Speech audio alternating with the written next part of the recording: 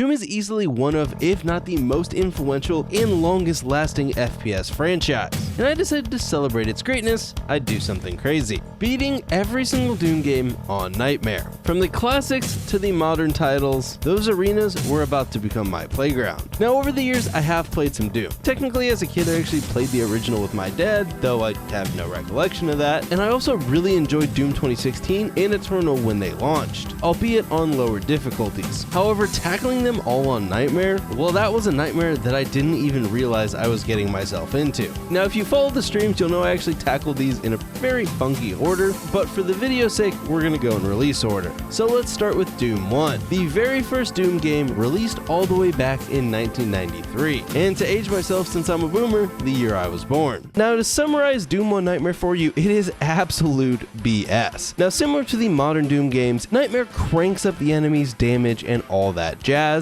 but the OG Doom games also do something else that makes the Nightmare mode something of pure misery. Not only are the demons like the Pinkies and the Spectres way faster, and the projectiles also faster, those things alone wouldn't be that bad. It would be difficult, but pretty reasonable. The part though that makes it so crazy is that on Nightmare, the enemies respawn on a randomized time delay. So not only do you have to deal with respawning enemies, you also sometimes get completely screwed over by RNG and get absolutely cucked by respawns, or sometimes, well, it's still terrible, but like slightly less. Now I will admit going into Doom 1, I was warned, but I pretty much ignored all those warnings because I love playing shooters on the hardest difficulty, and sure, sometimes I get stuck here and there, but usually after like an hour or so on most hard sections of games, you can usually get past them. Doom 1 though would teach me how absolutely wrong I was. So let's get started. Doom 1 is split into 4 episodes, each of which seems to get more intense, but we would obviously be starting with episode 1. Now mission 1 is obviously meant to kind of ease you into the game a little bit, but I would be hopping in on Nightmare pretty much completely blind, so there would be no easing in. Oh my god, you can't jump? How do I shoot these guys?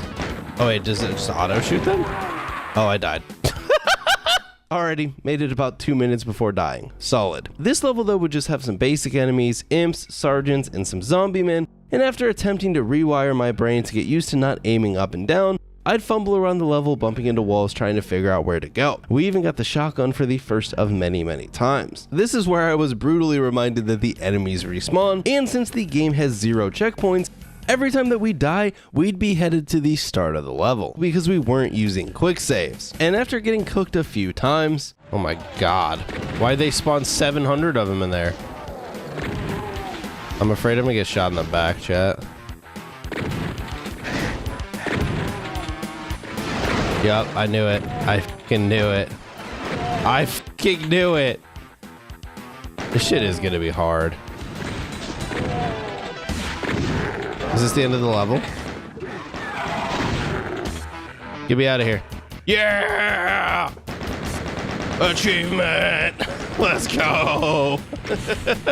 Time for mission 2, where I learned that your lack of health transfers from level to level. But if you die, you do respawn with full health, however you go back to pistol start. Early on I learned fighting imps was pretty much way easier than fighting the hit scan dudes, as you can kind of dodge their fireballs. Now am I terrible at dodging fireballs? Yeah, absolutely. But at least it was clearly my fault when I got hit. This is also where you start to get the very basics of Doom 1 level design.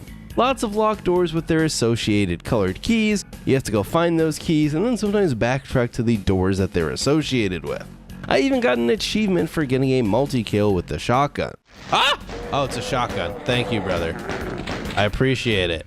See, this is why we have chat. This is why I don't play games off stream, dude. If we were playing off stream, I'd have to actually learn how to be... Oh, 3 kills, brother!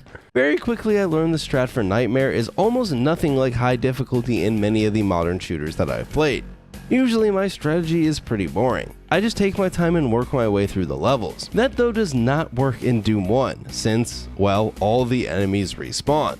Because of this, it becomes a bit of an exercise in speedrunning. You need to kill the enemies that are of direct threat, but if you have the option to just keep moving without taking damage or dying, that is almost always the better choice, as just beating the level as quick as possible leaves much less chance for the whole level to respawn on you. Chat would also help me out with my first secret, which on Nightmare are pretty much a necessity if you want to have any chance. Luckily, these days we have old YouTube to look up where all the secrets are, and that would become my go-to later in the game. I can only imagine how miserable this would have been to try and complete back in the 90s where YouTube didn't exist. Maybe people were rocking those old paper strategy guides. About 10 or so deaths into this level. Oh, you were supposed to go through it. Oh my god, there's another room! Alright, it's just cruel to shit on the player like that. I'd eventually find out there was an outside on this map with a supercharge and a chain gun, which unsurprisingly makes the level a lot easier. And would you look at that, 31 minutes in. Winner, winner, chicken dinner, baby! Yeah! Alright, we're 2 down, dude. We're 2 down. Who needs to save? So this is where I realized the game was made up of 4 episodes, each having 8 levels. So it was going to be quite a slog if every level took us this long. But little did I know this was nothing. Next up would be Mission 3, the Toxic Refinery, which introduces both the Pinky and the Spectre into the game, and these dudes are pure evil on Nightmare with their upped movement speed. Oh, the Pinky's gonna cook me. The Pinky's gonna cook me, chat! I don't like this. No! No! Why? Oh, I thought we were doing so well. It's kind of funny watching back on this footage on this level because I was struggling bad. But funnily enough, I think if I went back to this level today, it would feel like a total breeze. But there I was struggling to even get the blue key consistently, and even when I did get it, I'd almost always die immediately. The first time I'd successfully get past this section though, I'd learned the level still had a decent chunk left, as I would need to basically backtrack through the whole thing to get to the blue door. I think you can guess how well that went on our first attempt. No!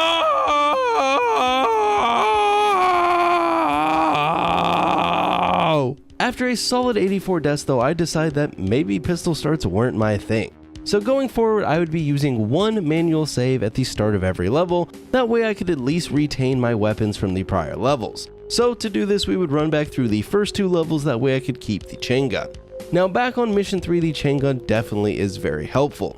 Even with it though, there would still be a lot of deaths, including this very devastating one. No! That's the fucking exit! I'd end up going the rest of the night without completing the level, but on night 2 pretty early on, let's go! Woohoo, baby! Alright. Level 3 has been completed. Oh my gosh. 227 deaths deep and about 4 hours of game time, and we had completed level 3. In retrospect, I have no clue why this didn't deter me from continuing, but I was a trooper and loaded right into Mission 4, Command Center. A lot of my early runs on these levels is basically just trying to learn the layout and where to go, and you know what, chat was probably very right. Playing these on a lower difficulty first might have been the play just to learn the levels, but I decided to just hop straight in on Nightmare. I'd end up dying a good amount of times to a bunch of Pinkies in the maze toward the end of the level, and I'd even get baited here by the game seeing the exit, though I'd die before finding the button needed to get to it. Hit the button, where's the button, chat? Where's the button? No!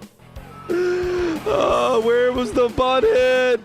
Only about 15 deaths on this one though, that's progress. Okay, where's this button that I'm supposed to hit?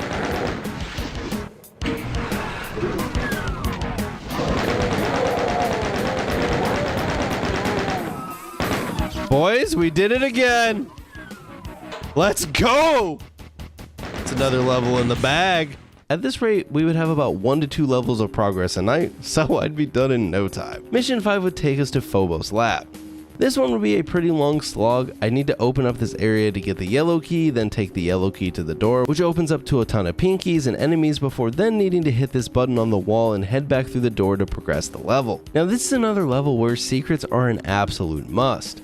Down by the button there would be 2 very important secrets. One that takes you outside and blesses you with a supercharge, and also the chainsaw, though I never really found the chainsaw too helpful on Nightmare. And then another one on the side walls coming in that allow you to progress back through the level a bit safer than trying to just go back up the elevator, because trying that just wasn't working. No! However, finding that second secret wasn't going that well for me, even with the advice of chat, so this is where I would turn to YouTube, where I would learn of Decino, who has walkthroughs of every Nightmare level and would become a huge resource along with Rybaxta. These two would basically help me formulate routes for not only this level, but pretty much every level going forward. After watching this, I was able to grab my yellow key, hit the button, and then this time hit the side elevator to grab some health, a partial invis, and then progress the map. Though I would originally do this wrong, as you're better off opening another hidden door rather than hitting this teleporter. That would be the learning lesson for the night though, and I'd close out the night with 4 levels completed and 309 deaths, which is a death number that I normally reach for completing entire games. Now once you get back into that prior room, you're able to progress up an open pathway, hit the button to a door and kill some imps down a hallway before finally reaching the blue key.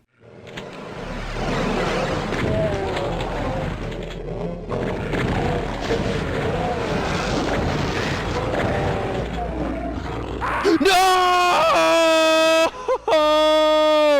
This was by far the furthest that I'd gotten so far, and a few tries later, I'd be back through that door that opens you up into some very balanced fun.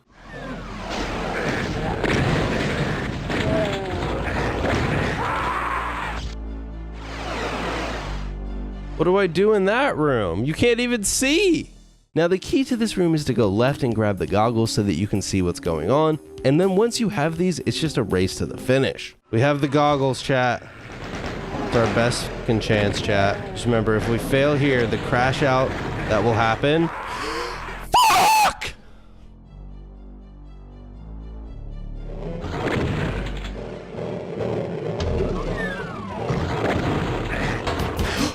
Wait, what is my health at? What is my health at? Oh no! Now it would be time for central processing, which means it was time to learn a new level. This one for episode 1 is pretty lengthy, and it opens with a section where you need to grab this red key and then have to survive for a bit while you wait for the wall to open back up. This then takes you to the red door where you grab the blue key, hop off a cliff, grab this rad suit and supercharge, and invis before ending up back at the start of the level. This is where the level starts to get pretty rough. Going through the blue door takes us to this maze that leads us to the yellow key.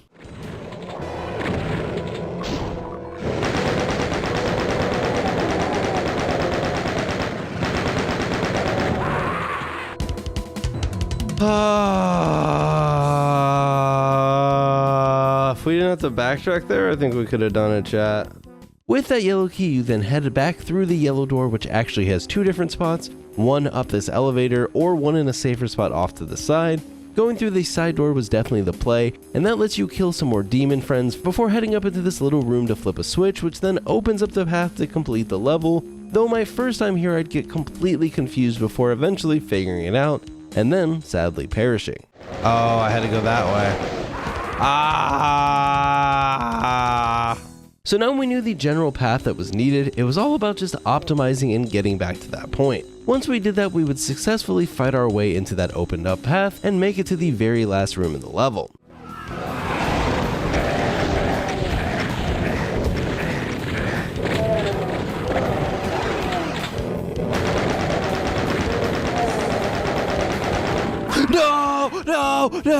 No, we were so close.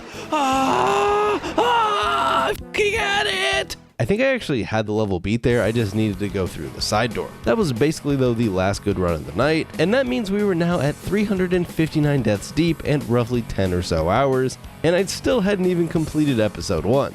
Ouch. Welcome to night 4 of Hell, and our main goal was to get back to that final room of E1M6, but this time, maybe be successful. Which about 45 minutes into that stream, I would get my first attempt to close out the level.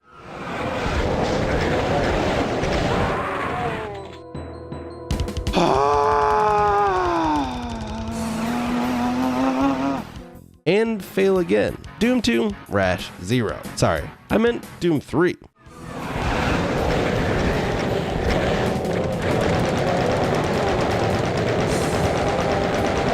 Okay, I don't know, I think I need to shoot more rockets or something. Fudge!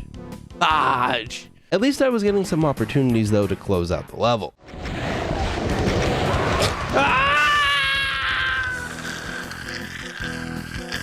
Here is where the optimization would come into play though. As I learned, you can skip the whole maze section if you use this secret. This shortens up the level a bit, giving us a better opportunity at the finale. And not only that, I'd also learned there's another door towards the end which opens up outside, giving you a supercharge. So it was all starting to come together. But it wouldn't be Doom Nightmare without some spawns absolutely screwing you over.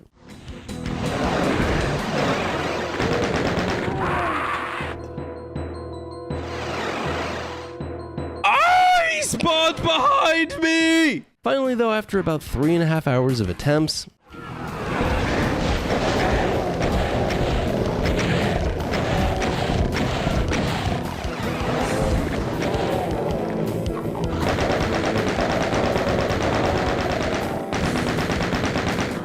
Wait, this isn't the door? Oh, there it is.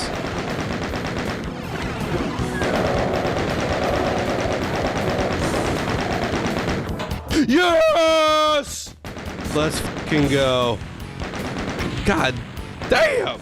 E1M6 would be completed, now at 382 deaths. Though, luckily for me, the rest of episode 1 would be slightly more chill. E1M7 Computer Station will only take us a little over an hour and like 50 or so deaths, which you know for Doom 1, kind of a breeze. Wait, is that the end?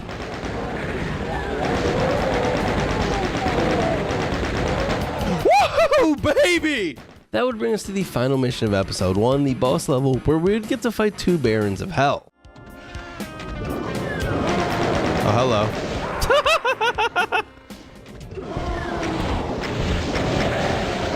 Oh boy, oh boy, oh boy, oh boy!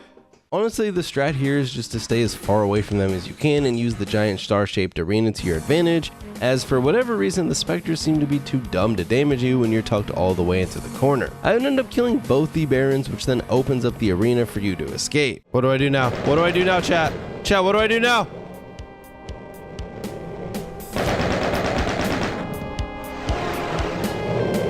Oh no! Oh no, I thought I had it beat! Now that's what you call a choke. The next day though, I'd come back and beat it on my first attempt. I hope this is it. I don't know what's going on. Oh yeah, this seems door-esque. Oh! Hey, we beat it, dude! Yay, let's go, baby! And we got an achievement. Would you look at that? So that would be episode 1 complete, with a solid 429 deaths to show. Episode 2 would introduce us to a variety of new enemy types, but first we had Deimos Anomaly. Now with it being a new episode, the first mission would ease up a little bit in terms of difficulty, and it would mostly just be about learning the path to take. It is worth noting that I think episode 2 is where the levels start to get a little bit more confusing in terms of just their general layout, and it also introduces the Cacodemon into the game. Oh, there's the Cacodemons. And I'm dead. But hey, behind the Cacodemon we would pick up the Plasma Rifle, which absolutely shreds, and only like 30 or so minutes in... Hey, there we go, chat. Look. Oh, shit. Okay, now there we go.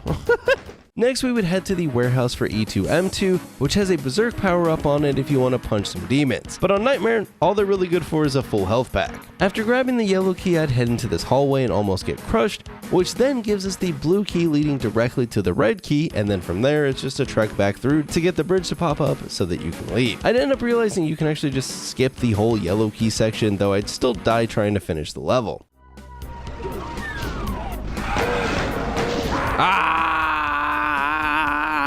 Next time though. Let's go, baby! Honestly, still not sure what that yellow key is for. Maybe like to grab some extra guns? Well, on to the next mission where I'd immediately die off spawn. This would be the first mission of episode 2 that would kind of start to cause some issues, and you know what I absolutely hate trying to shoot in Doom 1? The Lost Souls. Just a total pain when you can't aim up and down, as I feel like the game just ignores where you want to shoot sometimes. After fumbling around for a few deaths, I'd look up a video to see where to go, and when I wasn't dying right off the rip, I'd make some progress, which I'd actually do on this one just rocking the pistol start, since I actually didn't really have ammo for anything anyways, so this way at least I started with some more health. So this level I'd grab the partial invis, then the shotgun, then the plasma, before dropping down into a room with some pinkies. This allows us to grab the blue key and then head out, where there's actually a Baron here, but you're better off just kind of ignoring it and trying to run past. We would then trek back into that room from earlier with the Lost Souls before going out another door into this weird room with pink platforms that go up and down before making it to the blue door, which has a fair amount of enemies upon opening it. Kill them and continue on grabbing another partial invis, and then heading into this section with imps and some horrible lighting before eventually reaching this hallway with a Cacodemon.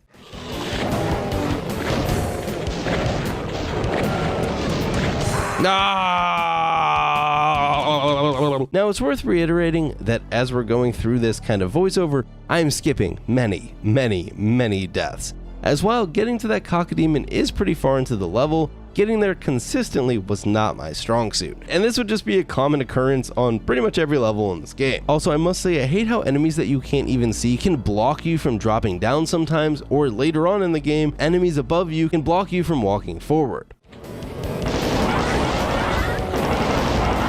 God damn it, see that's that bullshit, dude. Like, let me in the room. Let me in the room so I can shoot him. After dying a bunch though, 2 more pinkies? Wait. No!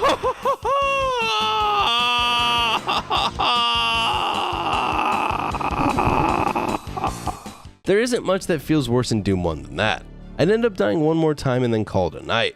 And pretty much, as is tradition, just 5 minutes into the next night's stream,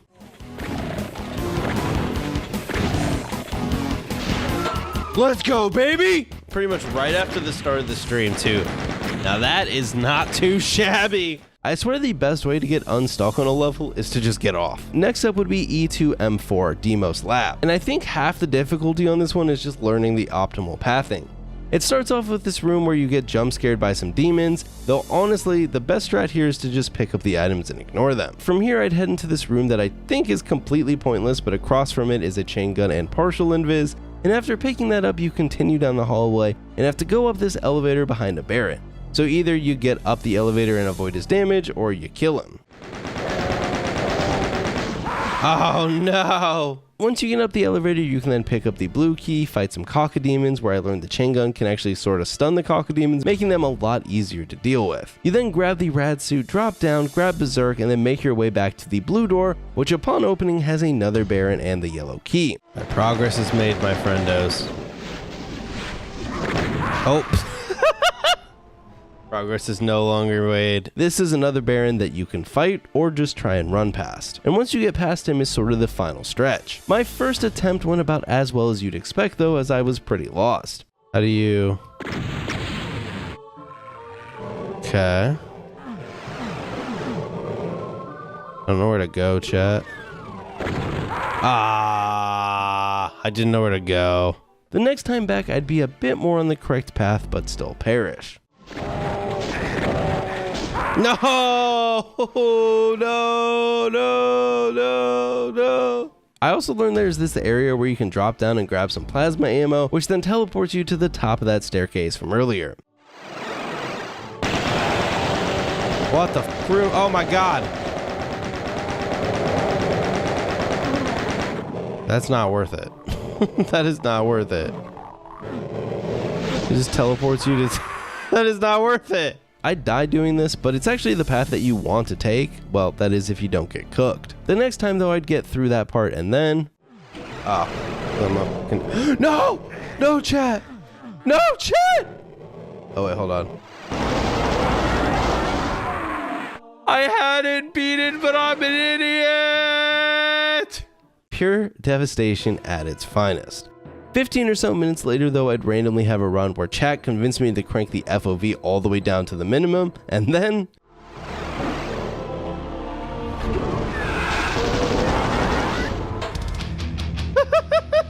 Well, the fact we beat it on 50 FOV is quite the experience. But we did beat the level. I might have cooked myself though, my health is pretty low.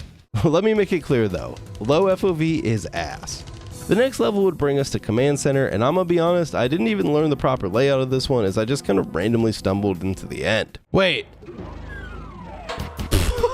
I feel like I just stumbled into the end of the level. We'll take it.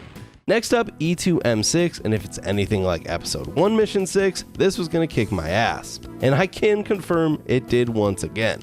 I swear it decided that mission 6 in each episode should just be the most brutal thing ever. The level starts out pretty slow. You kill a few dudes in the first room and then you head into a nice open area where you can grab a berserk power up, and then you go down this hallway to hit a switch, and that's when the real level begins. Now you can go one of two ways here. Directly to the left is the blue key, which upon opening it has some demons attack you, but I like to leave that for last as this level has 3 keys and you need to grab all of them to open this combo set of doors covering the end of the level. So the blue key itself is pretty easy, but the combo of getting all of them is much less so. The order that I found worked best for me was yellow, red, and then blue, but over by the yellow I'd get squished. Oh my god, I got stuck on the ceiling, chat! After grabbing that yellow key, which is very much a pain, you then need to backtrack all the way through the level to basically the start to the red key, which is easily the hardest of all the keys. The red key is in its own little area, which is pretty sizable, though realistically the only strategy here is just run straight for the key, grab it, grab these little health packs, and run straight back out the door, because if you don't, death will absolutely find you. It's over. It's over! It's over! I do mean the red key. Now just getting to the red key is rough, but once you do, you still need to hightail it back out of there and make your way to the final key, the blue key. Left. Okay, we got it. Get me the fuck out of here. How do I get out? Oh, here's the exit. No, there's 7 bajillion pinkies! Ah! This death run, as I like to call it, would cook me for hours, including some moments where I thought I had it. If I had more ammo! Eventually though, I'd have one run where I made it out with the red key, and all I needed to do was grab the blue key and it would be over.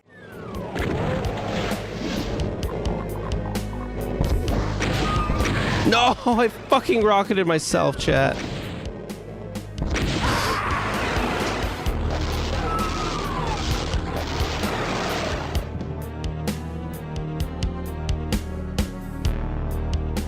After smashing my head against the wall of doom for some more hours, the blue key would be obtained only to have this happen.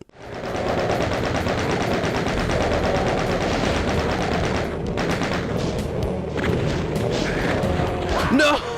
Oh, that was by far our best run, chat. A solid 6 or so hours and nearly 200 deaths in total.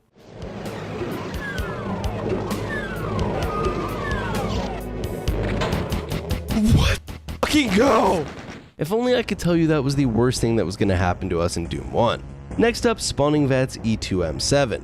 I believe this is the first level to utilize the invulnerability, which is nifty, though I'll be honest, I hate how it just kind of flashbangs you. On Nightmare, the invulnerability is an interesting power-up, because in most cases, all you use it for is to run as far into the level as you can before you actually have to start fighting stuff again.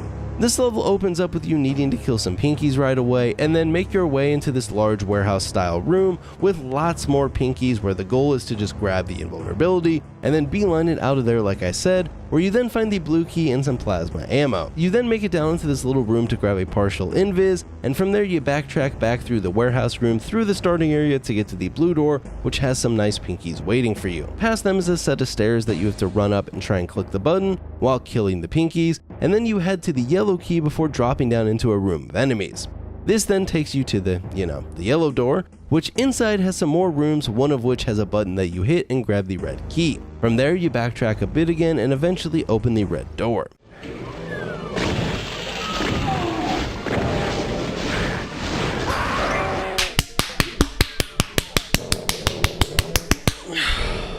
Funnily enough, all I had to do here was hit the button on the wall and then walk across and finish the level, but I hadn't learned that yet. Wait, why isn't the thing open, chat? Why isn't the thing? Isn't that what that button was for? I thought we beat it. Tricked you. It's actually 2 buttons. No clue why. Alright, here's my game theory, chat. Oh, I was fucking right. I hate this game. I fucking hate this game. I hate this game. I hate this game. Not the worst level in the world, but I definitely could have beaten it many deaths prior. Well, boss time. This time, the Cyber Demon. Oh, we won. Okay, that was the easiest thing I've ever done in this game. That boss fight only took us about 3 tries. It is hilarious how much easier the boss fights are than the regular levels. We were now 2 episodes complete, or technically halfway done with the game, with 866 deaths in total. Episode 3 is aptly titled Inferno, and it would take us to hell, and I'd rock the first level in about 11 minutes, almost record time. Guys, this is great. Oh wait, it's not the end of the level. Oh, it is the end of the level. I did it! 1%? Hell yeah. Look at that, boys. We beat 3 levels tonight. Can we get a round of applause in chat? It's more than we beat the past 4 streams, pretty sure. Pretty successful night, all things considered. E3M2 and E3M3 would be more fairly easy levels and also introduce the BFG into the game. Look, I found armor. Oh, where was the door earlier? Oh yeah, it was this way, wasn't it? Oh no, it's a trap. It's a trap, boys. Oh, this is just a button.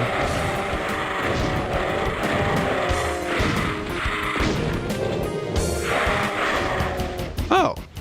No, I just ran back to the start of the level.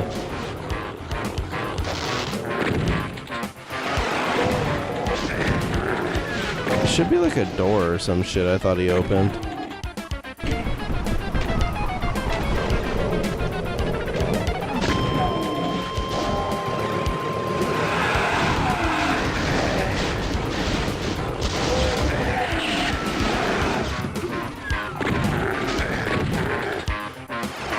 Well, I don't know if beating the level on 5 HP is the play. E3M4 House of Pain would be the first mission in episode 3 to really start to challenge me. Again, starting with a pinky ride off the rip before heading up some stairs and clearing out some demons with the BFG, using some BFG mechanics that I actually had to look up on YouTube, because originally I was confused why the BFG sucked so much. But this is where I learned a cool little tech where you can actually shoot the BFG into the wall, and then if you peek out kind of as it's hitting the wall, you can then kind of do the splash damage to all the enemies in the room. Someone on YouTube can explain that mechanic far better to you, but basically the BFG does most of its damage once the orb actually hits things. So shooting it directly into the wall does the damage quicker than if you shoot it into the room and then have to stand there with your cone of vision seeing all the enemies, because that's when you get that wave of damage. After clearing out this room, you would hit these switches to grab the invulnerability and then try and run as far into the level as you can before it runs out, which includes picking up the blue key and heading to said blue door.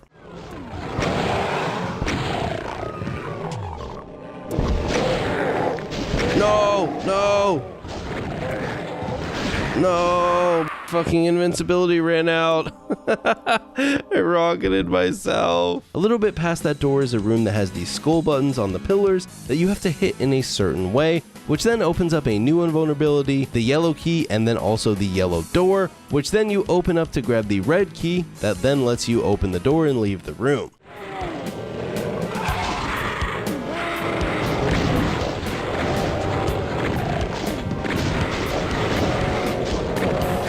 I no longer know what I need to do at this point, chat. Oh god. Oh no! Unless this door opens? Oh, it does. Oh, that was the exit, chat. Oh my god, I got baited. Chat, I got baited.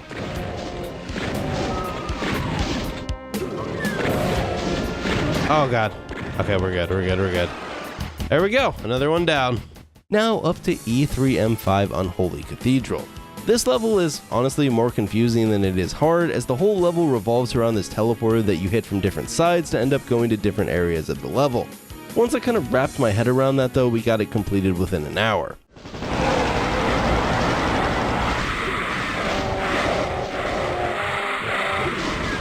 Would you look at that, baby? Now next up was E3M6, and chat had been hyping up this level to kick my ass for days. And based on how M6 went in the prior 2 episodes, I was ready to get absolutely cooked. I don't know how, but I clutched up in less than 20 minutes.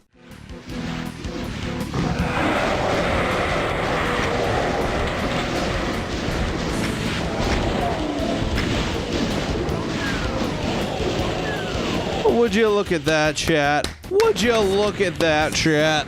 E3M7 would be a little bit harder, taking maybe 40 minutes, and then we were ready for another boss fight, the Spider Mastermind, which I killed on my first try. Does he just shoot me with a machine gun?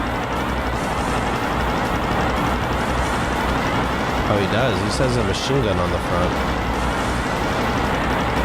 Okay, well.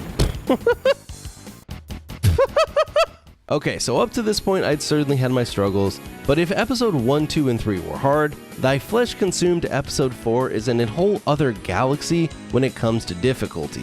And unlike the priors, it doesn't start out slow. E4M1 is easily one of the hardest levels in the entire game, which is funny because it's a pretty short level, but with basically zero health pickups and a ton of enemies, it is absolutely brutal. The level gives you no breathing room, starting out with a whole ton of hit scan shotgun dudes that I'd actually deal with by jiggle peeking, so my many years of grinding Counter-Strike finally came in handy. After you clear out these dudes, you have a few more options, but obviously you have to keep the respawns in the back of your head. But the strat that I found the best was to clear out these imps across, then hop down, grab the rockets, then come back and hit the switch to open up the next section, and then rocket launcher the specters that come in. This is pretty straightforward, but not as simple as it seems because I died a lot. After this is where the level then presents you with two more options. You can fight through the inside of the area and go grab the red key normally, or you can do this mechanic where you actually grab it through the wall. Now, I tried both many times, but I eventually came to the conclusion that there was no way I was getting it normally and making it out of the level, so I'd actually changed the difficulty to easy just to go practice picking up the red key for like 30 minutes straight. So then sadly I had to flip it back to Nightmare, and once you grab the key, that's where the race to the end of the level begins.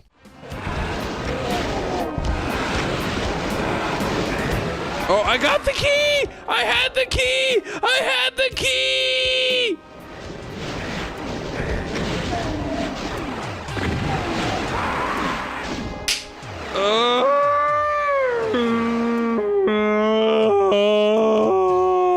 After 4 days of grinding this level and dying a lot, I was lucky enough to have my AC break in real life. So when we were locked into Doom that night, we were in hell IRL and in game. But it's possible that this was the push that I needed, because at first I would have some of my best runs yet.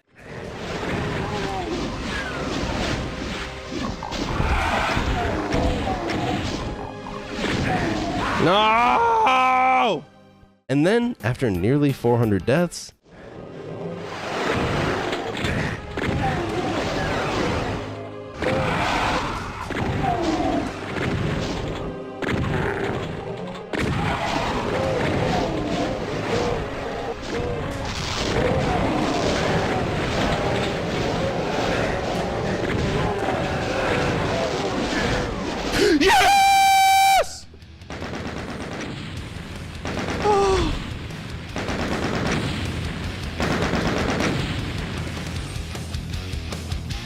I don't even know if I want to stream anymore. I legitimately we might just have to end it. E4M1 completed, but if 400 deaths was bad on that level, I was in for a world of hurt. E4M2 Perfect Hatred is a level that's probably really hard to play normally. However, I followed a run on this one that all came down to two mechanics. Grabbing this BFG through the wall that I had to practice, and then hitting this pretty difficult jump to skip like over half the level, which similar to the BFG grab, I also had to practice before being able to pull it off in action.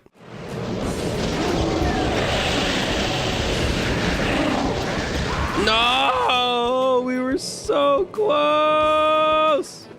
Now I just had to do it and not choke the end of the level.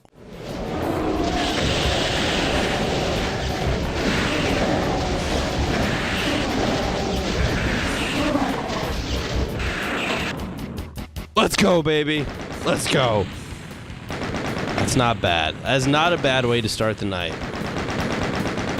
All right, now apparently from here, 3, 4, and 5 isn't supposed to be too bad. I think 6 is rough.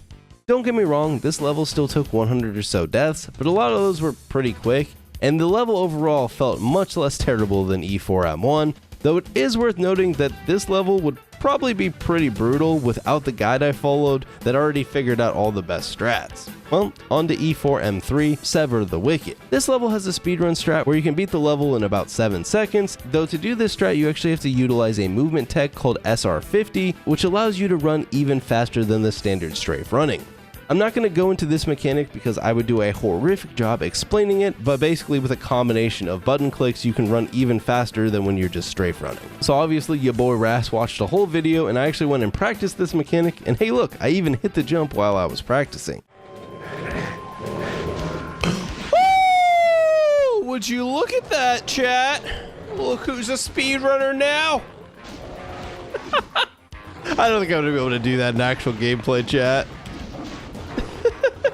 Now, I could never actually hit this on Nightmare in a real run, so I'd have to go and just beat the level normally, but it's actually not that bad once I locked in and stopped trying to speedrun it. But first, watch me get wrecked. Oh, I hit a teleporter. That teleporter's just fucking death!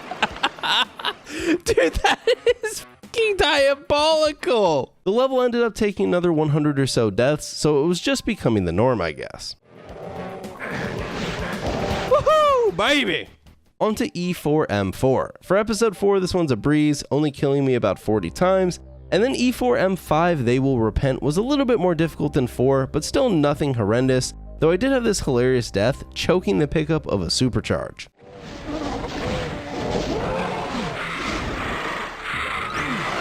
No, no, no, no, no! The health thing was literally right there! I don't even know what I got stuck on, chat. Oh my god. After about 60 or so deaths this time though, we closed out that level. Boom, baby! And this is the point in the video where the misery truly begins. Everything about E4M6 is designed to make you, the player, want to cry, and it's easily the hardest level in all of Doom 1. It's long, there's a ton of enemies, and just the slightest misstep will ruin your entire run. Again, there's about 2 main strats that we could utilize. There was this speedrun strat that I found on YouTube that consisted of hitting this jump across, and then basically just face smashing your way through the enemies that are remaining with the plasma, and eventually killing the cyber demon, kind of cheesing it a little bit, utilizing the Cacodemon so that it doesn't kill you. And then there's the much longer route that I learned from Decino, where you beat the level somewhat normally. There's still some mechanics that you utilize. I would spend the next 8 days on this level, roughly 3 hours a night. And in this time, I tried pretty much everything humanly possible to succeed, including practicing each of the sections in isolation, in preparation to hopefully chain them all together. None of this mattered. Realistically, while I attempted the speedrun strategy many times, it's either way above my skill level or it's just mega inconsistent and I'm not sure which, but none of my runs attempting the speedrun ever even got close to finishing. I had a few where I made the jump with pretty high health, and a couple times I was able to get the red key, but I died before even getting to the cyber demon, and that's with hundreds of deaths where I died before even getting that far, or just failing the jump across altogether. Which sometimes isn't even your fault, because if there's any Cacodemon up or below when you try and hit it, I got blocked! Now on the front of me trying the level straight up, I had about 2. Yes, you heard me right, 2 attempts that were even in the ballpark of completion. One time I grabbed the red key and then died, and one time I just choked the red key pickup altogether. No, I didn't get the fucking key, chat. Fuck! Fuck, chat! Fuck! Fuck! Fuck! After 400 plus deaths though, and being on day 6, I will admit I broke. So for my Doom purists, I'm sorry. But I decided to use quick saves. Now I didn't want to make it too ridiculous and too easy, so I limited myself to only using 1 quick save after each of the keys. So with 3 keys in the level, I'd get 3 saves in total.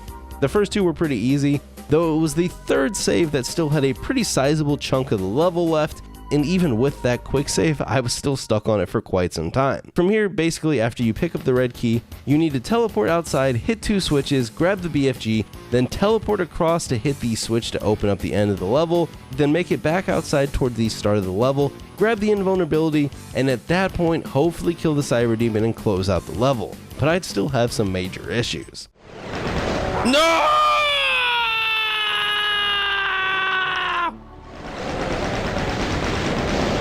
No!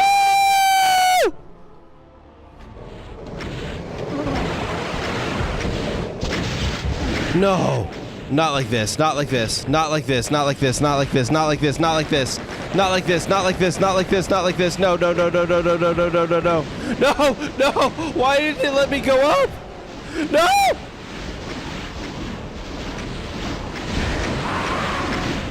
After almost 8 days and over 800 deaths. Okay, how do I get this bitch to come out?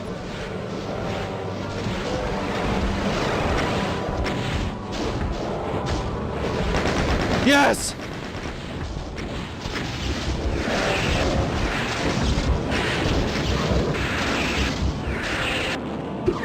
Yes!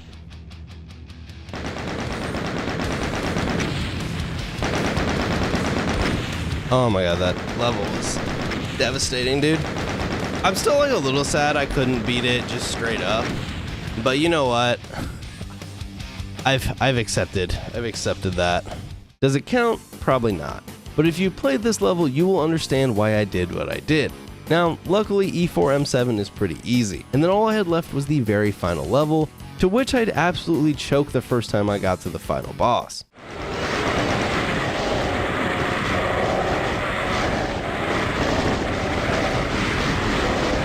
Wait, no, I didn't. Oh. But finally, after 70 hours of Doom 1 Nightmare and 2,563 deaths,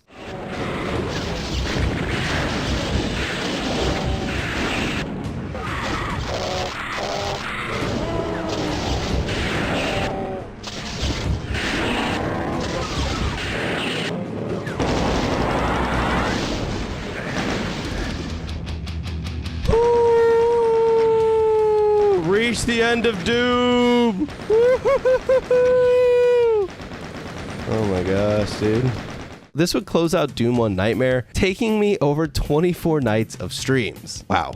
Wow. With Doom 1 now complete, it would be time to move on to its beloved 1994 sequel, Doom 2. I would be going into Doom 2 completely blind, and on top of that, I decided to do every level pistol starts along with not using quick saves. So let's jump straight into hell. But before we do me a quick favor, and if you're a Doom 2 player, just go ahead and guess in the comments below what 3 levels you'll think I'll struggle on the most. I think it'll just be kind of fun, and at the very end we'll kind of wrap back and compare all the levels. I'm interested to see how many people get all 3 right, and well, I guess that takes us to the game. Doom 2 is broken up into 30 maps with 2 additional secret levels that the player can complete, and I'll be honest, it might have the most random difficulty curve that I've ever seen in a game. Ping-ponging from, oh, maybe this isn't too bad, to soul-crushing brutality. Map 1 would be our introduction to Doom 2, and with that, it's pretty easy. Would that mean I completed it without dying? Well, of course not. However, this level you mostly just walk through and kill some imps and zombie men with the starting pistol. And yeah, that's pretty much it. It is the first map after all.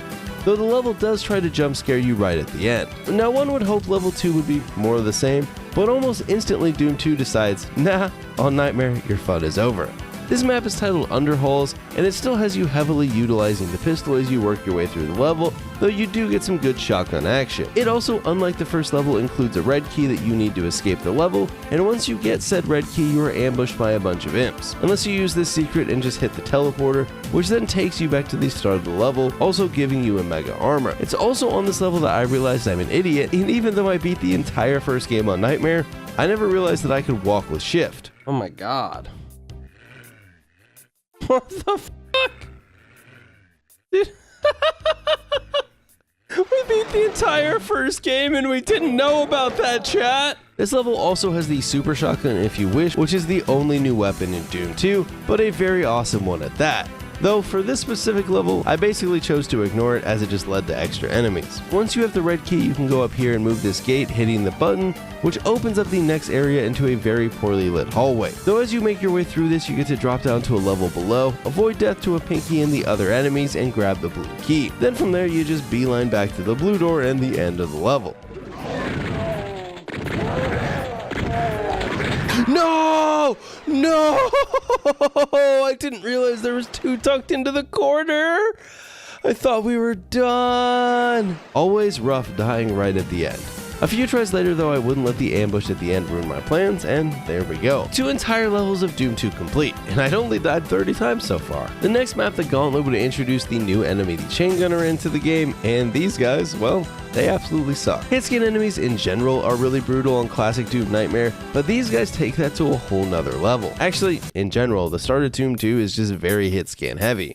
Map 3 though, luckily, not too bad. After getting through the starting area, you then make your way up an elevator where you see a ton of imps and chain gunners, though you can avoid full aggro by not shooting right away and instead hitting this little jump down into a hole. Though this was a jump I had to practice a little bit before I could hit it in a live run. It's not a hard jump to make though, as long as you just stray front off the ledge. Down in the hole, you're able to grab an invis, mega armor, and a supercharge, before teleporting up, grabbing the rocket launcher, and making your way to the blue door, which conveniently has the key for it right in front of it. Here you basically just make your way through the collection of different blue doors, attempting to not die, eventually crossing the ledge that you raised with a button, hitting the teleporter, and then making it to the red room where there are a ton of pinkies for you to become friends with.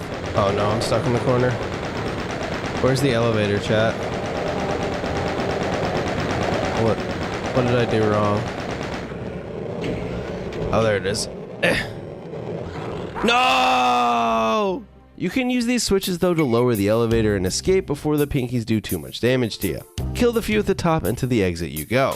Again, not a bad level, 10 deaths. Now this is where you would start to think, okay, so if a game's difficulty kind of progresses linearly, these levels are going to start to get a little bit harder as we go. But usually that line is semi-consistent with little spikes or dips here and there. Well, Doom 2 said spikes and dips? Hell yeah. How about map 4 being one of the hardest levels in the entire game? This level, due to all the hit scanners and most notably chain gunners, is crazy. Due to pistol starts, you have to open the level jiggle peeking all these dudes to try and kill as many of them as you can without taking damage, eventually grabbing a shotgun or a chain gun off their dead body. Though directly to the left of the door is a window that'll open up with even more hit scanners hanging out. Weirdly enough, I also learned that if you let the door close on the weapons that you want to pick up, they just disappear, so be careful if you're using the same jiggling strat. After painstakingly slogging through this start, you get to a window room to grab a med kit, hopefully outweighing the damage that you took to get there. Before then going up these stairs and hitting this button, this then opens up the next area of the level where you get the blue key while fighting a bunch of imps and hit scanners,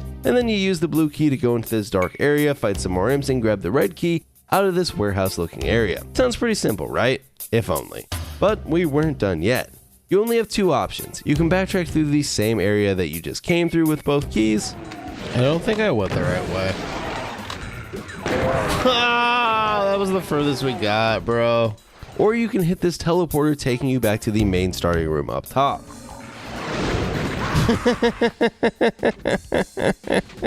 Once you get here, you basically just have to pray that you don't get killed as you make a beeline back to the red door, right off to the side of the start of the level. Dude, if we didn't run out of ammo, that was the run! But after getting through the red door, you then need to carefully take out the various enemies before hitting the button to raise the bridge to get to the exit. I should have played that differently. No! Oh.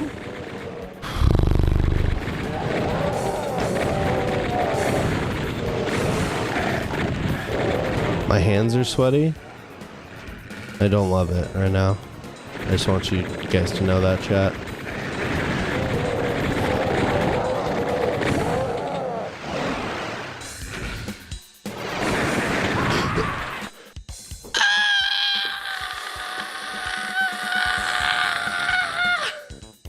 Once you do manage to get across that bridge though, it has one more surprise for you. Damn it! Imagine being literally at the end, dying, and then spending over 2 more hours on the same level. Oh wait, no need to imagine. But after a solid 304 deaths and 4 nights of dying,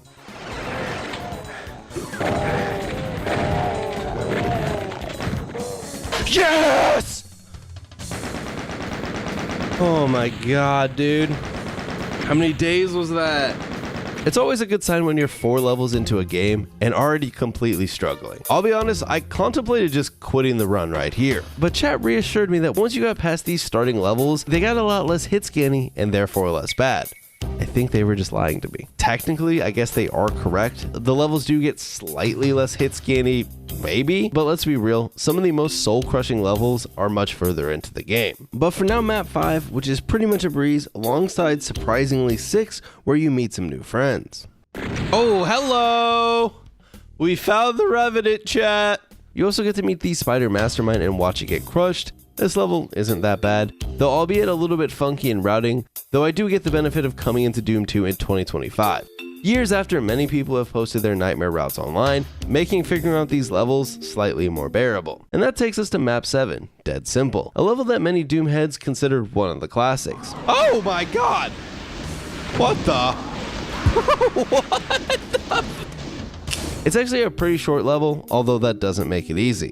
It's basically broken into 2 phases. Phase 1, kill all the Mancubi, which then opens up the outer walls, and then phase 2 to kill all the Arachnotrons, which raises a stair allowing you to beat the level. The thing is though, on Nightmare, since the enemies respawn, this is an absolute pain, and on top of that you have to be careful because you can actually soft lock the game by raising the stairs too many times, something that I was lucky enough to do multiple times.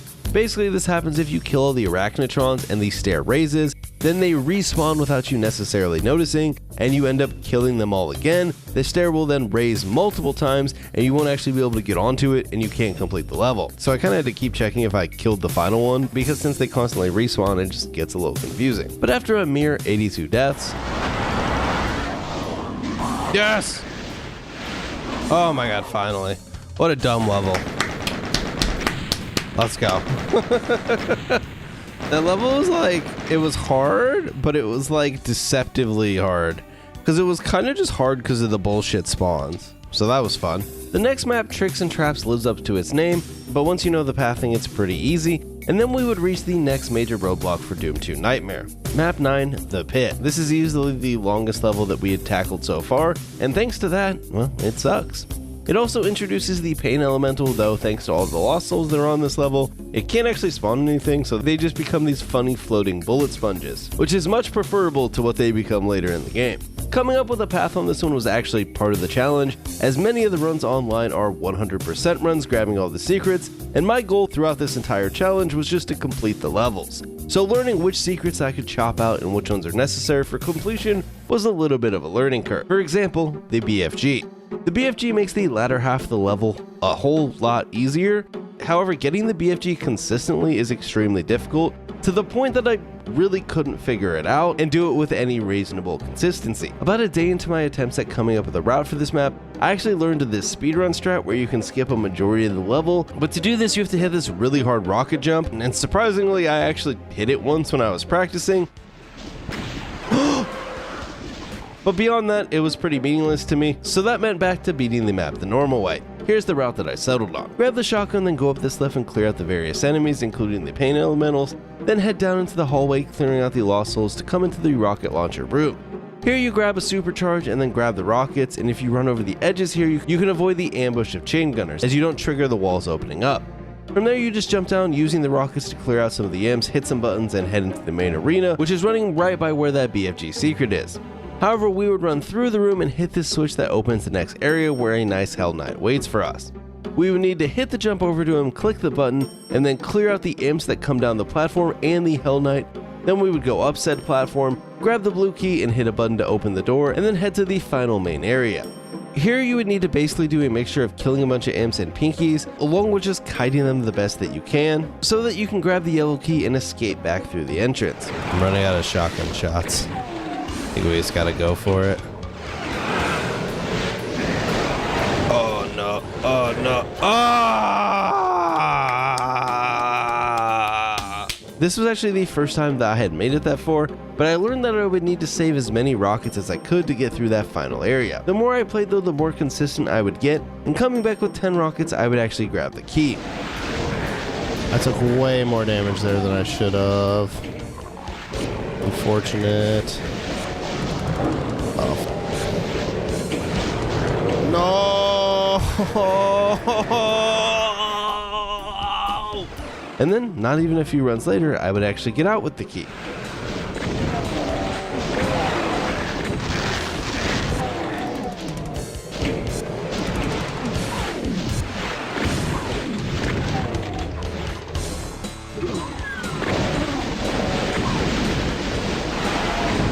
What? Why isn't the door opening? Oh, you have to go up here. No! No! I went on the wrong platform! This was by far the furthest I had gotten so far, and I could really start to taste the victory, and merely an hour later, I'd make it back with another shot.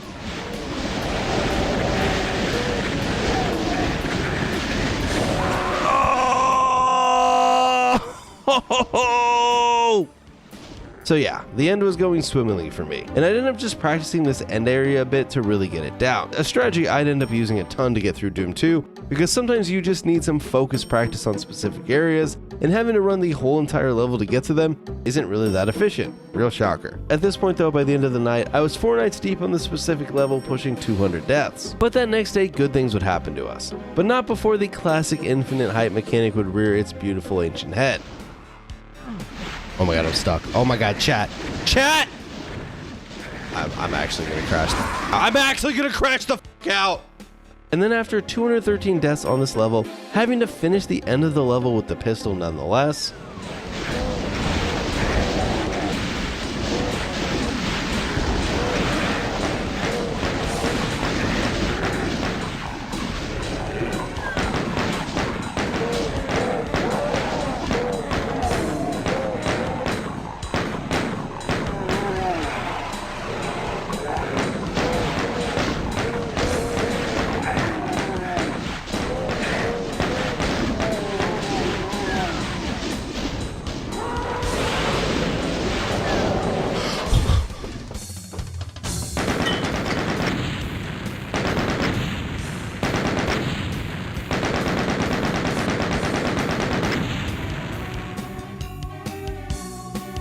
God. Oh my god, chat. Beating this one felt good. Real good. It's also worth mentioning that this level felt like it took even longer, because even though I only spent 5 nights actually playing it, Plutonian this actually had a kid, so there was a big gap in between the nights of trying. But then there was the next level, map 10, and Chad actually hyped this one up to be really difficult, but I was able to formulate a route on this one that just skipped most of the level and beat it in just 25 deaths. Beating a Doom 2 level that fast feels fantastic. Map 11 also wasn't too bad, though I did get to meet the Archvile for the first time, and this dude absolutely wrecks you. I thought, oh, what the f is that? Oh my god, that's the Archvile in this game? Oh my god, dude. Cooked me. And after 52 deaths, I was able to beat the level. You're too slow. Easy peasy. Which finishes what you can consider the first act of the game, as we would now be heading to the city levels for the next 9 maps. Good old 1994 city design. And just as a little recap here, we're at 778 deaths total, and technically 1/3 the way through the game, with maps 4 and 9 being the most difficult out of the game's first act. Though we also did have some pretty easy ones. Well, I guess it's time for map 12. This would be another one of the most brutal levels in the game, with probably one of the hardest rooms in Doom 2. Alright, here goes.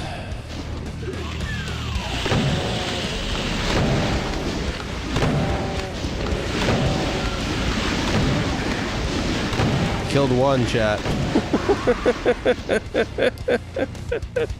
Now again, your pathing on this one would vary before getting to the end, and the only problem with that was while I could do it pretty consistently, you end up trying to defeat the Cacodemon room without the BFG. And since that wasn't really working at all, that meant we needed to add more length and difficulty to the run in hopes of making it to that ending room with the BFG, because that was about the only way we were going to make it possible. However, I am getting a little bit ahead of myself. Let's start from the beginning of this level. Also, for a game made in 1994, props to it for making something that somewhat resembled a city. This level opens up starting outside with this weird tower area that I would need to make my way up to get some armor, and then you beeline around the outside running past these arachnotrons before going inside and into this room where you can get the SSG. Funnily enough, I actually figured out this angle on my own, where you don't even need to strafe to kill the Mancubus, you just stand there, and after you kill it, you can grab the BFG, and then you move over to grab the blue key before doing a wall mechanic to grab the yellow key through the wall, because if you open up the door, you'll alert the Mancubus. But this is actually a big mechanic here that's really important.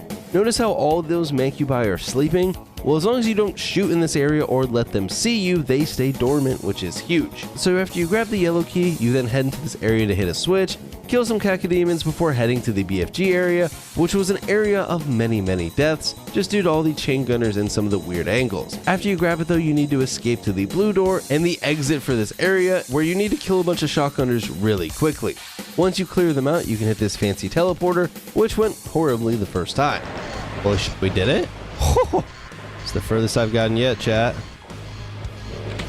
Alright, now we just have the final room. No!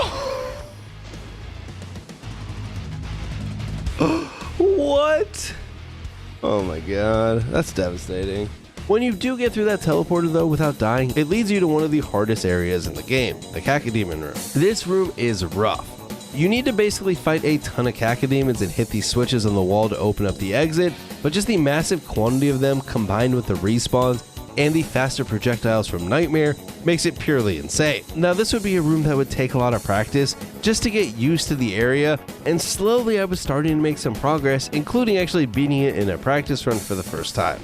Yo! Hey, that didn't count, but maybe we have it. Maybe we have the strat. Now we just needed to translate that to a full run, and I was starting to get close.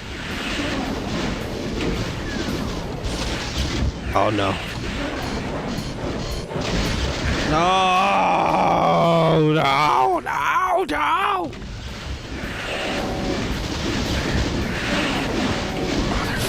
Okay, hold on. Gotta regain focus.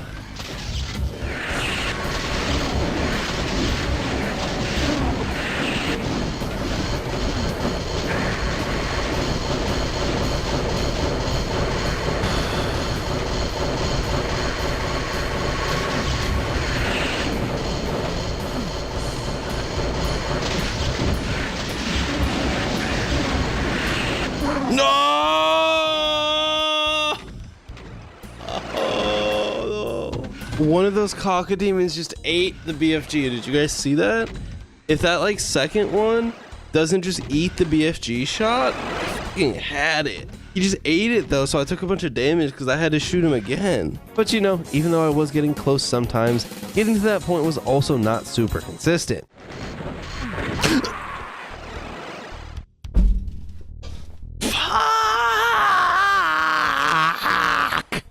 But after a solid 152 deaths and multiple nights of attempts,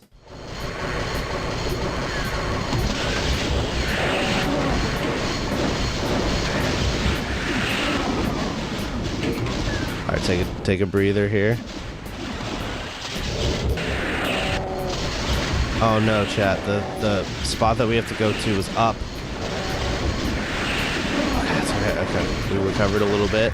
Oh, I took damage.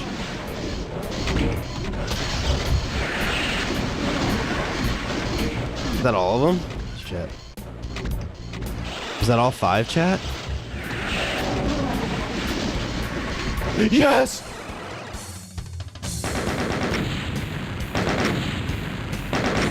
Oh my god, how many days were we stuck on that? That had to be like at least a week. Oh. This one felt fantastic to beat. And good news for us, the next level was a breeze, as it's mostly just another level where you need to figure out a route. 14 is another level that really wasn't too bad once I employed this use of this little jump to skip a section of backtracking. Almost 3 levels in one night, not bad. And I'd come back the next day and go on a bit of a tear, finishing up 14 and then moving on to map 15, which can be an absolute beast. Well, that's if you try and beat it normally. However, I would actually employ a speedrun strat that instead of leaving through the main exit, takes you to the secret exit, though it definitely still took some practice. Oh nice, I get a chain gun? This is actually Pog. Alright, unlike, I have like one chance to hit this. Oh! Wait! Is there I should have won. I'm mad.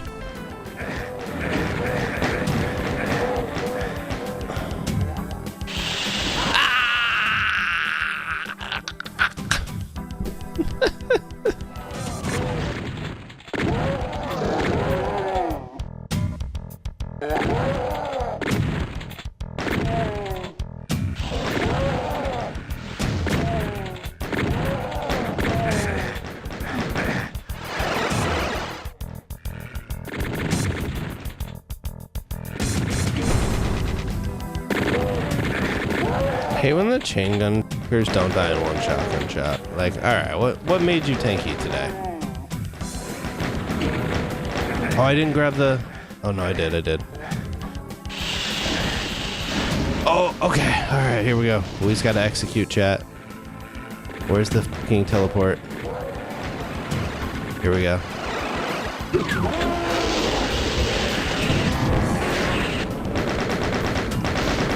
No, I'm stuck, chat. I'm fucking stuck. Let me out. I want to cry. I want to cry fucking tears.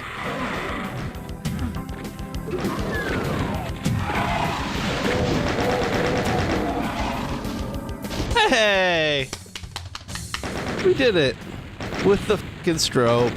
Not too shabby at all though, and this would take us to technically map 31, which is a Wolfenstein level. It's a cool level and also pretty easy. And then I did map 32, which is the second secret level just for the heck of it. Alright, congratulations, you found the super secret level. You'd better blaze through this one though. Ah! I feel like I got baited. I feel like I got baited. You can technically skip this one and go back to the main game if you prefer. This level though, very easy once you realize what's going on. Dude, this bitch's health is fucking tanky.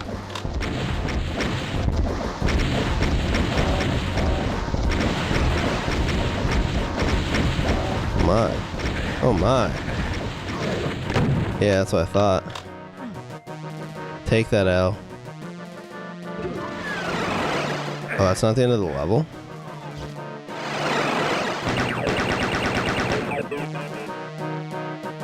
Oh.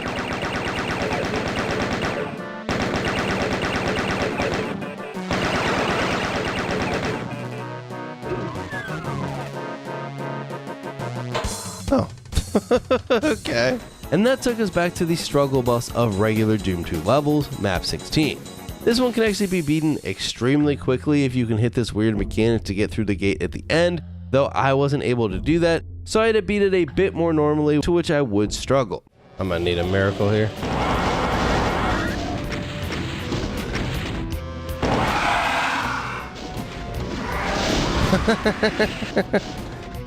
I'm gonna need a miracle. Eventually though, we figured it out. No, fucker.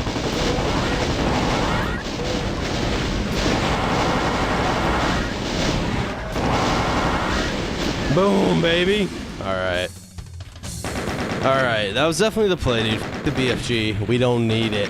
We don't need it. Alright, that's not bad. That's not bad. But I've been told the next level sucks, so that's not ideal. And turns out that was a bit of foreshadowing there, as people were correct. Map 17 Tenements does suck. This is a long level, so not only do they throw a ton at you, you also have to play nearly perfect for an extended period of time, including multiple areas where you need to perform trigger skips to avoid getting completely overwhelmed. The map opens up with one of those almost immediately as you run down this ramp to grab the red key, hitting it in a very specific way to avoid opening up all the enemies. You then hit this switch and head over here to kill this Hell Knight along with all his Spectre buddies, which then gets you to this elevator for yet another switch that opens up the next area of the map. The map from here only gets more intense, as you then head up to deal with some more demons and eventually grab the blue key, making sure again to hit this jump in a specific way to not cause the spawn trigger. Fun stuff. After grabbing the blue key, you then head back out into that middle area, through the blue door to the yellow key room that's full of tons of demons to shoot at you,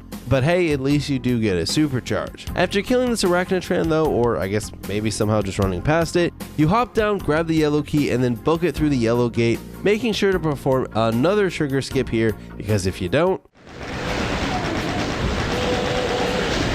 No! No! Though, to be honest, I was probably cooked there regardless.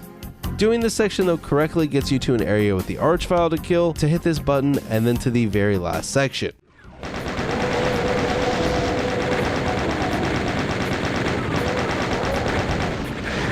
No! No! No! Oh, if I would have made the jump across!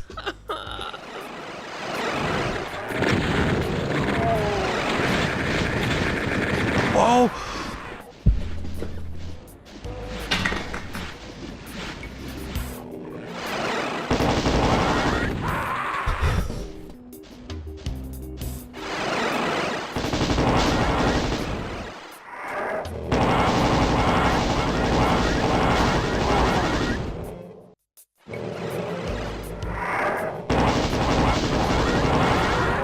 No! I was at the fucking end.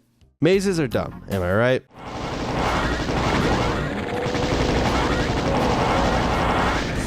Woo!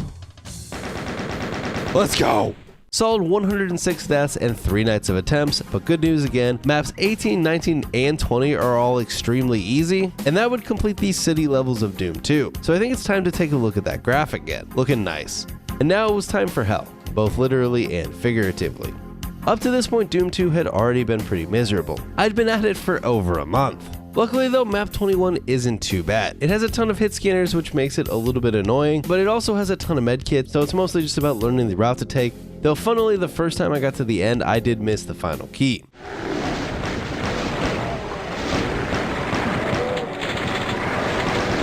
No, I didn't pick up the fucking key! Ah, I'm gonna cry! Ah,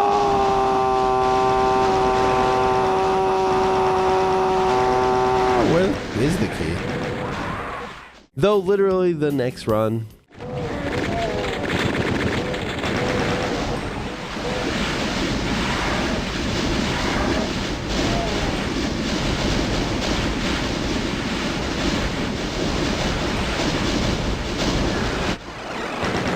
Okay. Woo! I got a little worried there. I'm not gonna lie. And then map 22. What the fuck? This level is crazy. A lot of which is due to the excessive amount of chain gunners that start attacking you almost instantly in the level. Remember how I said earlier, chat told me that later on in the game it's less hit scanny? This is why I think it's kind of bullshit. This level and another one later on are extremely hit scanny. Starting out, I would kill this Spectre to grab the supercharge, then attempt to kill these chain gunners without taking too much damage, before hitting the teleporter into the middle of the level. Originally here I was attempting to fire instantly and kind of kill them all, but after a few nights I learned that actually waiting gives you a tad better chance at taking less damage, and I just grabbed the plasma cells and then try and get up this lift as fast as possible, killing the enemies that I had to, and then kind of move into that next area, killing those enemies, and then kind of backtracking to grab the berserk if I ended up taking damage. Then we would go through this teleporter that takes you to the blue key, and then back into the middle. Oh, I don't have ammo either. I panicked, dude. Doing this successfully though, you would hop down another lift that takes you to the blue door that just opens up a button, and then you go down and kill some imps and a Baron. After doing this, you can grab the red key, and then technically you could hit this secret right here that takes you back to the very first chain gunner room, but I found it slightly less miserable and consistent to just try and backtrack back up the lift, though that can also lead to issues. Oh no. Oh no, chat, I didn't know that I thought, oh my lordy. No! Oh my, there's so many. No! Oh, I thought that was the time to go, and it was not.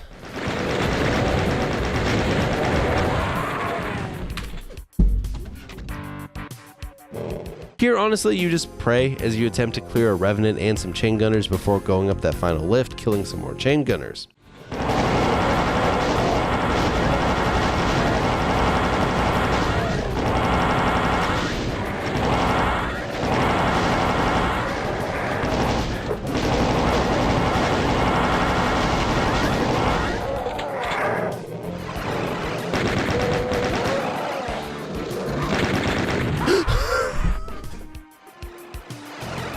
I'd end up getting this far again though, actually getting through the red door before.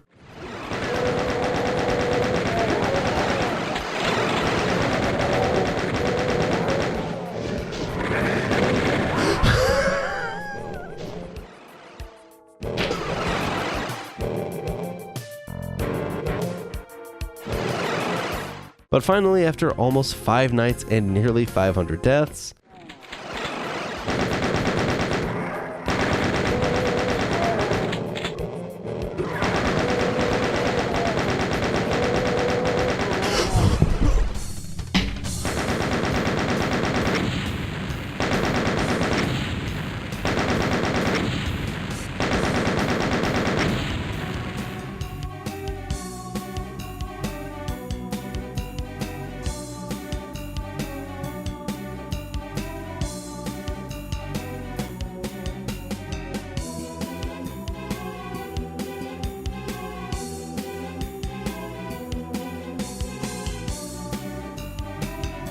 I've never felt more relieved in my life to beat a fucking level of Doom. Oh my god. Map 22 for some is the most difficult nightmare level in Doom 2. However, there was one more map lurking and waiting for me. The next few levels, difficulty-wise, aren't too bad. 23 Barrels of Fun is a bit memey, but once you figure it out, there's really only one difficult section running past this pinky hallway, and then once you get past that, it's mostly easy sailing. 24 is Chasm, a level infamous for its level design, but for difficulty's sake, not that bad. It is though probably one of the worst designed Doom 2 levels due to the excessive use of really skinny pathways that you have to quickly run along and in some cases jump between, which just isn't really a gameplay style that I feel the mechanics of Doom 2 complement very well, even if you weren't playing on Nightmare. The final pinky room can also be pretty crazy. Map 25 Bloodfall is pretty filler-esque, and then Map 26 The Abandoned Mines is another level that can cause some serious challenge just due to its length and overall difficulty. Here you open up and instantly turn around to hit this secret area where you kill a bunch of Lost Souls and some chain gunners before you jump down into the acid and then teleport back up, hitting this jump and then grabbing the plasma rifle before then hitting another teleporter and booking it back to the start. You then need to hit another wall over here on the right to open up before heading into another room, killing some demons, and then clearing out some chain gunners before riding up this elevator. You then actually have a couple different ways you can go from here depending on if you want to get the rocket launcher or if you just want to skip that. If you do want the rocket launcher, you hit the teleporter and go outside, though I was really struggling with this strat, so I ended up cutting it. I ended up just hitting the wall here, which takes you right back to the start. You then clear out some demons in your way as you kind of book it to hit this button, and then you head down into this room with a ton of imps, another button, and you grab the red key. This is kind of where the level starts to get pretty insane. From here you then take on a Hell Knight to grab the blue key, and then you need to kill 4 Cacodemons that spawn. That then allows you to head up the elevator here to the left. This allows you to grab a Mega Armor and then a Supercharge before you hit this teleporter, and now you kind of have the final run of the level.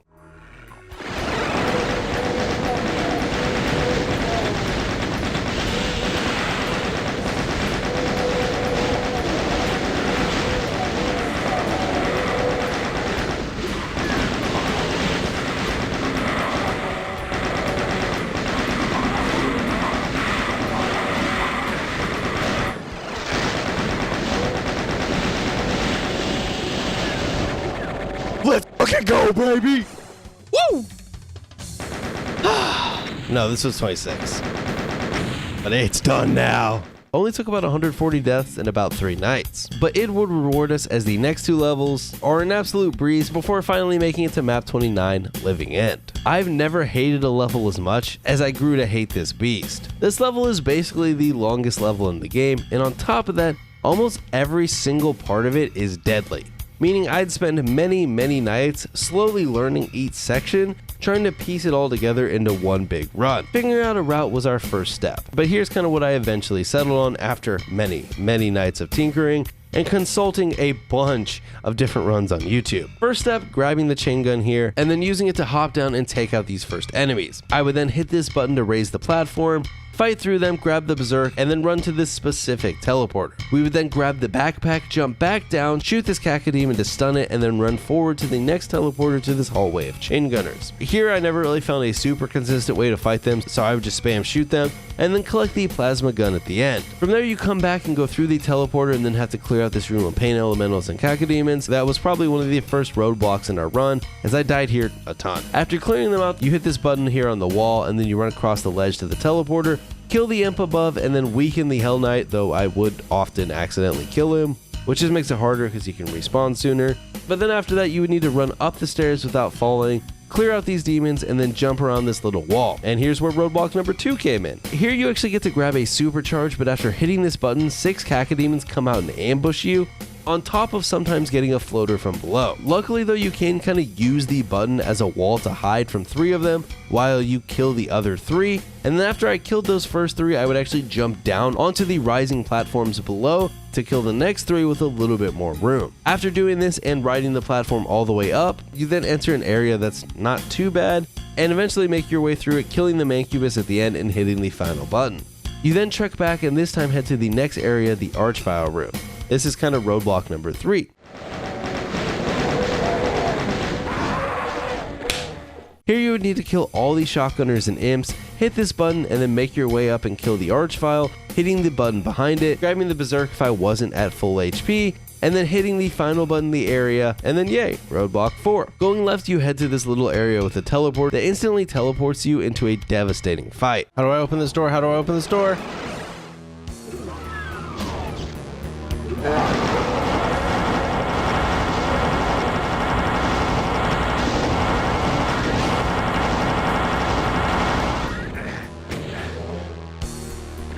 Okay, so Casino went left first, right? Oh my god, they just keep spawning.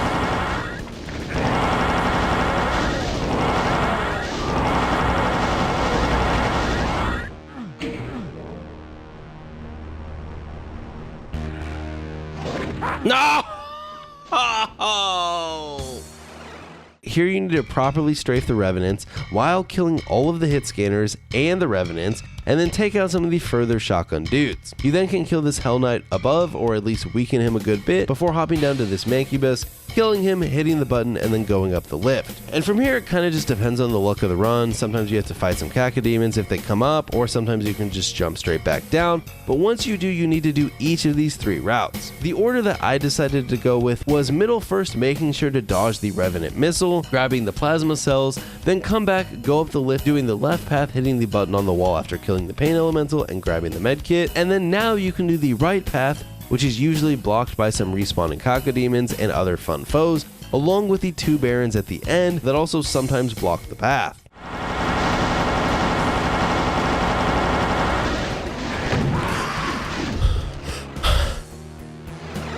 I killed the Baron, but then I fucking died!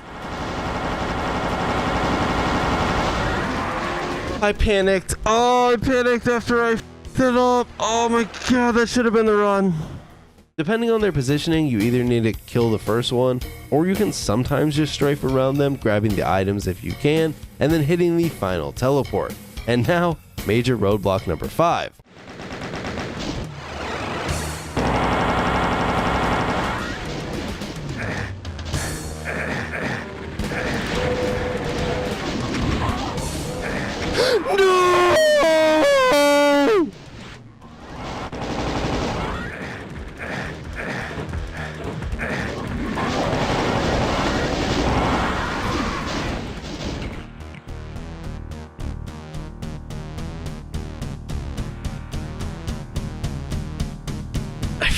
I hate this game.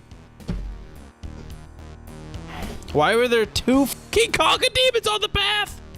Basically, the only strat I found here was just pray and run for your life. And after over a week of literally playing just this level and over 816 deaths, map 29 was complete.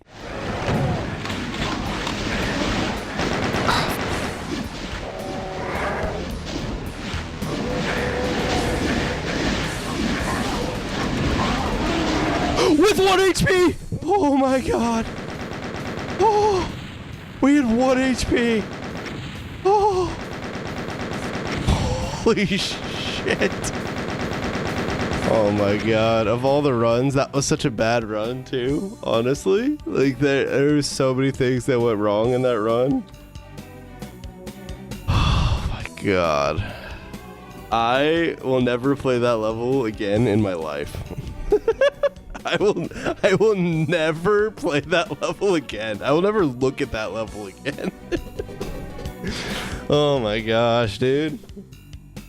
Oh my gosh. All right, now we just got to finish it out and we're done. And thank God, but the final level is actually pretty easy once you figure out the gimmick. Basically, you just need to deal with the respawning enemies as you can while you make your way up the path, hit the button, which then allows this platform to rise up. And as you rise up on the platform, you need to shoot a rocket into this hole at a very specific time. You then just hop off and repeat this while not dying to the tons of respawning enemies, doing this 3 times and then the level is over. Ah! Okay. I thought I was dying there for a sec. Oh my god, we're done with 2-2. Oh my god.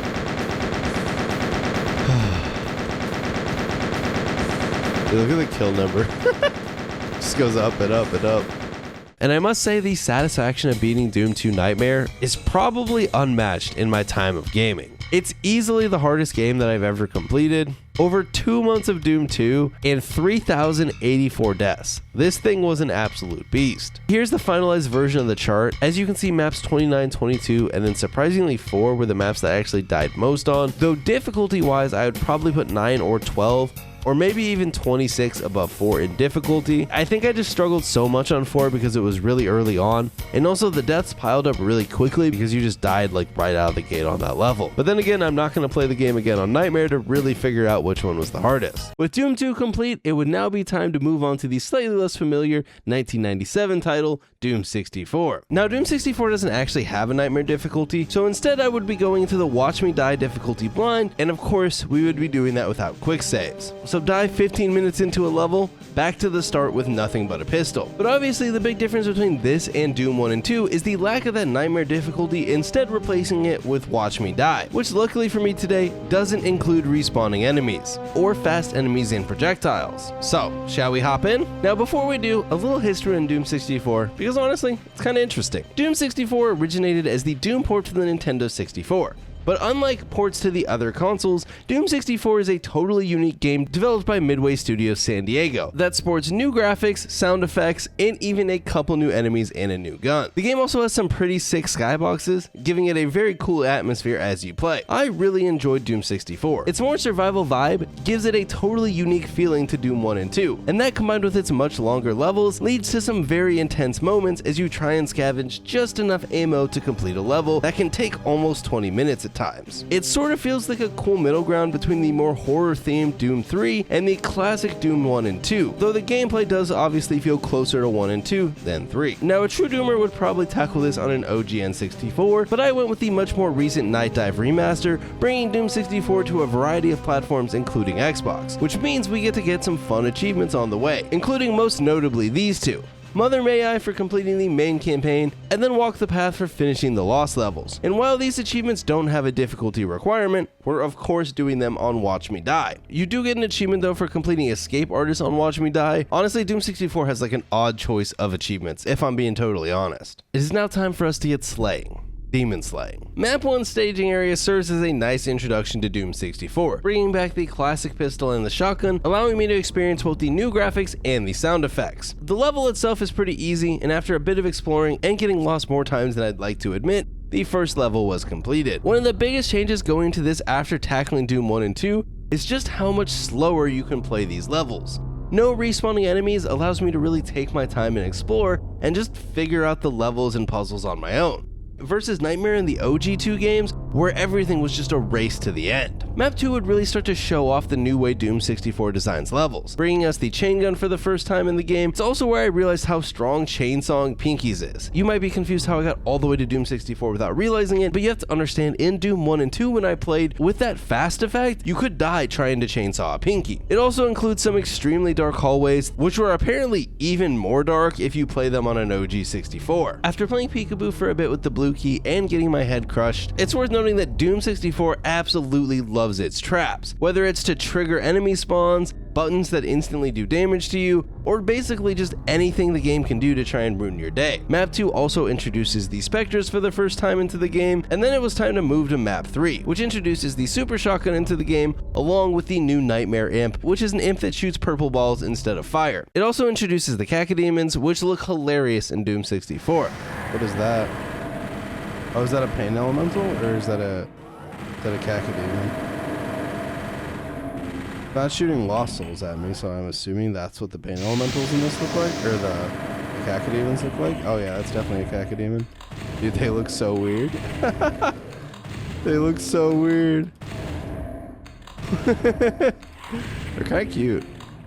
Further into the level, you meet the Lost Souls for the first time, which in this specific case, not bad, but trust me, Lost Souls in Doom 64 are one of the worst enemies. They are way more aggro than in the prior Dooms, and would end up being the cause of many of my deaths later on. That said though, Map 3, not too bad, and at this point I was 3 levels in without even dying. Map 4 is a bit of a maze to add some extra confusion into the levels, and it's also the first kind of major mistake that I made during my Doom 64 playthrough. And that was that I didn't use the secret exit and would instead have to come back later on, but that's a future me problem. Map 4 has some Hell Knights, and after killing a bunch of them, that would be another level down. Map 5 would include a very nice moment where I tried to punch a Hell Knight, Oh, chat, no, chat, no.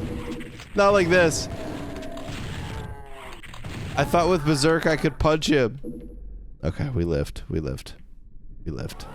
But besides that, it would be another deathless level, though this one would be pretty long, taking me almost 18 minutes, though much of that was just me being lost. Map 6 is where the horror would finally begin. I'm actually like running low on ammo. Need health.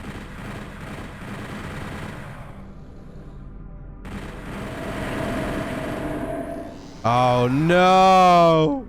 Sadly, our deathless blind run was no more. But was there really hope in the first place? Map 6 is probably the first level that's difficult due to its length and also the enemies it throws at you, including the introduction of both the Barons of Hell, which are extremely tanky, and the Pain Elementals, which are probably my least favorite enemy to fight in all of Doom 64. Since, you know, they spawn Lost Soul. But hey, we did get the rocket launcher, which means I could rocket myself again like a true gamer. It also includes this trap.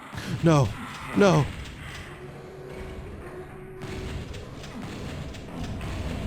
Oh my god, I fell off the map. Oh wait, no, we're alive. Oh, it's over. I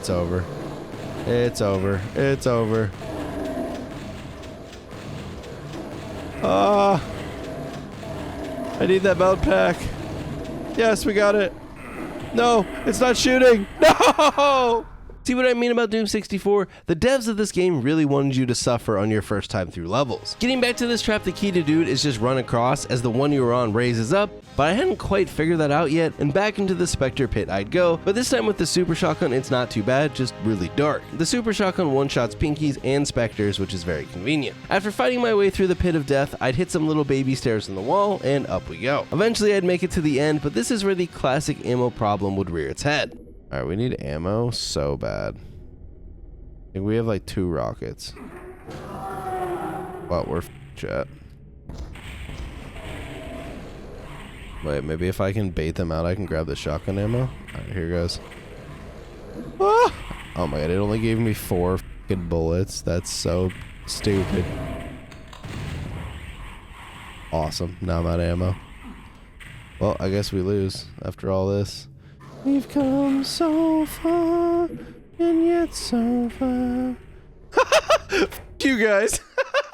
Not too bad, though I did go from 0 deaths to 8, so infinitely worse than prior maps. This specific map also took 19 minutes, which is crazy long, but nothing out of the ordinary for Doom 64. This then takes us to map 7, and I feel this is where the game sorta begins its terms in actual difficulty, and it also introduces the plasma rifle, which is one of my favorite Doom weapons. It also has the rad suit, which just makes the screen very, very green. Not a fan. With of course a Hell Knight that almost ruined my night. Oh, we're done. No.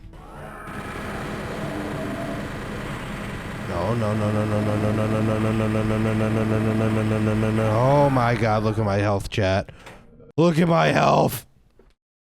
That was a little too stressful. Map 8 would start with a classic. Boop.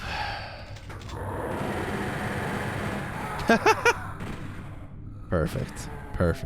This would actually be the final main campaign level that takes place in the UAC, and after some puzzle solving and demon slaying, that would be the level. And now, welcome to Hell, with the first Hell level very much living up to the moniker, introducing the Mancubus for the first time, and instantly throwing you into a room with a ton of them. This level actually gives me flashbacks to the Doom 2 level, Dead Simple. This opening would give me some challenges as I would die many times to the Mancubi.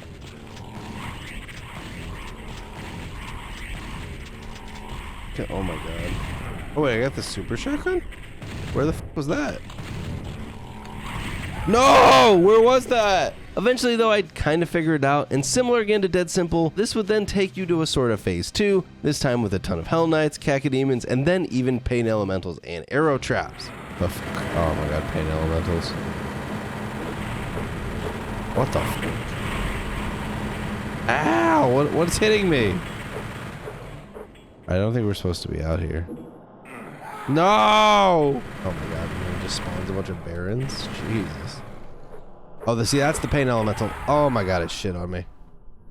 The Pain Elemental is no joke in this game. Weird. Let me tab out real quick. Try an easier level. After a solid 32 deaths though, Look at that, we beat the level, chat. This easily was the hardest map so far, and moving into map 10, I must say the Hell skyboxes are super cool. This level includes a ton of switches to open up doors and reveal new areas, but overall it's a very easy level.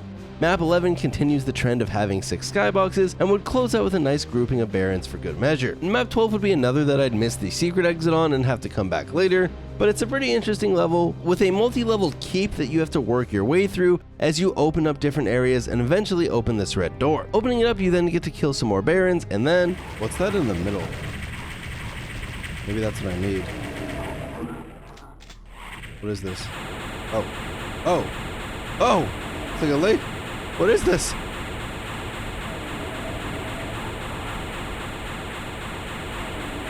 Huh. I'm out of ammo, unfortunately, but it was melting. Ah ha ha. The Unmaker, the one new weapon in Doom 64, which is actually pretty interesting as it's the only Doom 64 weapon the player can upgrade by collecting the various demon keys in the secret levels. After the Unmaker though, I was able to finish out the level and then get absolutely trolled in the next. Oh my god, I got absolutely trolled. How do I get up? No, is it just death? Oh my god, dude. What is that? Oh my god. This level in general just has a very creepy vibe, and it's definitely on the longer side. It also has the invulnerability, which has the ugliest effect on your screen. The level also has a very interesting room full of barons and arrow traps. Oh, the blue key's in the middle. Ah! I'd end up grabbing the key using the invulnerability, and then just slowly clear out the barons afterwards. After that room though, the level isn't too bad, though there are tons of enemies all over. Oh my god, they're just baiting me at this point.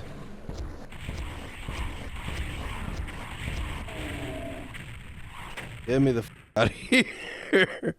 Oh my god, what a level, dude. Next up would be map 14, Eye of the Storm, and this map would have us basically infiltrating a large castle, fighting my way all the way to the end of the level. Dude, it's always... Oh wait, that's the exit right there. Hold on. Gotta lock in, chat.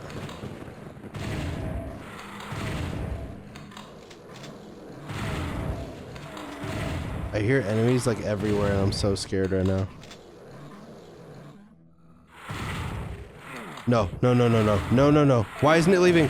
Let me... Oh! Oh! That was the very end.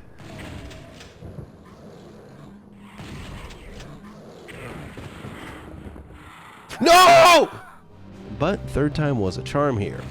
Dude, they're like curved all the way around the building. All right, let's go. Wait. Oh, yeah, baby. Let's go. Let's go. Map 15 is one of these smaller levels in Doom 64, though the beginning throws a ton at you with some homing missile turrets on top of a bunch of enemies. PlayStation. Oh my. Oh my. Beating it would only take a few deaths, and then map 16 is sort of the polar opposite, with a very large level with tons of enemies and some puzzles that you need to complete to reach the end. Oh my god. Dude, this game tries to get you so often. You walk into a room and it just jump scares you. I'm scared. Oh god. Oh god. Oh god. No, no, no. Not like this. Not like this, chat. No. No, not like this. Please. Please. Oh. Oh, we lived. We lived. What now? Oh my god, no. What? What? I kind of want to crash out. Why would they do that? I'm still mad about the end of this level, but at least on my way back I had some nice moves. Come on out, buddies. Come on, keep coming. Aha. Aha, you've been tricked, baited. Outplayed. And then eventually I'd reach the end again.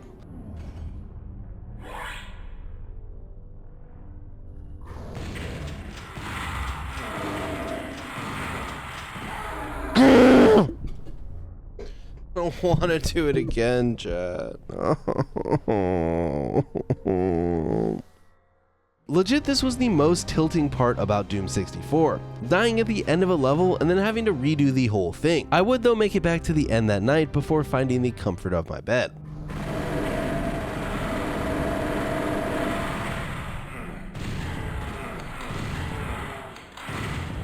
Okay. Whew! I lived that time. What now? What now? Yes! Did we beat it? Yes, we beat it. We beat it. Whew. That ending is dumb. That is where the length of these levels can get you though. I only died 5 times on this level, but it still took nearly 2 hours. Next up would be map 17, Watch Your Step, and this map kind of gives off a boss fight vibe as it's the first encounter with an old friend. But before even getting to that point, the level throws a lot at you. However, once you kind of learn the map's gimmick, it's not too bad. The key is to avoid these squares on the ground as stepping on them triggers spawns. Once you finally get through this square arena, needing to grab the blue key and hit this button, you then backtrack back to the main room where you first fight a ton of shotgun dudes, then pinkies, then hell knights, then mancubi and arachnotrons, and then... I knew it! Oh my god, what do I do, chat? I don't think I have the ammo. Okay. He still didn't die. Oh no! Oh, I have to redo the whole level. Okay, I think I'm gonna go with the safety strat this time. Whew. Okay. No, there's more ammo over here. Oh my god! And after a solid 2+ hours and 39 deaths. Okay, we got one. One down, chat. Oh.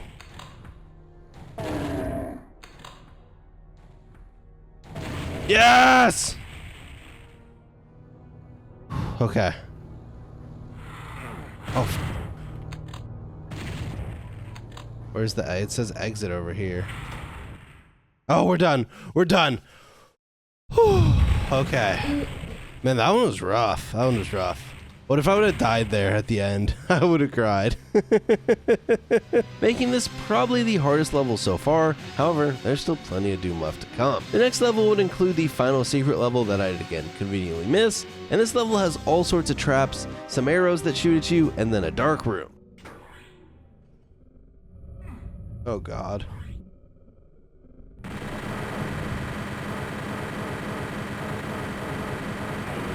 Ah!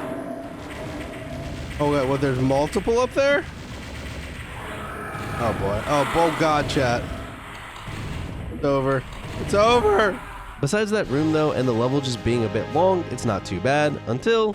Oh, there's the exit. I see the sign, chat. We can do this.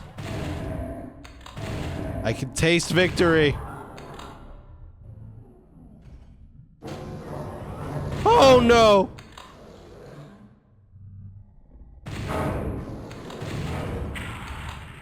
I don't know what to do. I don't know what to do. Oh my god. No, not like this, chat. I'm not gonna have ammo. Hold on. I think we did it. I think we did it. Yes! Definitely another case of Doom 64 trying to ruin your day, especially at the end of a level, and that took me 18 minutes. Thankfully though, I only died twice. Map 19 is basically a giant spiral and was nice and easy, and then map 20 presents you with a nice choice where I'd pick wrong. Then a bit further on I'd get ambushed by some pinkies. Oh my god. Oh my god. Why is there so many? Dude, this is...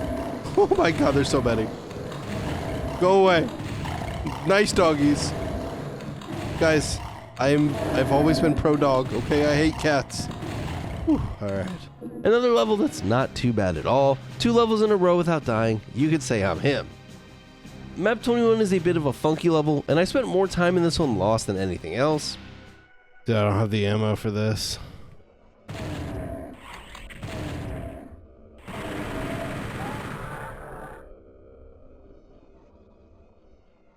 Oh look, the exit. Oh god, how do I leave? How do I leave? How do I leave? Let me out, let me out, let me out!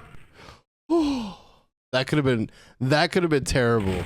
Close call there. 22 would be another longer level, and it wouldn't be Doom 64 without a trap. Oh, yeah, that's it. They got me good, Chad. They got me good. This level's a bit of a slog, but honestly more long than anything. This here is the final stretch of Doom 64's main campaign, with only 3 levels remaining, and map 23 would bring some of its own tricks. Oh, whoa, whoa, whoa, whoa. What are we doing? Yo, I'm just a nice little boy. I'm just a nice little boy in the corner. Don't mind me. I just got a nice little chainsaw, okay? Alright, don't mind me. Just gonna give you a little chainsaw, a little bit of... Hey, whoa, there's Barons here now. There's Barons here now. Owie. Owie, Barons. I don't appreciate. Oh my god, they got me. Then after playing some key peekaboo and figuring out how the puzzle works for the level, I was finally able to complete it. Next brings us to map 24, No Escape, and in this one they throw it all at you, including 3 cyber demons. Oh, I killed him. Alright, cyber demon number 2. Oh my god, there's 2 more.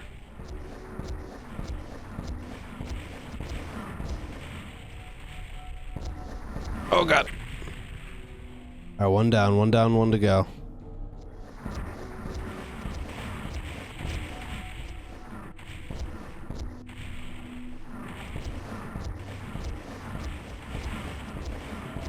Dude, look at me. Ah! Okay. I got a little cocky there, I'm not gonna lie.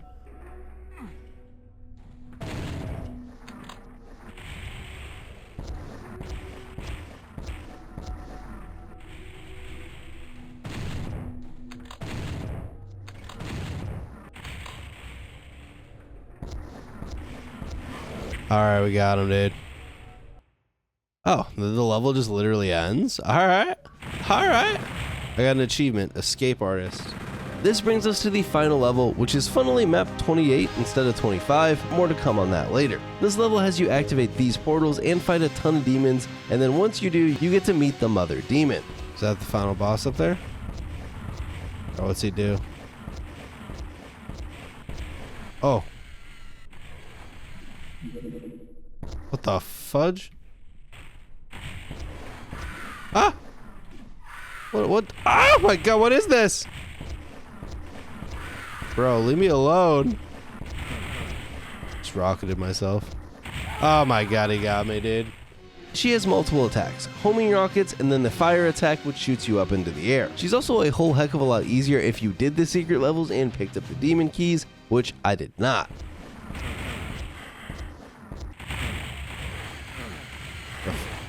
Oh my god, she bounced. I hate that. God damn it, dude, these rockets are gonna f me up.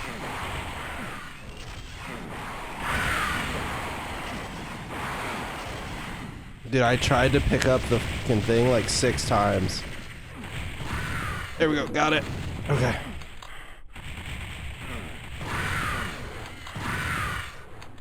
What am I stuck on? Ah!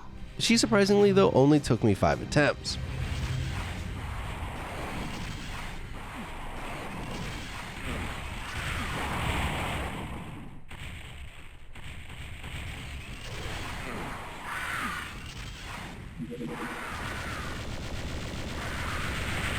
Wait, I won!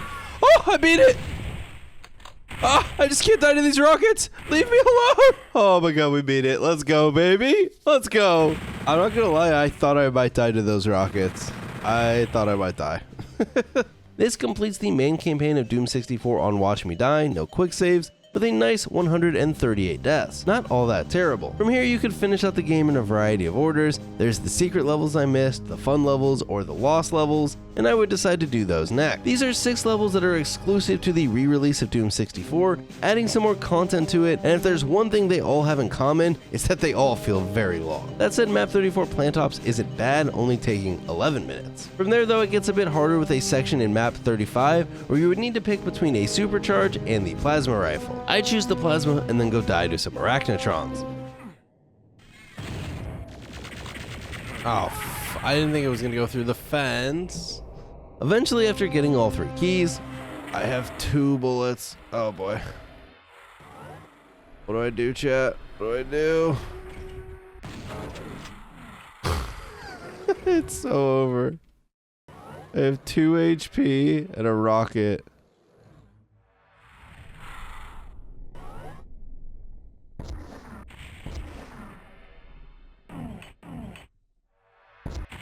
Oh, I killed it. I killed it. I have to find ammo somehow. Leave me alone. No! Damn it.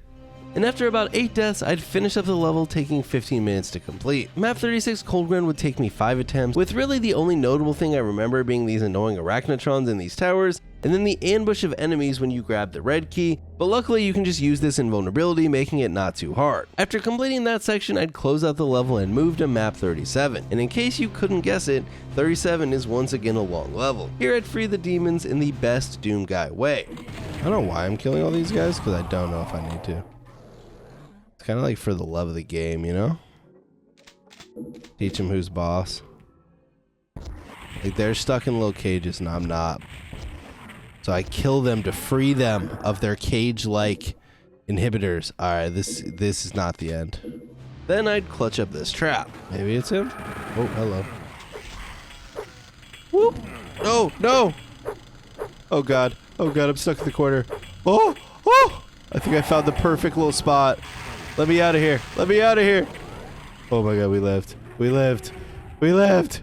Before sadly dying to these barons due to a lack of ammo. A few runs later, I'd get to the Arachnotron room and... Oh, the rockets aren't going up either.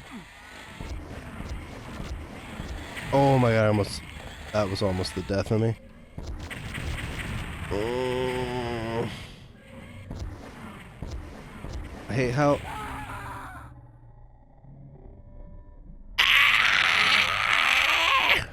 Yeah, so that was unfortunate. On my return back though, I do a better job of not rocketing myself, and that basically closes out the level, though they try and get you with another Arachnotron right at the end. A 19-minute level. See what I mean about the lost levels being long? 38 would be pretty standard up until the end. Oh no, not like this. I should have just ran for it. Oh, I should have just ran for it. Oh, what's the play here?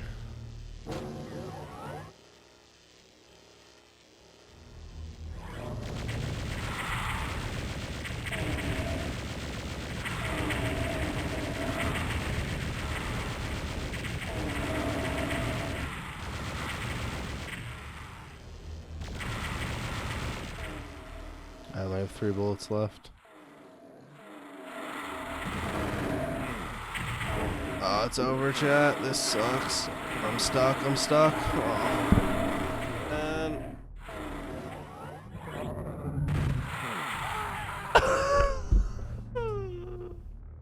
I'd end up actually using my brain here, and I'd fight the end pain elementals from the other side of the fence.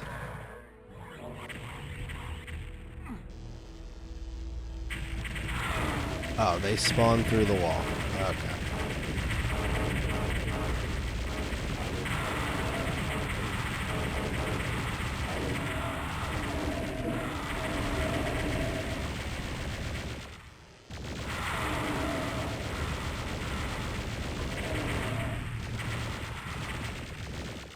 Alright, I think I did it, chat. I think I used that fence to my advantage. Yeah, oh my god.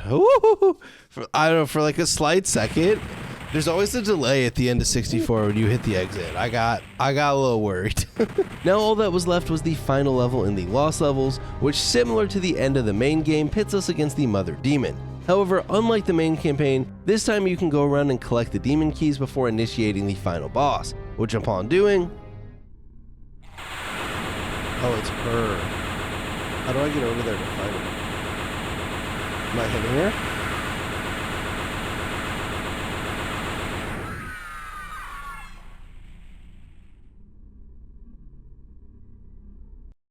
Oh, that's it? Okay. Alright, boys, we did it. Alright. We take that. I actually kind of pooped on her. This completed the lost levels in 37 deaths. Not many deaths, but due to the length of the levels, it took a good amount of time. Now all I had left were the secret levels I missed and then the fun levels. The first secret level, map 29, has this very funky parkour section, but isn't that bad. And then I'd complete the second secret without dying, and I'd get to melt some people with the Unmaker.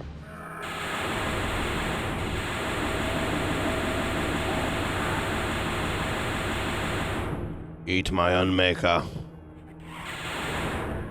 That was just rude of you.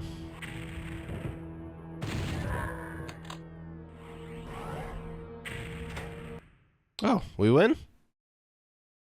Winner, winner, chicken dinner! And then map 31. This one honestly looks pretty sick with the fog effect giving the whole level a creepy blue haze. I ended up dying on this one a couple times before. Oh, I found the blue key. I'm gonna die immediately after, but I did find the blue key. Hold on. Hold on! Hold on! Am I a strafe god? I might be. I might just be. It might be the best Doom work I've ever done. Oh, there's like paint elementals now? What the? Get me the f out of here. Woo! Almost died, dude. Almost died. Alrighty, so those weren't too bad. Are you ready for Hectic? This one's the super secret level. As to access it, you have to destroy every barrel on the first level of the game, and then eventually beating Hectic gives you access to the menu to play the fun levels. Hectic is just mean though. Congratulations, you found Hectic. Only the best will reap its rewards. Alright, well now I get to have quote unquote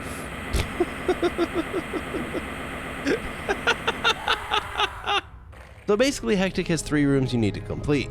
The Arrow Room, the Arachnotron Room, and the Hell Knight Room. The Arachnotron Room is the most basic of them and also probably the easiest. You just strafe and kill them with the rockets, but being the easiest of the rooms, it's still pretty difficult. Then comes the Hell Knight Room. This one is probably the worst, as once you grab the key, 4 Hell Knights spawn with 2 on each side, and you have to fight them from this extremely skinny platform using your rocket launcher, which when you shoot it has a little bit of kickback, so you have to make sure you don't fall off the platform, because if you fall into the pit, you just die. Once you finally complete that, you can do the Arrow Room, and I should mention you can actually do these in any order. This is just the order I found best. This one, once you know where to go, isn't too bad. Basically, each time you cross the different platforms, arrows shoot out, so you want to time it with the moving platforms so that you can avoid damage. After a solid 57 deaths though,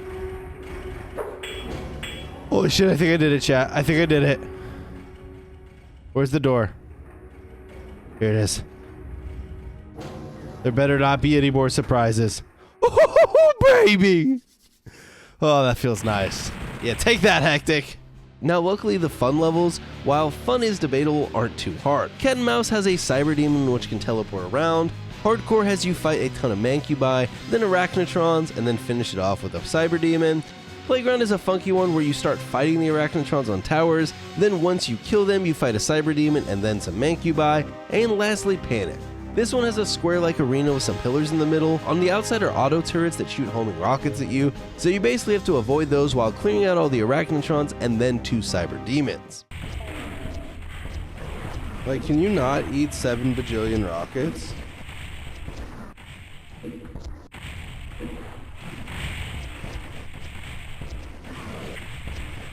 There's one of them down. Oh, wait, I had already killed the other one? He must have died to the BFGs. Let's go, baby. Let's go. All right, well, that's Doom 64 officially complete because we've now done it all. Basically, the fun levels are, do you have fun killing Cyber Demons? If yes, it's time for some fun. I even decided to chart my deaths for you guys. Map 32 Hectic was by far the worst, with 17 and 9 coming in right behind. Overall though, 64 is leaps and bounds easier than Doom 1 and 2 Nightmare, and that's purely just because the enemies don't respawn. I will say though that if they did, with the level of Doom 64, it would be near impossible. I'm not saying actually impossible, as there are some hardcore Doom players out there that would do it, but for me, it would be impossible. I really enjoyed 64. I found the art style and the sounds a cool change, and while at times the level were probably a bit too long, the more exploring and puzzle solving nature of the 64 levels was a fun change. Another Doom title completed, 3 down. 2004's Doom 3, a Doom title that I'd never played before. A Doom game with a much different spin on the franchise. diving much deeper into the game's horror side rather than the action elements that the newer games really thrive off of. Now, Doom 3 on regular difficulties is a pretty good game, and it is one that I would recommend most play if you've never played it before. However, we're going to be attempting to complete Doom 3's most rare and difficult achievements, ones that have only been completed by an extremely small amount of players. Those achievements are Evil Nightmare, Lost Nightmare, and of course, Doomed Nightmare, which obviously, as the name implies for all of those, this is for beating the game on the highest difficulty Nightmare, along with also beating the 2 additional campaigns. Now, these achievements by themselves are extremely hard. I mean, just looking at them, less than 0.2% of players have completed any of these different campaigns when it comes to the Nightmare mode. But to make it even harder, and in my opinion, a little bit more legit, we're going to be doing all 3 of these campaigns without ever using the quick save mechanic. Now, if you haven't played Doom 3, similar to a lot of shooters of that era, the game allows you to quick save at any point, basically just making your own checkpoints as you go. However, the game's built-in checkpoints and autosave spots are extremely few and far between, at times almost being entire levels. So beating the game without using quick saves means the sections between the game's built-in checkpoints can be pretty long. So what about Nightmare mode itself? Yeah, this baby's no joke. Enemies do 350% of their base damage, additional enemies also spawn, and all of the medkits have been removed from the game, only leaving those health stations that you find on the wall. And on top of that, if that doesn't sound bad enough, your health constantly decays until it's at 25 or lower, meaning that you are pretty much always 1 or 2 hits at max from death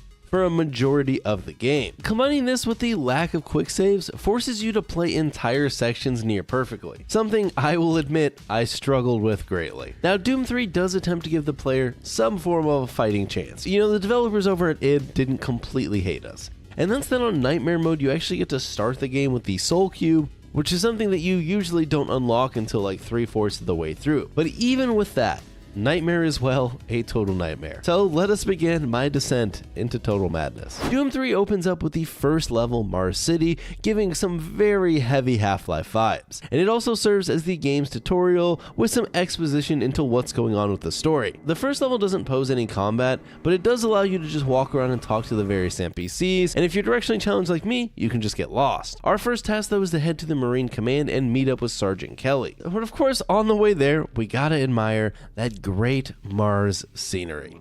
Look at that beautiful Mars.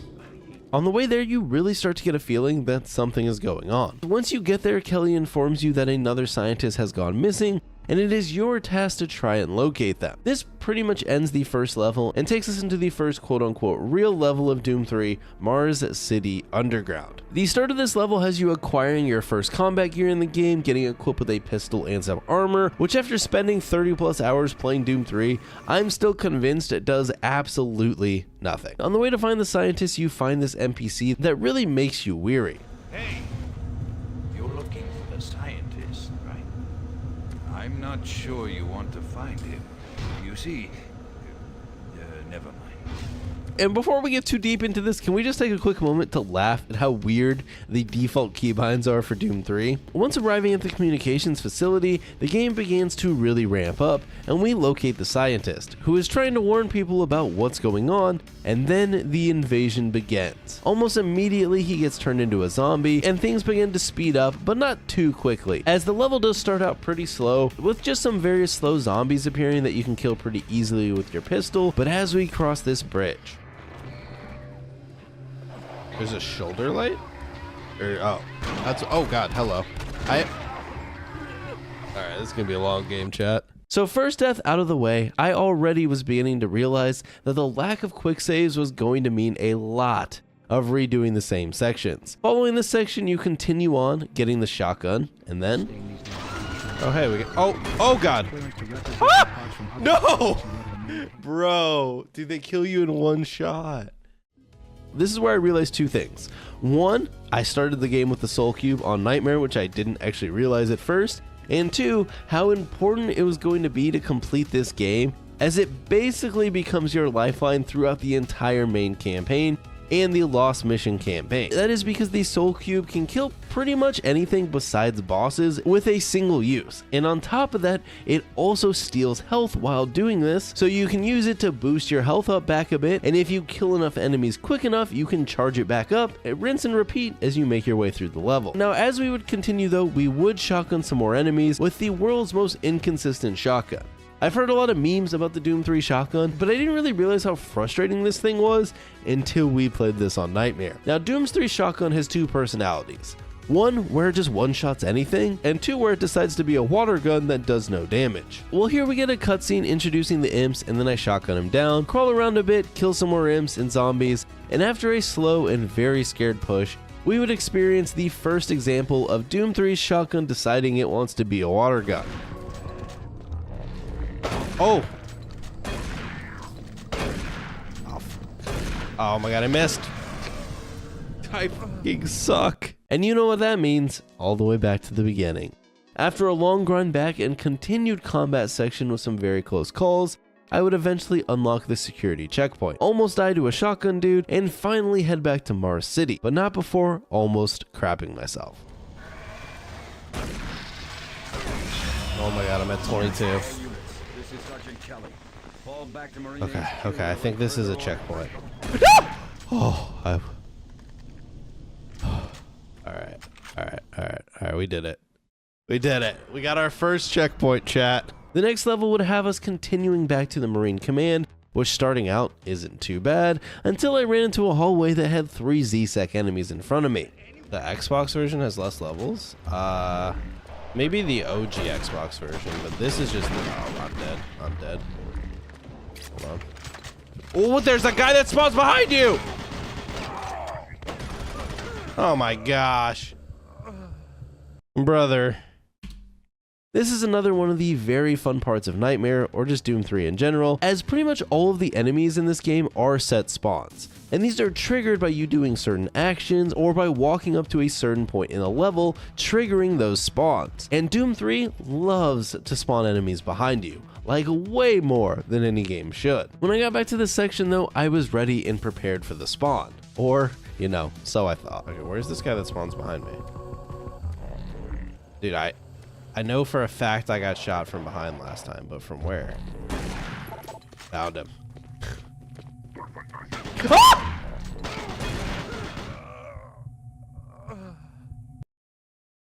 Third time's a charm, though I did almost get caught by this imp when I was looking at chat, so multitasking clearly isn't my strong suit. A bit further on, the shotgun would actually work and dome both of these Z-Sec dudes in one shot, and I'd cruise my way to the Marine Comm Center and talk to the sergeant, getting our next task of meeting up with Bravo team in the Alpha Labs, and we'd get a nice little checkpoint. I feel like I shouldn't have... Oh yes, I love that. I love that. Never been happier to see that pop up on my screen. Doom 3 Nightmare isn't a fun game. It's a game of relief, because when that autosave hits, I'm not gonna lie, it do be hitting. The next section would have us just fighting a ton of Z-Sec dudes until we walked into this bathroom. Oh Jesus, okay. Following this, we would get our first little friend and got to hang out in the first of the game's escort sections, where the sentry bot just goes ham. You actually have a fair amount of these throughout the game, and usually the sentry bot carries you through all of them. You can even get an achievement if you get a sentry bot all the way through one of these sections, which is pretty much bound to happen if you just get through them. Now that said, I did put myself in quite the pickle. With him just sitting in the corner. Oh shit, there's multiple imps behind me. Oh boy, it's over. Oh boy, it's over, it's over! I'd end up getting killed on this exact same section the next time around, but the following time the bot just went ham, decided that he was gonna put us in his backpack, and took out all the imps for us. And then he decided to go take a little nap in his resting home, which meant another level completed. The start of this level brings us to a cutscene where we overhear a conversation between Swan and Betruger, arguing about whether or not the situation is out of control.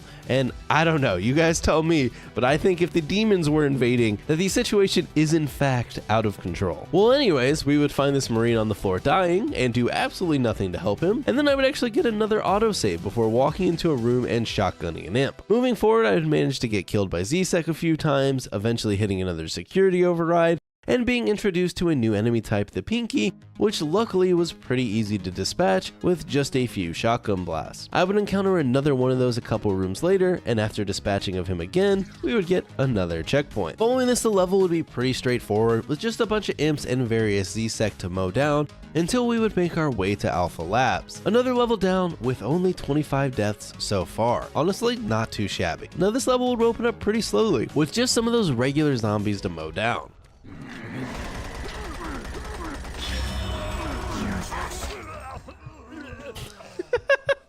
Besides being bad though and randomly dying, this would be another not too bad level until we got to this giant laser that we would have to crawl through without getting hit, which I can happily say that despite my horrific movement, I actually got through on the first try. Now on the other side of this tunnel, we would click a screen to stop the gas leak, and not much later we would find this nice lad on the ceiling and be introduced to the maggot enemy type, which are basically just another melee enemy that jumps at you. Honestly, they're not too bad unless they catch you off guard or overwhelm you. Then this would happen when I was crawling through the floor. That's just creepy.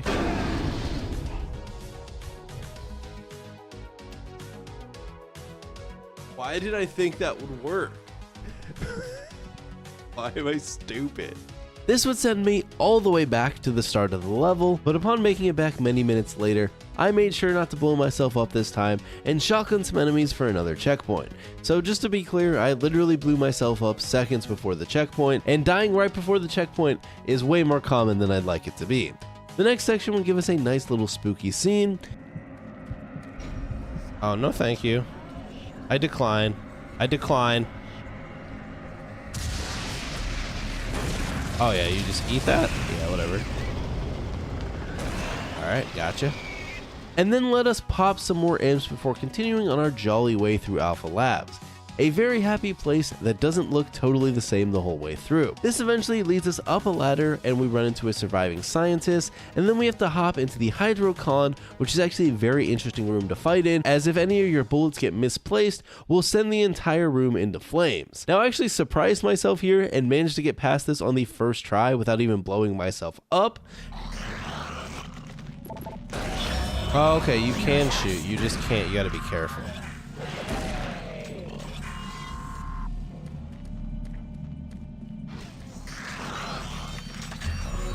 Okay, that wasn't as bad as I thought it might be.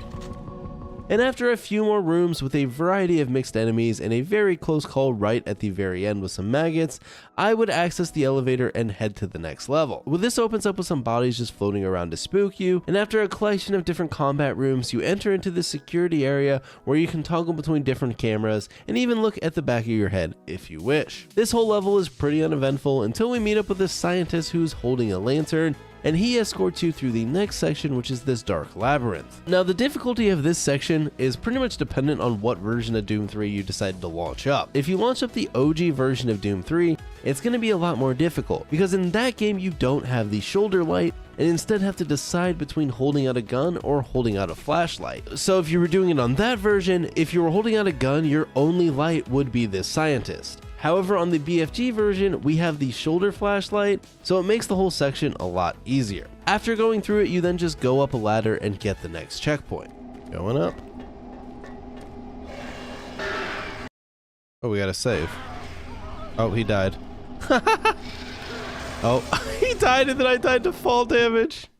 Now ladders, they are the true enemy of all FPS players. Anyways, not much further we would be introduced to one of my least favorite enemies in Doom 3, the Trites, which are just giant creepy spiders that crawl and jump at you. I absolutely despise these things. After clearing out a bunch of them, we are able to extend this little ladder, kill some more Trites, and then finally head to the next level. This will get us to level 7 and about 1/4 of the way through the game, and at this point Doom 3 Nightmare was really seeming like a breeze. This level would have us continuing through Alpha Labs, attempting to rendezvous with Bravo Team, and we would get the pleasure of killing a lot more Trites. One nice thing about Trites though, they do have some benefits, is they actually charge your soul cube up extremely quickly. In this section we get to play with one of those grabber games that you normally see at a pizza shop, but instead of trying to grab a cool pair of headphones that I'd never be able to collect, we would instead be dropping toxic barrels into the hopper. Dude, Cece's Pizza, that's a throwback. Does that even exist anymore?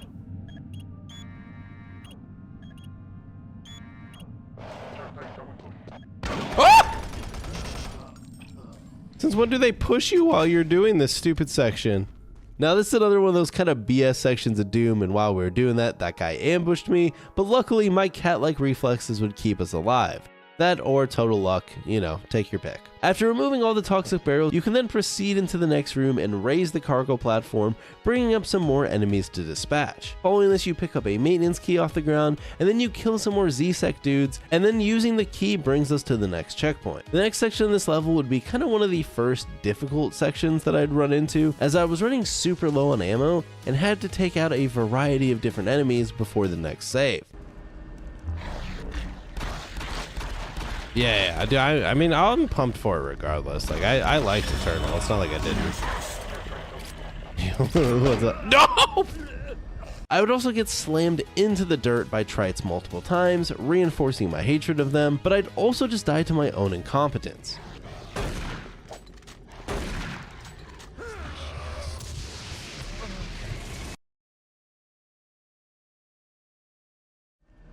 Like how the door locks behind you like 2 seconds after coming through it. Like, come on now. Oh my god. Who would have thought that some random spiders would be the death of me? Eventually I'd stop sucking though, and it turns out I'd yeeted myself off the edge right at the checkpoint. Okay, so I fell through the floor or something up here last time.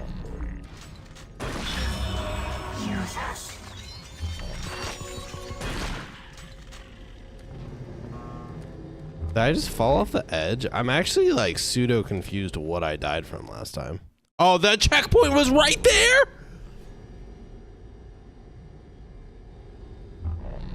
Bruh, I'm gonna crash out. After this, there'd be a couple more combat sections that weren't too much of a problem, and boom, level 7 done. Level 8 would be the final Alpha Labs level, and immediately we were confronted with a choice. Kill the scientist or let him out. Hey you!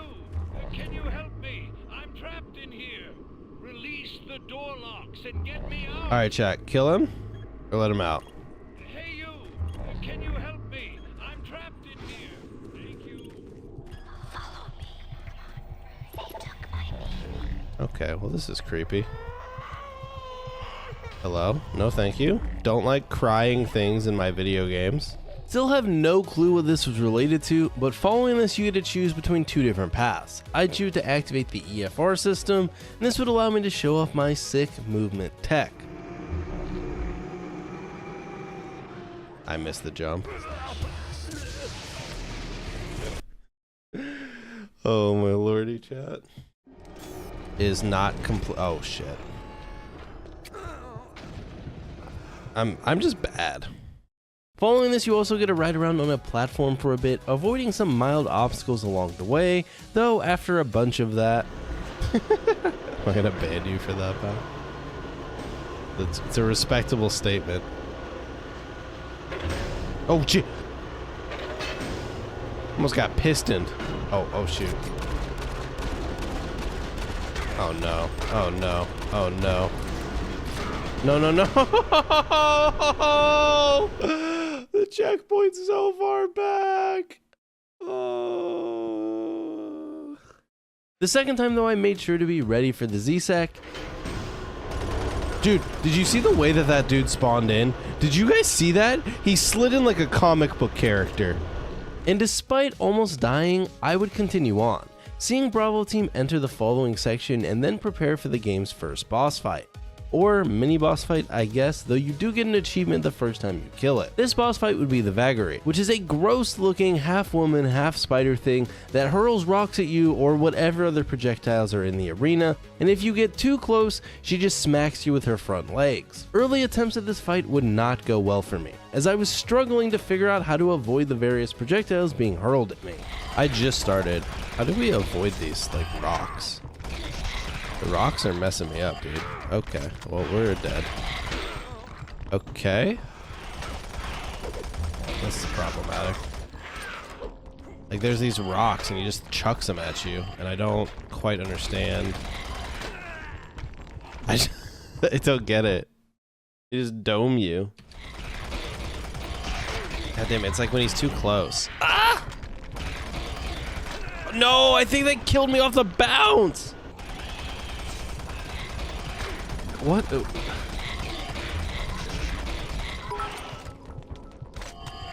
Ah! I hate this. I hate it.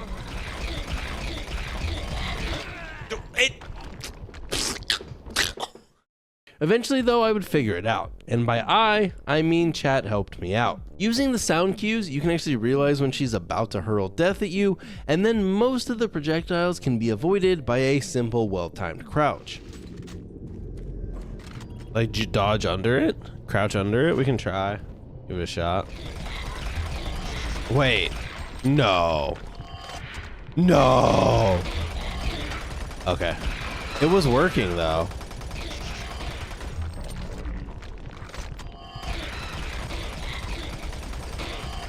Ah! It was working. It was working. Okay. Okay. Now that I had the strat, it was just a matter of execution. And literally one try later,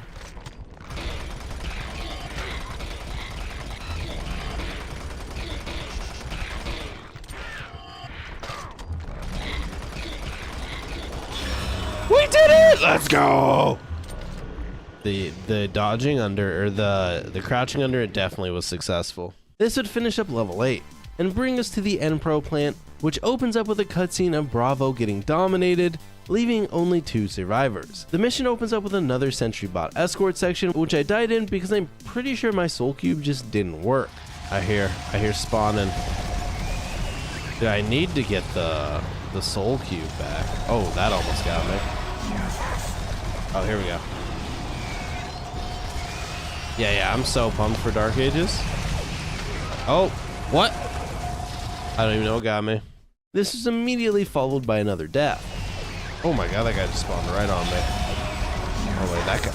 Okay, what is going on? If you didn't notice from the clip there, well, our death was caused by our good old sentry buddy. Anyways, after another death, I would escort the sentry bot to his new home and get the first checkpoint on the level after climbing up this ladder. I would then find this girl whose head and spine would come out of her head, introducing the Lost Soul enemies, another enemy type that I absolutely hate. I just hate like flying enemies in general. But yeah, speak of them. I like how it just like just pops out. I wonder what the most effective gun against these things is. Oh.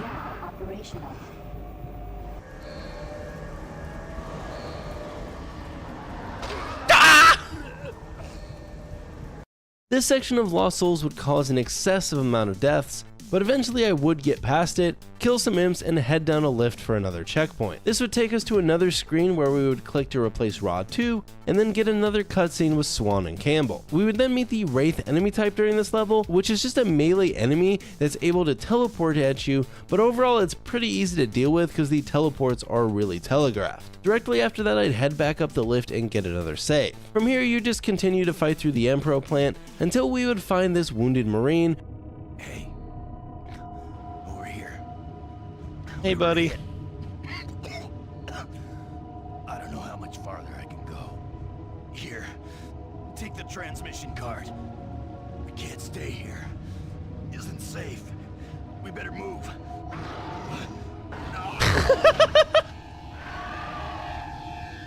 Oh, dude, I got absolutely decimated. This pretty much concludes level 9, with us now about 1/3 complete with the main campaign. The next mission takes us to the sections connecting the N-Pro plant to the communication tower, and opens up with an outdoor section that brings the first Cacodemon out.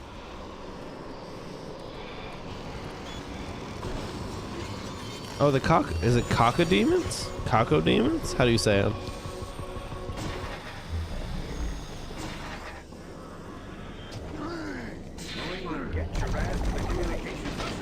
Oh, no, looking at chat. Looking at chat. Dude, they get you. You look down and that's when they come out. Then I'd stupidly die while waiting for a lift outside. I just realized I'm running out of oxygen. Did not realize that. I'm gonna die. And yeah, I am gonna die. Predicted it. Who knew?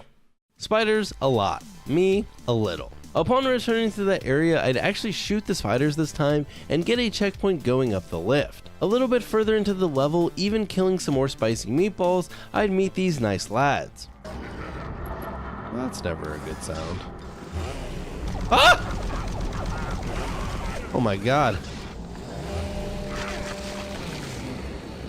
This next section would be a long run before the next checkpoint and would include this area where you drive these lifts around, and I will be honest, I got lost here. And I got lost here a lot. I also died a good amount of times.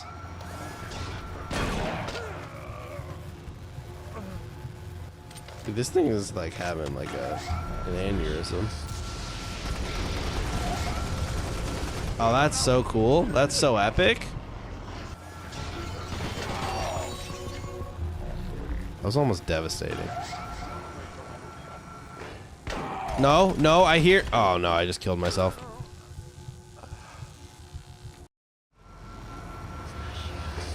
Oh no, where's that spawn? Where's the spawn? Well, after being stuck and or lost for nearly an hour and over 10 deaths, I'd finally progress past and fall down into this combat area where we would get to use the Berserk power-up and one-punch a bunch of zombies.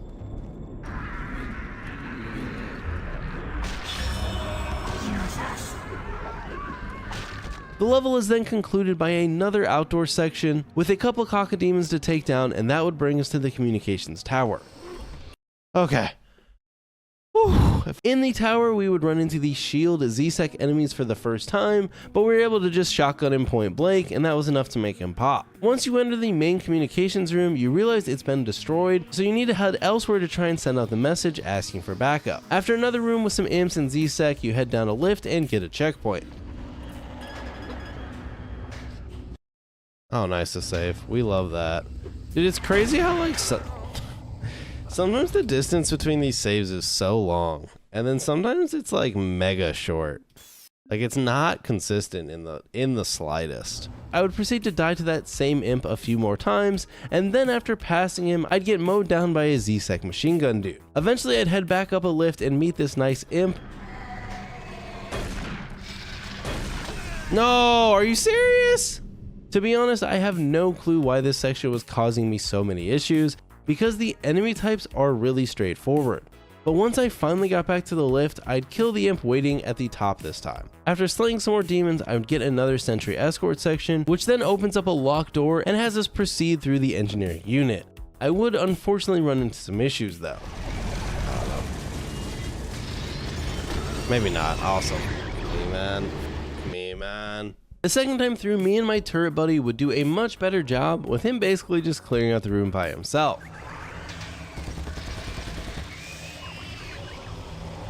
I'm scared something's gonna come out of that big hole. The end of that section has us entering an elevator and heading up to satellite control, which scarily does not have a save at it as you enter. Lucky though, for me, there were no enemies up here, and I'd head into the room to send out the message. Marine, you hear me? Back off from that console. Do not call for reinforcements. We don't know what the hell is going on here. And until we do, this area remains under UAC control. Cancel that transmission. Satellite connection established. Transmission terminated. We did the right thing. Until we know what's happening here, we need to keep ourselves sealed off from everyone else. The monorail entrance looks clear. Meet up with us there. We need to reach the Delta complex and stop this.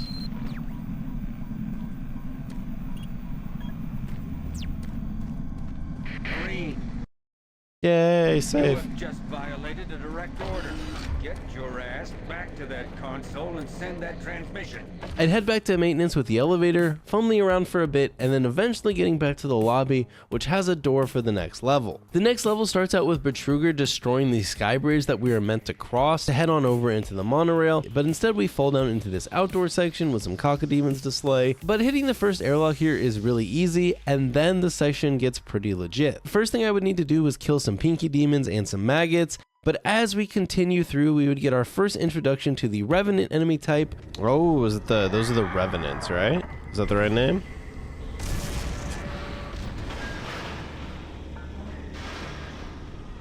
Dude, they look so weird in this game. Oh. I don't have any ammo. Can I just like soul orbit? Oh yeah. Alright, easy peasy. Oh, there's two of them. Oops. Okay. All right. They're not that tanky.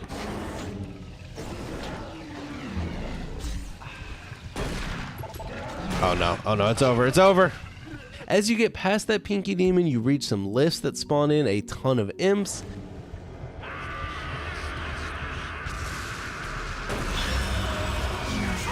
Boosting gears too.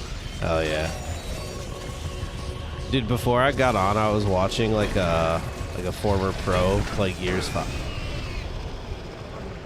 Coming back though, you go down the lift and are immediately jumped by a maggot. I hear scary sounds. I see scary things. Once I was able to kill that though, you continue down a hallway to meet more revenants and basically just a bunch of other demons. Oh no. Wait, why is it spawning behind me? Get out of here. What? Bro just ate 3 point-blank shotgun shots.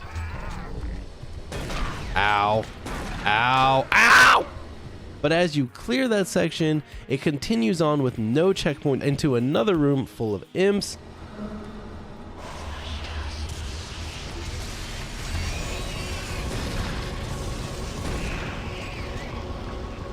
At least they're nice enough to make it very obvious when they're spawning. Oh, one behind me. No, no, no, no, no! God. The worst part is dying there and looking at chat.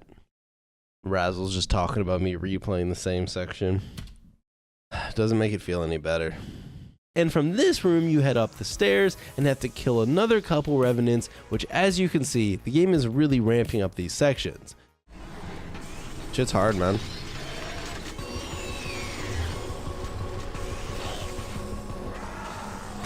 Oh, okay, alright, we're good, we're good, we're good. Wait, why are you over here? No! Okay, okay, okay, okay.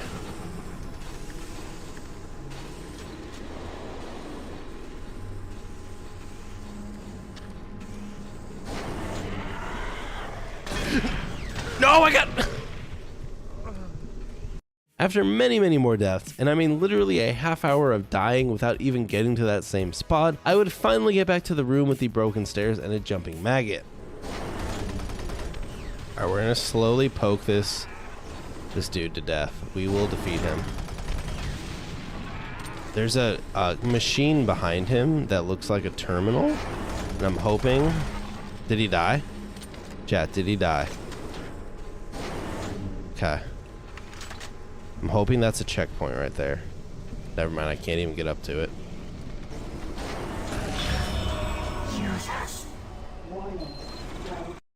Woo, baby! Took us 1 hour to get a checkpoint. 1 hour. Never been more relieved in my life. In this section, I'd shut down a pump. Pump station shut down. That seems like checkpoint worthy, chat. From here, I'd head into the underground tunnel and take out a bunch of trites, leading us to the toxic disposal room, and quickly have to dispatch a revenant before almost being killed by the trites. After this, I'd hit another airlock that had me hype. Checkpoint! 2 checkpoints! 2 checkpoints! Damn it, we're cruising now. We're a real doomer. Damn, also I didn't get a checkpoint, so I was kidding. Literally, if I die out here, I probably scream, cry, and go to bed.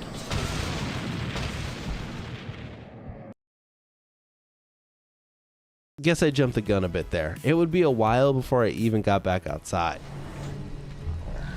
Oh, what the fuck? Why do I not remember this guy last time? I'm dying to the... What the fuck? There's 2 of them in here? Chat, what the... Where did... Those were not there last time. Those were not there last time, were they? Well, finally, after 20 minutes later, I would head back outside and ready to take on those revenants from earlier.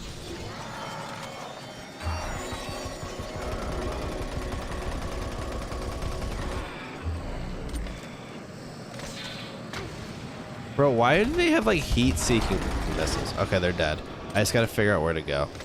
If I run out of oxygen, I will actually... No, I hear enemies. I hear enemies. I hear enemies. Get me in. Get me in the door. Get me in the fucking door.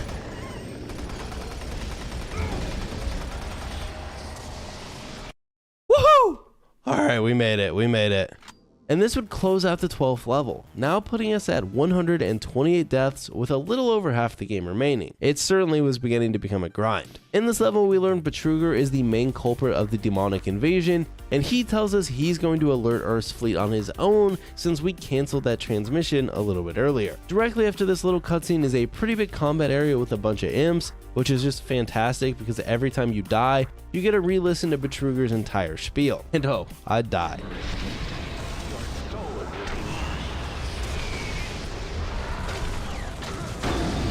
I am not sure why I thought that was a good idea.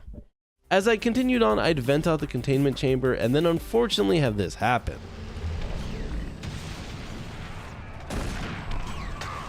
No!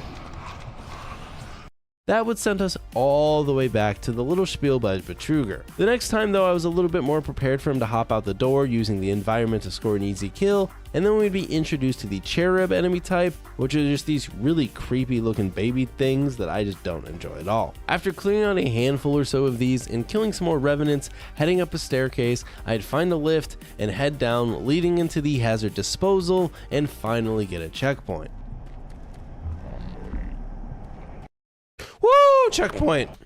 Alright. This next portion introduces the Mancubus enemy type, which dominates me on the first try. I'd even randomly die to this.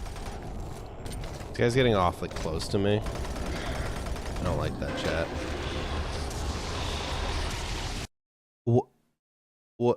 What did I die to?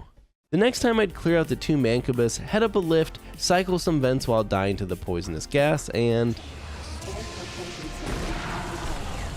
Alright, that's so cool. That's so cool. I can't wait to go all the way back to a fucking checkpoint. But you know, next time I was a little bit more prepared. Alright, I gotta focus up here because I died up here. That's the guy that killed me last time.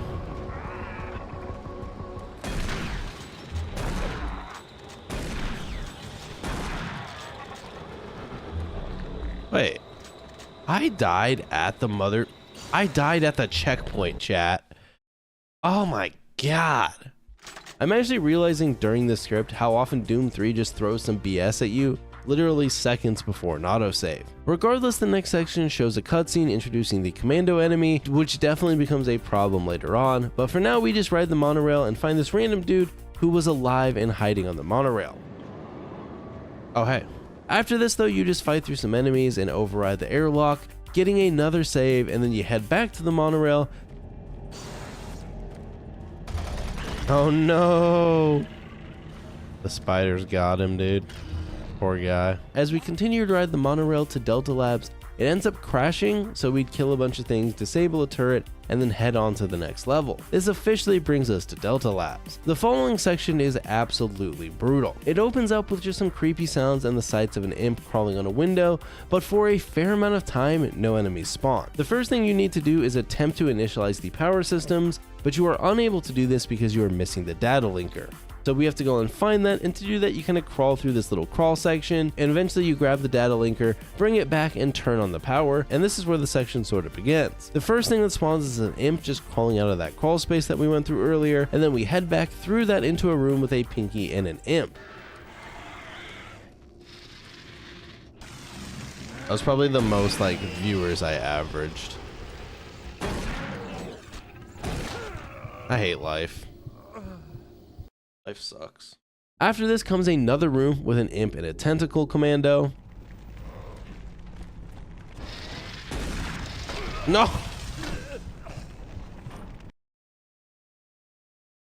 What's most annoying about each death here is that it makes you redo that entire section to turn on the power, really slowing you down. Eventually I'd get in a pretty good groove where I'd pop the imp, then use some nades to kill the commando that jumps out, and then another imp jumps at you as you go to progress through the door, following into a room that not only has a Pinky spawn, but another tentacle boy that'll try and get you from the wall. Oh my god, that guy almost tentacled my f***ing face off. I would have screamed. In the next section is a health station.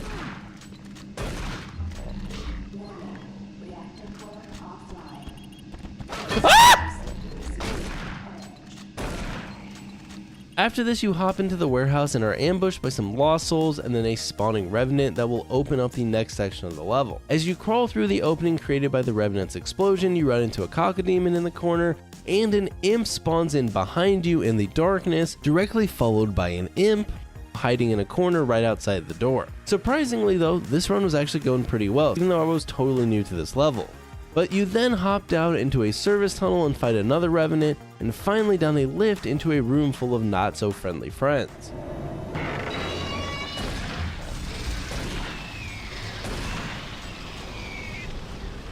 The lift broke? Do not approve. Oh shoot. No, please, no! Okay, he died. Heading into the reactor support room next, some lost souls try their best to get you, and here I was so close to a checkpoint.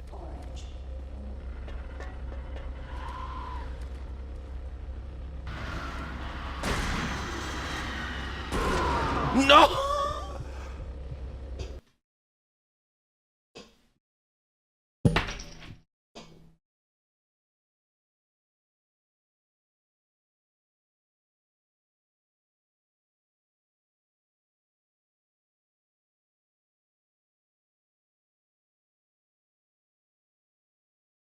This at like normal speed is probably a 10 or so minute section, and now it would all need to be redone, right when I was at the very end. It would be a long time before I'd even get back that far, and I'd have this weird bug once where the crawlway wouldn't even blast totally open. I'd end up hopping off for the night, and the next day I'd return, and after a handful of deaths, now putting me at 152 deaths, I'd get back into the reactor room, and I do remember getting to this room once.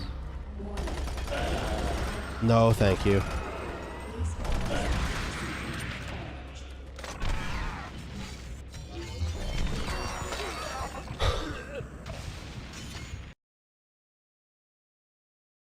Well, that was a peak movement moment. It's okay though, because next time I'm sure I'll defeat the Revenant, right? Right?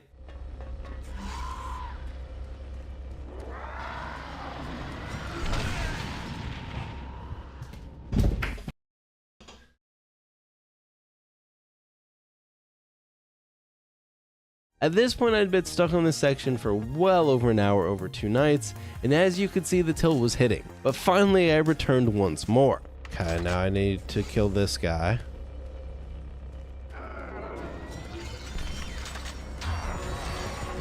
Okay.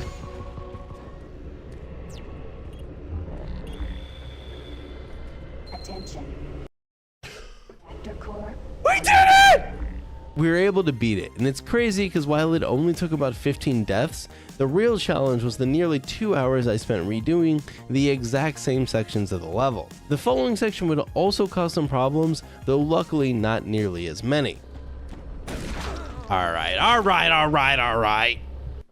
I see how it is to just occasionally...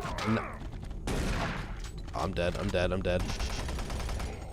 Oh my god, I'm still dead. I'm so dead. Oh, okay, we lived. Oh, no! Why is there one from... Why did he come from that direction? Bro, why was he behind? He spawned behind me!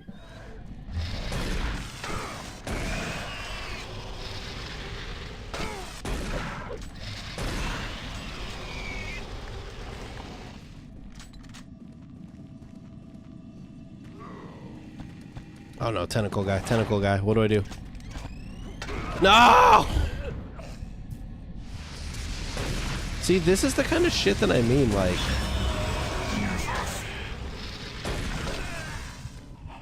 Point blank, shoot, point blank.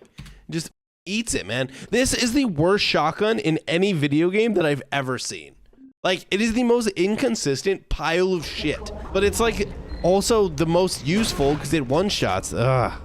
I hate this. This section would introduce us to the commando enemy with the chain gun, which is even more deadly than his tentacle friend, though don't worry, the tentacle ones still cause plenty of problems on their own.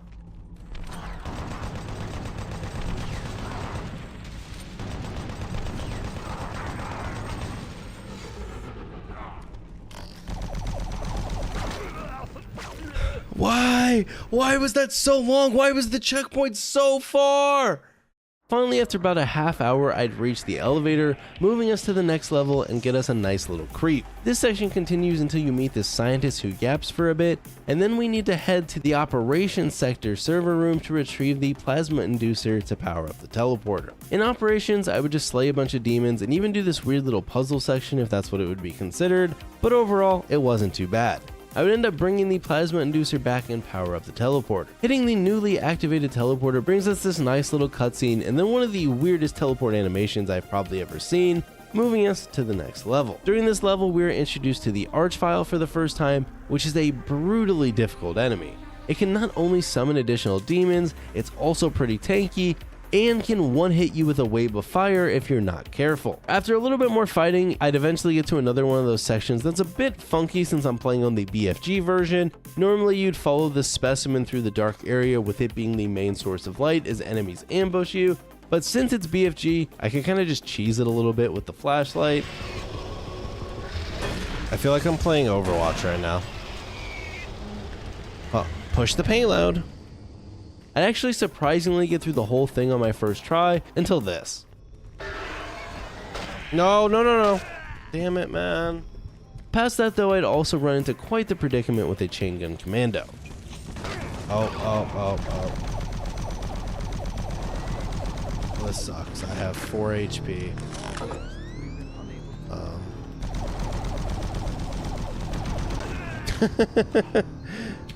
Second time though was a charm as I'd mow him down with a chain gun of my own before almost dying to an imp. I'd survive though and enter the access code for this door before being ambushed by an Archvile who tried his best to kill me right at the end of the level. Oh my god, you are tanky.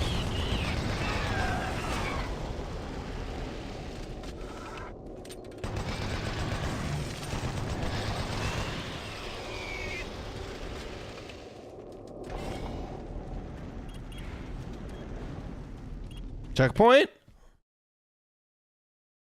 The next level has us chasing Betruger through a collection of teleporters, fighting tons of Z-Sec and demons along the way. Ah, shit. Oh, he missed. Get poopied on.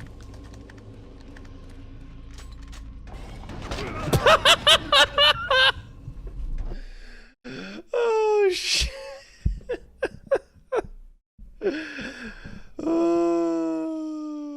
Eventually though, I'd make it to the decon chamber and barely survive an attack from a tentacle commando, and then activate the teleporter selecting our location. Immediately after, we'd get another one of those great teleporting animations, and then...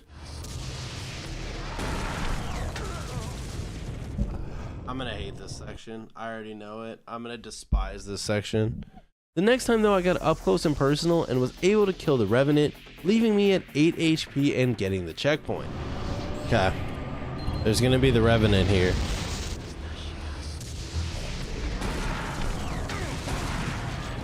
I'm at 8 HP. Sick. Checkpoint! Okay. Alright. I was really pumped about this, until I found out that I'd almost soft-locked myself, because right on the other side of this contamination chamber would be a chain gun guy that would continuously murder me. Patience with you is wearing I don't have any health, chat. thin. What the f kills me there? After dying to him about 10 times, I actually figured out somewhat of a strat. With you is wearing thin.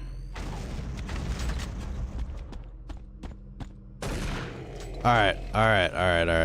Okay. We got it. This though isn't a checkpoint in itself, and I would need to continue on where I'd unlock a door and spawn in a ton of enemies. Access granted.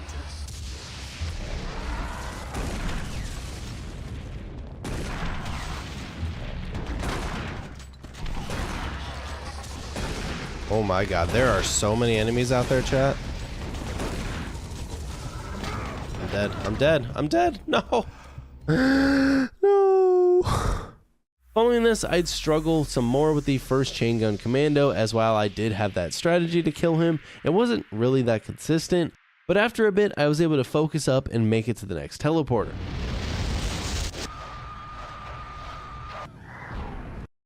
Oh, thank God. Thank God it gave me a checkpoint. Woo-hoo-hoo. All right. Slowly but surely, chat. Slowly but surely. This section would also throw plenty of enemies at us, like more of those pesky ladders.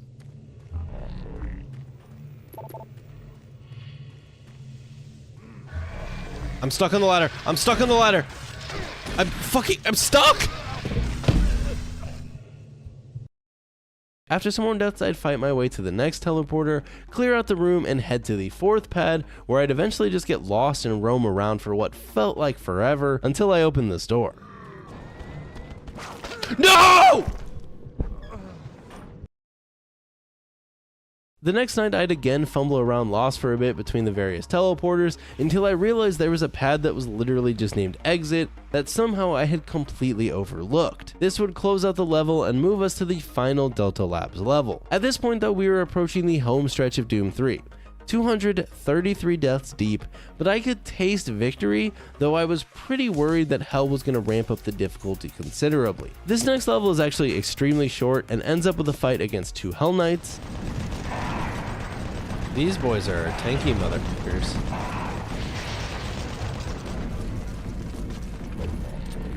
How much health do you guys got? Alright, there's one. Oh, I'm not. Alright, I got him. I would love to use you in hell! After you kill them, you're teleported into hell. I also got an achievement there for beating the whole level without taking damage, which makes sense with how short it is, though at the time I didn't really realize that was a level all on its own. Gameplay in hell is mostly the same as when you're at Mars, though the areas are a little bit more open, and you also have unlimited sprint instead of the regular sprint bar. This actually helps a lot with not only traversal, but also just moving around in combat. The only problem is now instead of just clicking shift, I had to hold the button down, which annoyingly made my old man hands cramp a little bit. I'd progress through hell surprisingly quickly and move down into a section with the Berserk power-up where I would just punch a bunch of demons. Not long after, I'd hit this teleporter and prepare for the boss fight against the Guardian, which is pretty underwhelming. Oh, is this the boss? Oh, this is when you normally get the cube, right? I feel like I don't have ammo for this. Like why? Oh, rockets? That'd be useful.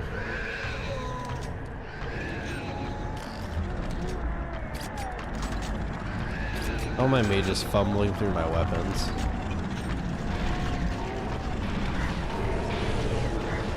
How many times do you have to shoot this guy, dude?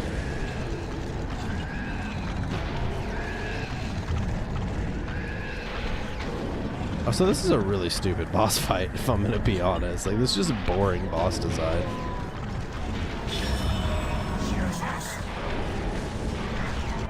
There we go.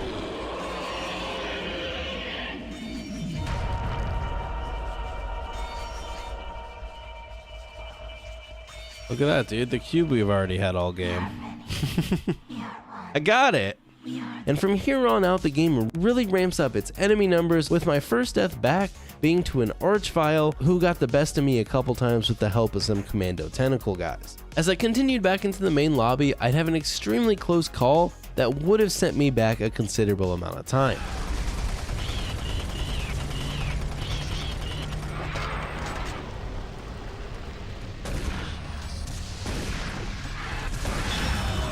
Bro, what is this?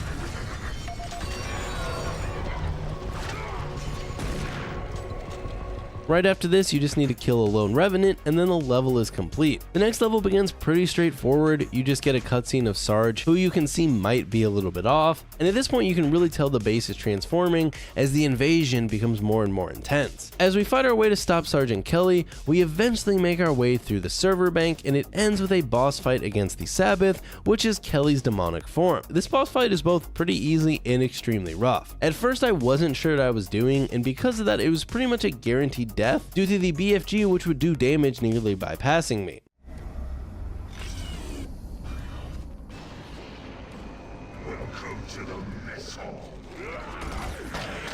Dude, why does that insta-kill you from across the arena?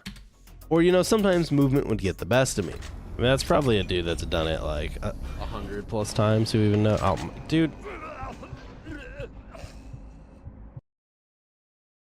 Jesus, fuck me, man. Eventually though, I would realize that being this low health was going to make this pretty much impossible, so I'd actually go back to the previous area and go farm up a soul cube, using it to get some additional HP for the fight.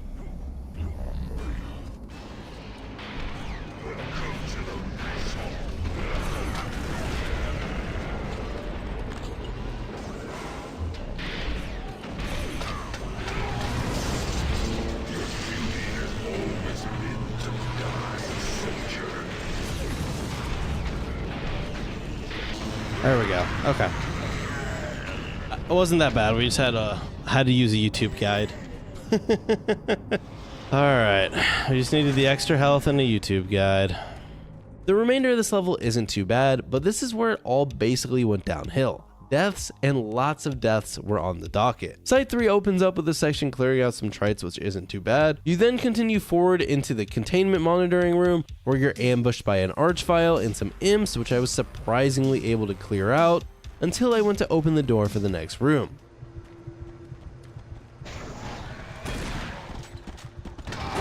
Oh no. Bro spawned behind me. Ugh. That was a long checkpoint too.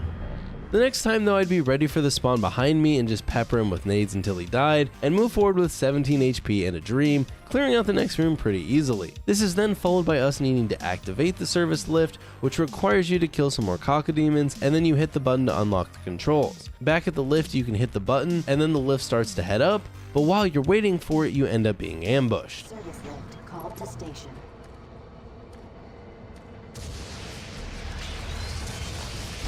Oh, I used that on the wrong thing.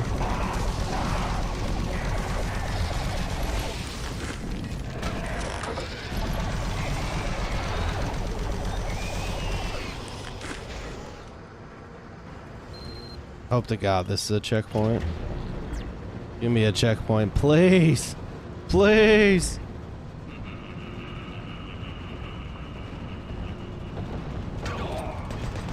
No shot.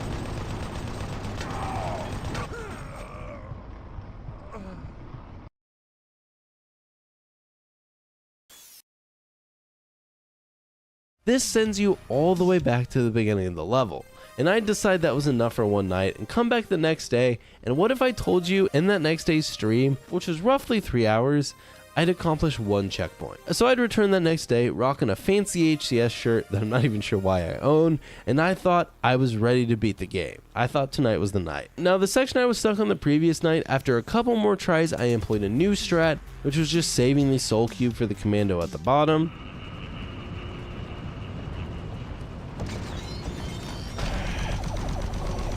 Okay. Right. No! Oh my God, I almost died. Okay, we did it. Alright, we got the save. I almost fell into whatever this is and died. That's actually insane. I would have cried. And there we go. Now from here until the end of the level, there are no checkpoints.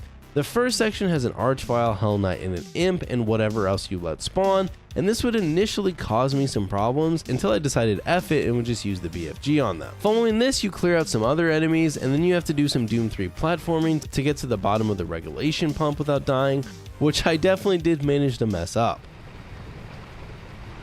Me. Platforming in this game is horrible. Like, the movement sucks. At the bottom, you get a key card and can head into the next area that opens up with just a couple imps, nothing too hard. However, as you enter the next door, you'd see some rocks fall, followed by a small ambush. Oh shit. Oh crap, behind me. No! The floor fell! Bro, what the fuck? Did the floor fall out? I'd eventually get back to the same point and end up dying to an imp spawning behind me, and then the next time I'd just get boned over by id themselves.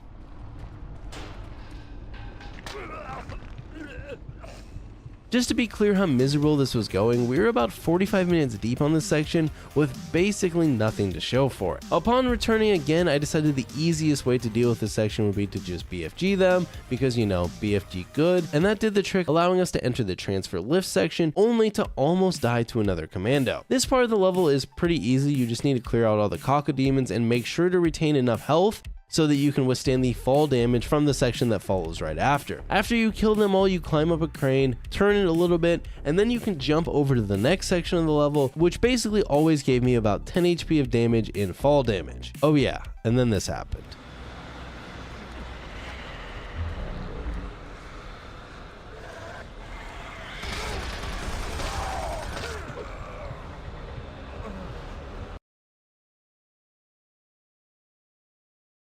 As you can clearly see, my mental was in peak form. Now next time when I got here, I was ready for the attacking imps, hit him with a soul cube, and entered the next room. Upon entering this room, you approach this elevator shaft, and in doing so, you are ambushed by a ton of enemies. Tried to just go ham on them with the BFG, but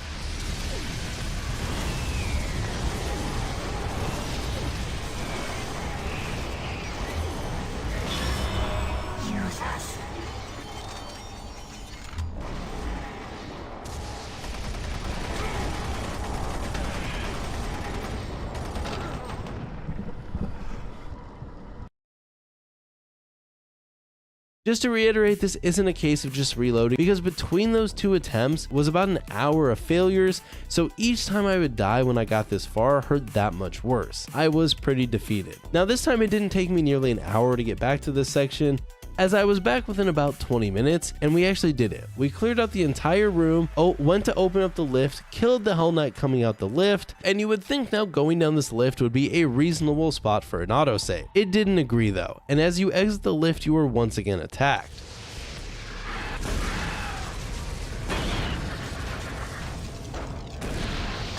There's no f***ing way! They didn't give me a checkpoint! I'm done. I quit. Game wins, dude. It's just better than me. How does it not give you a checkpoint there? That is a fucking like 30-minute section of the game, and there's no fucking checkpoint.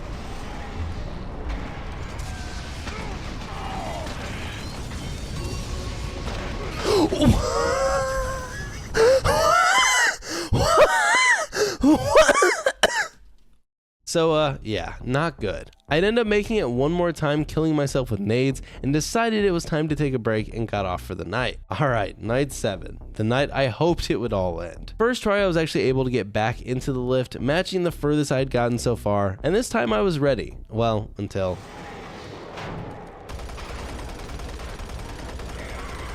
Dude, how am I not getting a new orb? Insanity right now. Sorry, I see messages, chat. I will check. I will read them in a sec. I just blew myself up with a rocket. That sucks, dude. Oh, we were doing so good.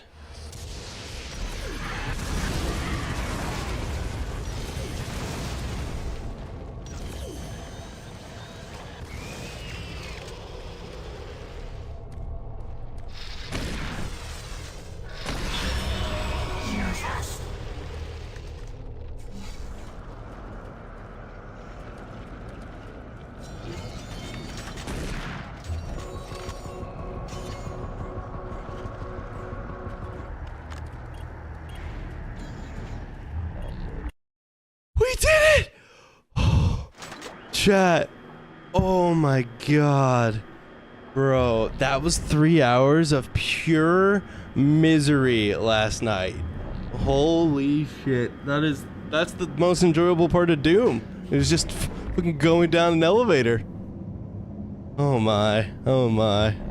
After literally hours and almost 50 deaths, this section was over, and to be honest, this was by far the hardest section in the entire base campaign. At this point, it was truly the home stretch, though chat had been trying to tell me that the next level was going to be even harder, and thank God that wasn't true, because if it was, I'm not sure I would have made it. The first real challenge in this next level is 2 of the Vagary enemies, this time combined with a bunch of Trites. Oh, is this the boss? Oh, it's this thing again. Oh my, you get to fight 2 of them now? Oh, and spiders? Oh boy.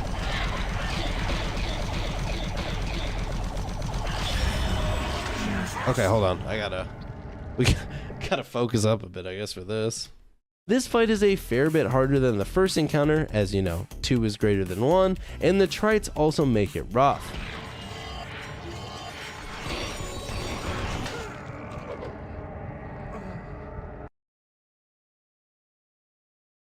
Why did I get no health back? I'd fumble here with deaths for a while until Matt in chat hit me with the idea to just run back into the hallway during the fight, which I didn't really realize you could do.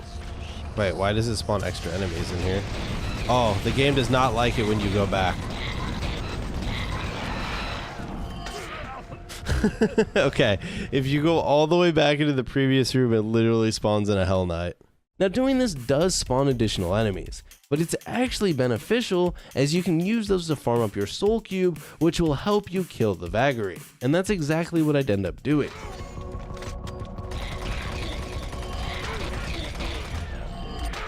Fuck me, man.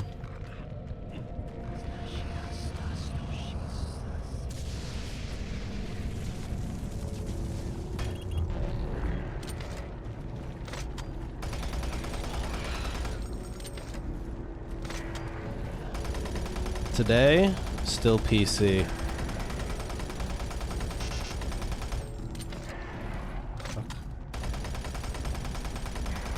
Come on, die.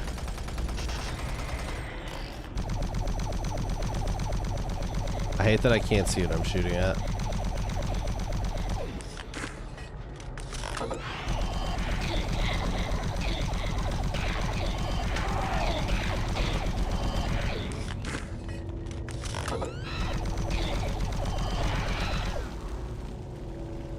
I'd managed to clear out both enemies with a mere 3 HP left in total, taking about 30 deaths, putting us over 400 so far for the entire run. From here, the remainder of the game is pretty easy, and that takes us to the final boss, the Cyber Demon.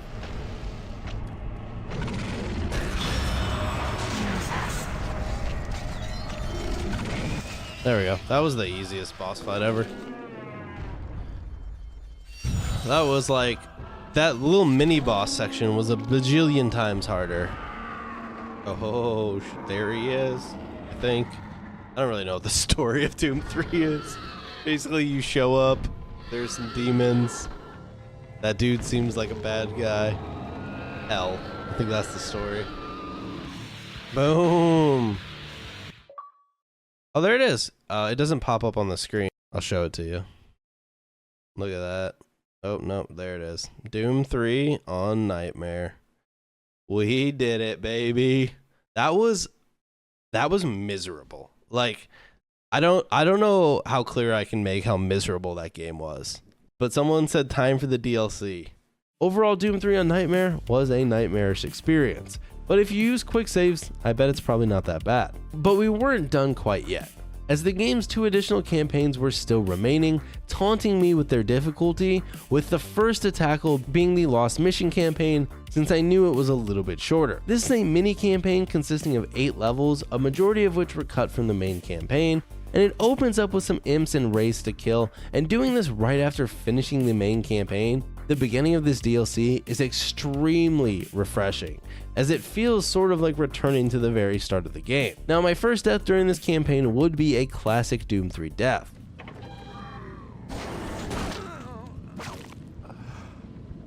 Bro.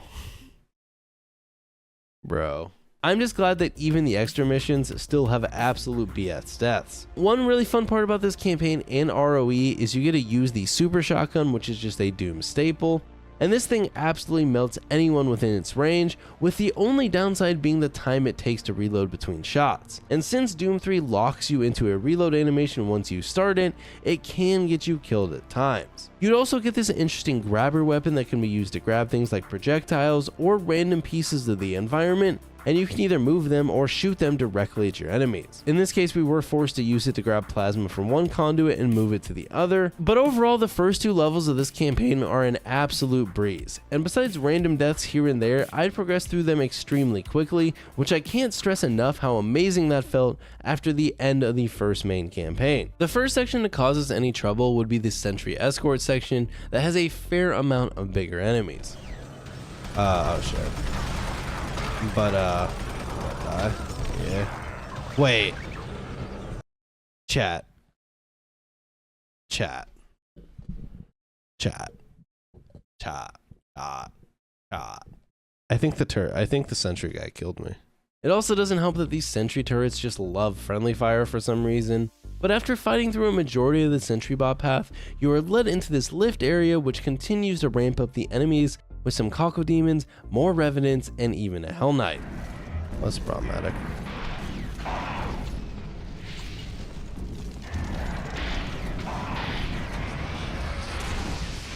Bro, it spawns more enemies. This game hates me.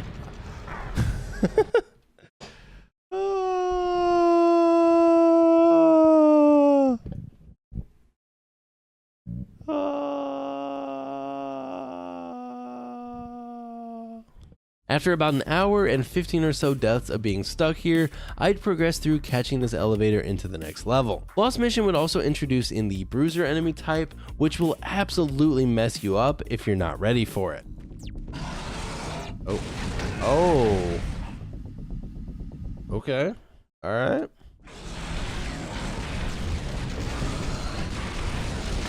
Oh.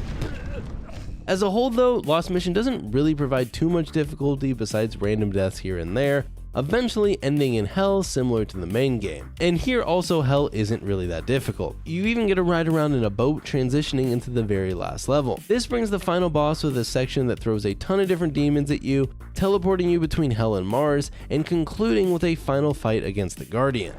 Marine, something big is headed your way.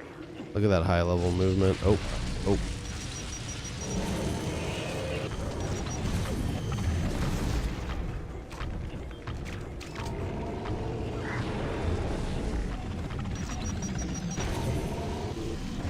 I'm scared to charge it for too long. Okay, that boss fight is so easy. It's crazy how this game, like the random sections can be so hard, and then the boss fights are easy. All right, let's check the old Xbox store to see our achievement. Make sure it tracked. Oh, there it is. You guys probably heard it. It's so weird. I think it's like a PC thing because they show up over here, but I don't think that OBS picks them up, which is like too bad. But anyways, here's the achievements that we just got. We just got Lost Mission on Veteran, Marine, and Nightmare. So we got, what, 150? 150 gamer score. This would complete out the Lost Mission campaign, which is the shorter of the two additional campaigns, just leaving us with Resurrection of Evil, a 12-level expansion pack that originally released back in April of 2005 and was actually developed by Nerve Software instead of id. Similar to Lost Mission, this actually utilizes the additional sandbox items which were added in ROE. The big twist though to Resurrection of Evil is that even on Nightmare, the Soul Cube is gone, meaning the only form of health regen is now those health stations. Now don't get me wrong, the artifact is very powerful as it does allow you to slow down time and later on be invulnerable and have increased damage, but without the Soul Cube, the difficulty curve on this one is a lot different. Now starting out on this, I'm not gonna lie, I did wonder if it was even gonna be possible to do this without using quick saves. Unlike Lost Missions, which felt sort of like a difficulty reset for most of that campaign, ROE starts off really intense, throwing some of the later demon types at you pretty much right off the bat. Pretty quickly on, you see this Marine using the grabber weapon to shoot a fireball back at an imp, and he lets us take it before dying to his injuries. The grabber is pretty useful, though I won't lie, outside of the first level or two, I didn't really utilize it as much as I probably should have. Pretty early on, you're introduced to one of the main enemy types in ROE being the Vulgars, and these are pretty similar to the imps, though I find them a little bit more deadly. As you continue through this level, you reach a portal and then you encounter the first boss of ROE, the Helltime Hunter.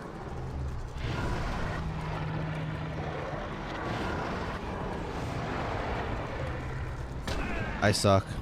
Oh yeah, and if you die, it doesn't just reset you to before the fight, it resets you all the way back to that elevator minutes prior.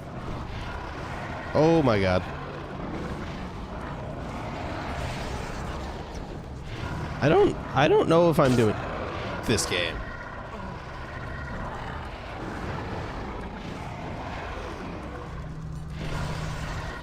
Oh, there we go. Okay. I'd only end up dying on this one about 4 times, which isn't too bad, but including the section that I had to redo each time after death, it would take about 15 minutes. Not bad though for the first boss fight. Defeating him also gives us the hell time ability for our artifact, which is something that is a necessity to complete this on Nightmare. From here, the first few levels aren't too bad, with the main form of difficulty being a sort of learning process where I would need to learn when and where exactly to use our artifact charges to get past the hardest sections of the levels without obviously running out. During the third level, you can open up a weapon showcase on the wall pulling out the super shotgun, and from here I pretty much cruised all the way to the 6th level, which features the second boss fight of the game, the Berserk Hunter.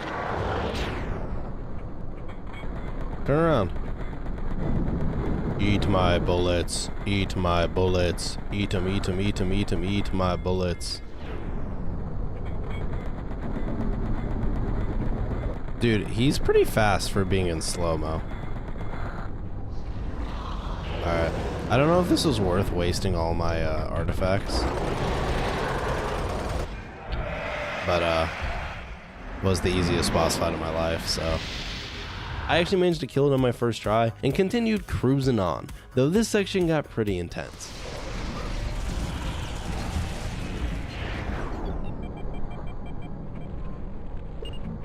Oh no, you don't. I just wasted it, chat. You don't leave the room. I jumped the gun. I also didn't get a save, which is actually kind of crazy. Oh man. Oh man, look at what's coming in here. Yup. That artifact would go real hard right now.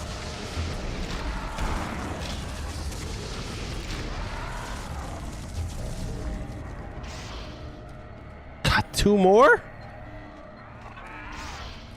No! Reload, reload, reload. Okay, 1 down. Alright.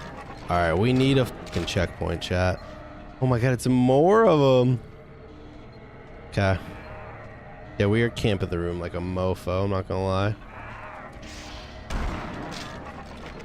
Bro, I need a save point so bad right now. Okay.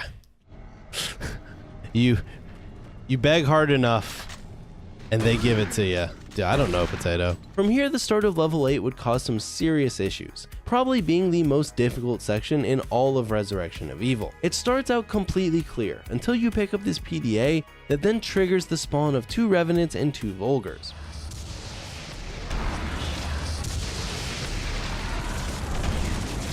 Oh, fuck. Killing these isn't too hard. Once you have the spawns down, the super shotgun can make easy work of them. However, killing them then puts you up against a bruiser when you open the next door. I'm in need of health points. Oh. Forgot about those. This I would end up killing just by jiggling in and out of the door and peppering it with rockets, and then we would get a cutscene followed by an outdoor section.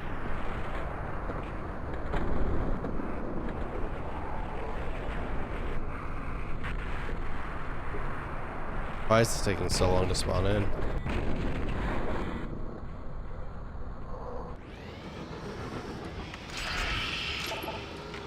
No! I got it!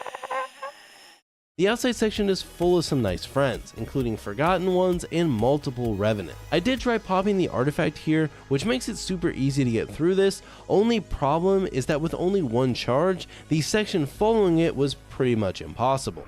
The movement is so poo-poo water.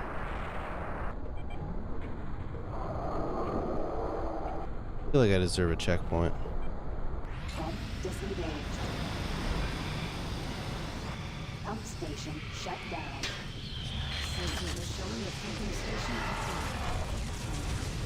Now shut down. Ah, shit, chat. Following this, I'd kind of just decide to get off for the night and return the next day, where I would need to figure out how to beat the outdoor section without using my artifact charge.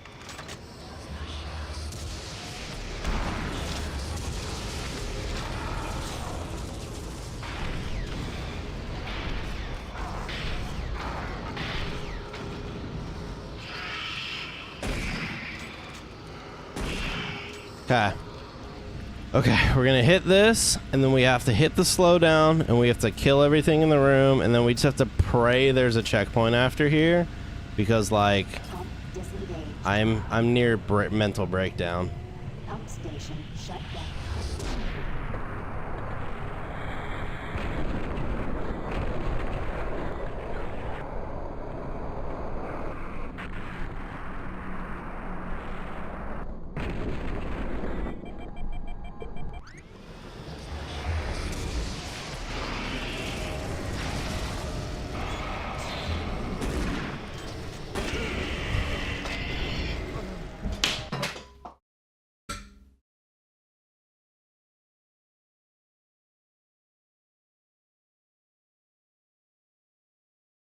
Not going to lie, the tilt caught the best of me here. Knowing I'd already died over 50 times on this section alone and spent 2+ hours on it. Another 15 or 20 minutes later though, and I was back.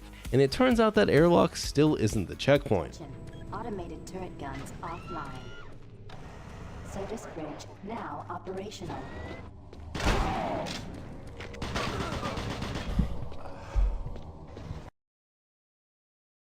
But finally I'd reached the checkpoint. Okay, now we gotta go across the bridge, which is where we died last time. Warning. Automated turret guns. There were a lot of people in this room, if I remember correctly. There's gonna be a guy directly to the right, and then a guy directly to the left.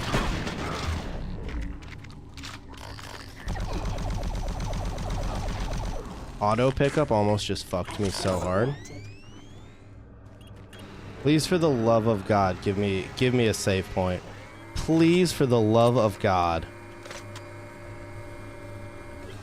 I'm literally begging at this point for a save point. Oh my God! I think we've spent the past 3 or 4 hours on that section, and I've never like. Oh, it's just relieving. It doesn't even like feel good. Oh my God, that was a rough section.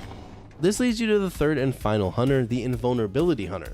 This guy's pretty straightforward. You just have to do enough damage that he pops open one of the power things on the side, and then you blow it up, rinse and repeat this 3 times until you can just put enough damage into him for good, and during all this you just need to dodge his attacks. Now I would die here a couple times before finally clearing him out.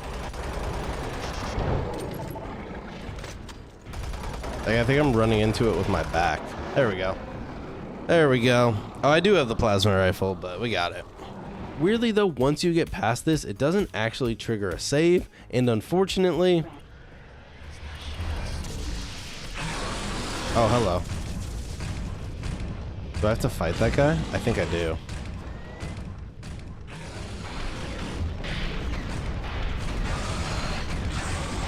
I just rocketed a wall. It's over, chat. It's all over, chat. No, I forgot I didn't get a save point. I should have popped another. So annoyingly, I'd have to redo that whole boss fight again because the next section will mess you up if you're not ready.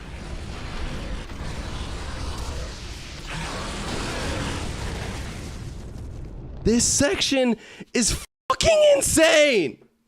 The following time though, we would lock in.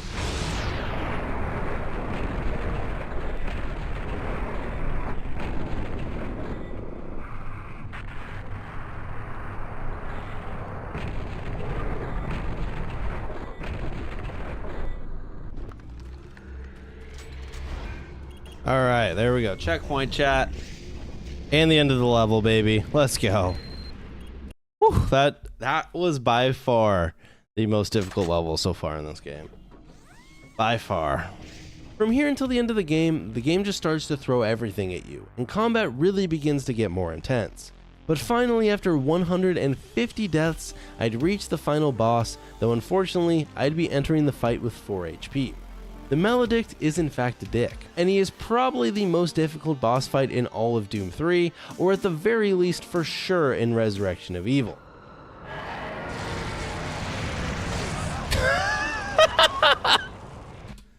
Right off the fucking rip, chat.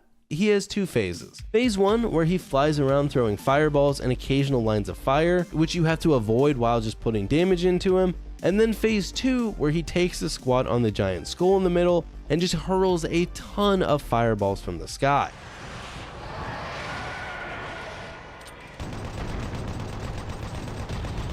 Oh boy. Oh boy. Oh boy. Okay, I gotta save the last artifact for when he goes ham on me.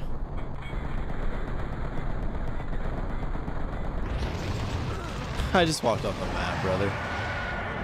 I got one more of these I can use. Oh, here's the meteor part. Oh my god.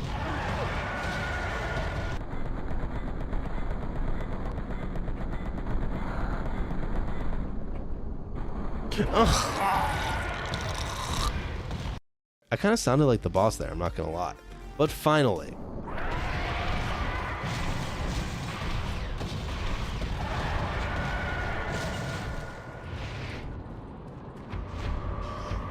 We did it! Let's go, baby. Let's go. We're done. We are done. Whew. That is relieving. That was grueling, man. That was grueling. Marine, welcome home. There you go. I don't know if you guys heard the achievement, but that was it in the background. I love that they just don't show up on stream. That's a downside of doing the shitty Xbox app on PC. There you go. Right here. Nightmare, 0.13%. I had now completed Doom 3 and all of its additional campaigns on Nightmare without using the quick save mechanic. Taking a look at how long to beat, it seems like it's about 16 hours in total, I guess on average, to complete the 3 campaigns. It took me about 34 hours, so we're definitely a bit behind par. Now doing this without quick saves is something I would not recommend to others because it sucked. And I also sucked a lot, so it was kind of like a double suck whammy. Overall though, Doom 3 is a cool game. It's an interesting bridge between the OG Doom kind of boomer shooters that influenced FPS games as a whole, and the modern Doom games that have taken a much more high octane style of gameplay. Am I dying to replay Doom 3? No, absolutely not.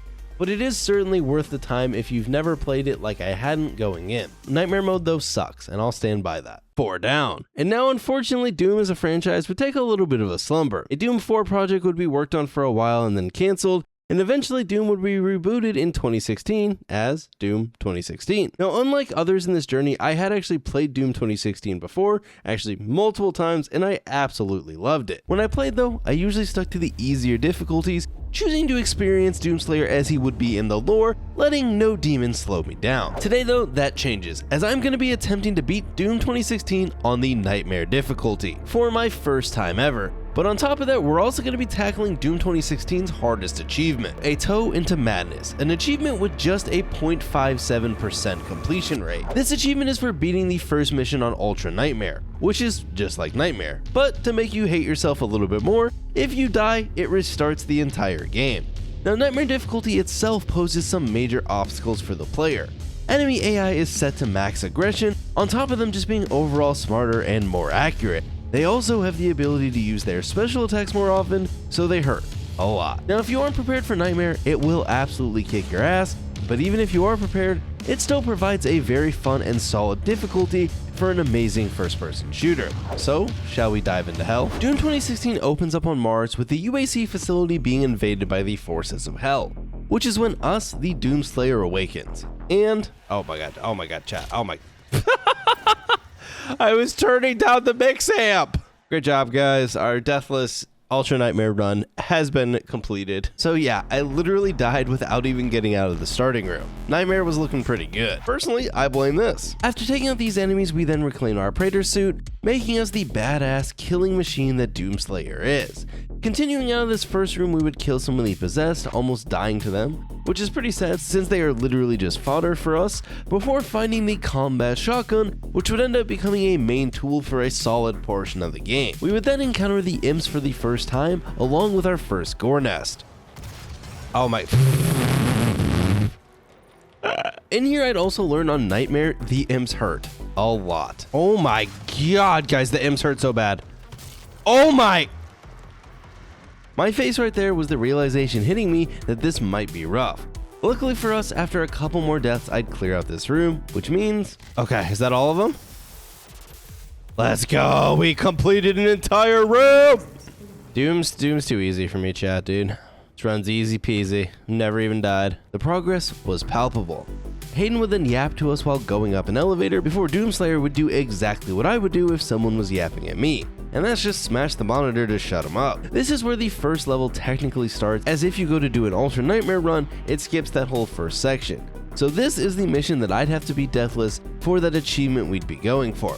Would I accomplish this achievement on my first try? Yeah, totally. Did you ever doubt me? Ah!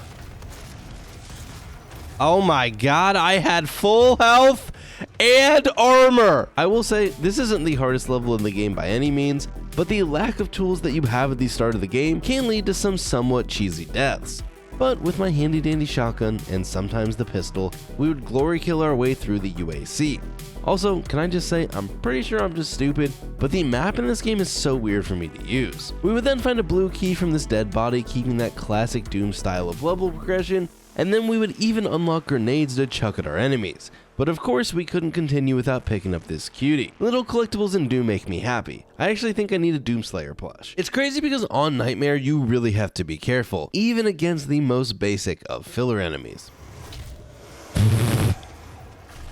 I just got my shit eaten by a fucking ghoul. On the bright side, unlike a certain Doom game that we did on the channel last year, Doom 2016 has very generous checkpoints, making it much less miserable to grind through, and also why Ultra Nightmare completionists have my utmost respect. I'd also find my first secret level, which is just a cool throwback. Now, I was a literal child when I played the OG Doom games, so I remember pretty much nothing about them, but I am still a sucker for retro games. I mean, look at me, I have to be. A little after the secret level, I'd get my first weapon mod, going with the explosive shot, allowing me to shoot grenades out of my shotgun. Nifty. I then find another cute collectible, and boom, the first level of Doom 2016 Nightmare was complete. Alright guys, we died 10 times.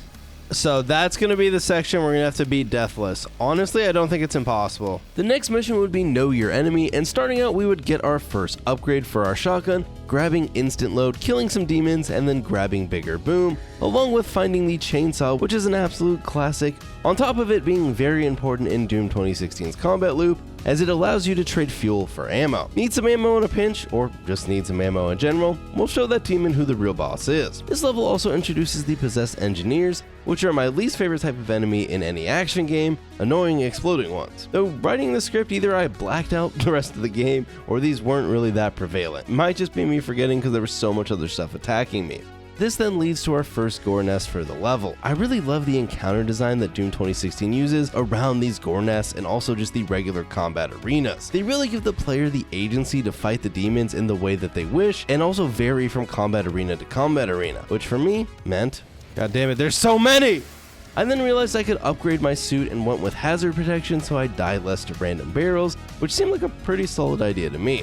Would that stop me from blowing up though? Ah, I blew myself up. This section also included this BS death. Oh, come on, come on, come on. Oh my god, no, what the fudge, chat? After a few more deaths, we would eliminate the demonic presence before then heading up an elevator and following this thing, then getting the second mod for my shotgun. I'd also find the yellow key card, and then not even a few moments later, locate the heavy assault rifle, which just made me more sad that I wasted the mod bot prior. Probably should have waited on that one. This level eventually leads us up to the satellite controls, where we would need to realign a dish before Hayden blocks our access and summons us to the Vega terminal. On the way there, we would encounter the possessed security enemies, which are just fairly basic enemies with a shotgun and a shield, which in isolation, they aren't anything crazy, but surprisingly later in the game, these guys would actually cause many of my deaths, catching me unprepared during some of the more intense combat arenas. They are deceptively deadly, I swear. It is very much a skill issue though, because you can just absolutely melt them with the plasma rifle, but for some reason, I didn't get that one into the noggin. Once reaching the Vega terminal, we would get our first shiny orb upgrade, allowing us to pick for an upgrade for either our health, armor, or ammo. And I'd rock health knowing that I'd need it on Nightmare. Hayden would then yab some exposition a bit, and I do apologize if you're a Doom lore buff. I love the Doom games, but I'm here to just blow up demons, and the story has always been secondary to that for me. Demon bad go kill is basically all the motivation I need. He does explain a little bit of what's going on though, to give the backdrop for why we are going on a demon killing spree, and we also learn the name of one of our main foes, Olivia Pierce. And that pretty much closes out the second level, now sitting at 17 deaths. Not too shabby at all. Maybe Nightmare isn't that bad. With us now knowing the cause of the demonic invasion, we would head to the UAC Foundry, which is on the verge of a meltdown that we would need to attempt to curtail. This is the first level in the game where I admit I just got lost and roamed around for a while, trying to figure out what exactly I was supposed to do.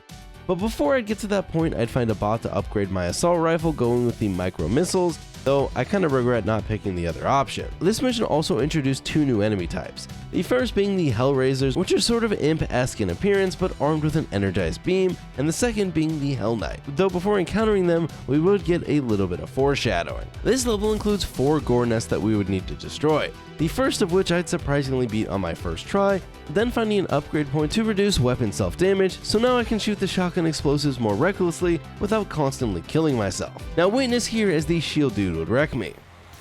No! This takes us to the next gore nest, which was also surprisingly easy, and then I'd pull a classic me. Oh my. I'm burning! I'm burning! We then ran into another one of the classic Doom levels and then got a health upgrade, before then dying to my most hated foe again, which annoyingly was literally inches before the checkpoint. Oh my god, that was the checkpoint, chat? Bruh, I died at the checkpoint. I then roam around lost for a bit trying to find the proper keys and the correct way to go before eventually realizing that I'm an idiot and walked past the yellow key probably a handful of times. The Hell Knight then finally makes its grand entrance, but it isn't too bad to deal with here, though the second one would give us its best shot. Ow. Ow. Ow. I'm in a dead end.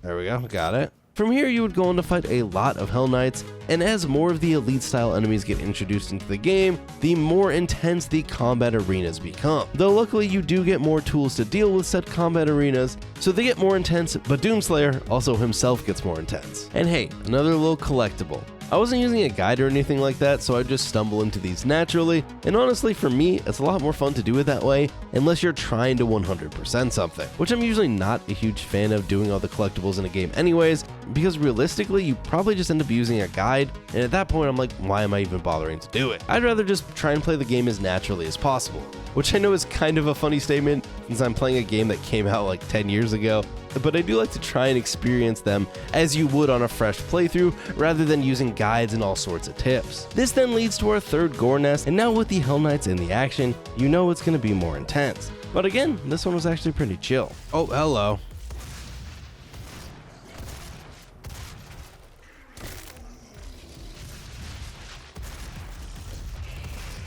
Oh god, we're in the fire. Oh my god, bro just jumps over the fire, dude. Bro does not care.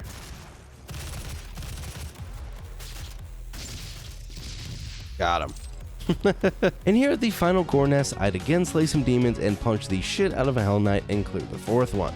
From here you just show up and attempt to turn on the cooling turbine, but instead a bunch of demons spawn, which I ended up managing to die to. It's crazy looking back at some of the early combat areas because they are so calm compared to some of the rooms later in the game where I felt like I was just out there fighting for my life, literally. Now this one would have this nice lad jump scare me. Ooh, owie, owie, owie, owie, owie, owie. The Hell Knight came out of nowhere, chat. Dude, he got me good. And then I'd end up having to take out both with just the pistol, which might actually just be a water gun. Oh my god, there's 2 of them! This is not good. This is not ideal. Too bad they don't do damage to each other. Huh. Oh my, he almost got me. Dude, come on. One of them's gotta be low, right? Yes! Ah! Ah! No, no, no, no, no, no, no, no, no, no, I'm stuck in a corner!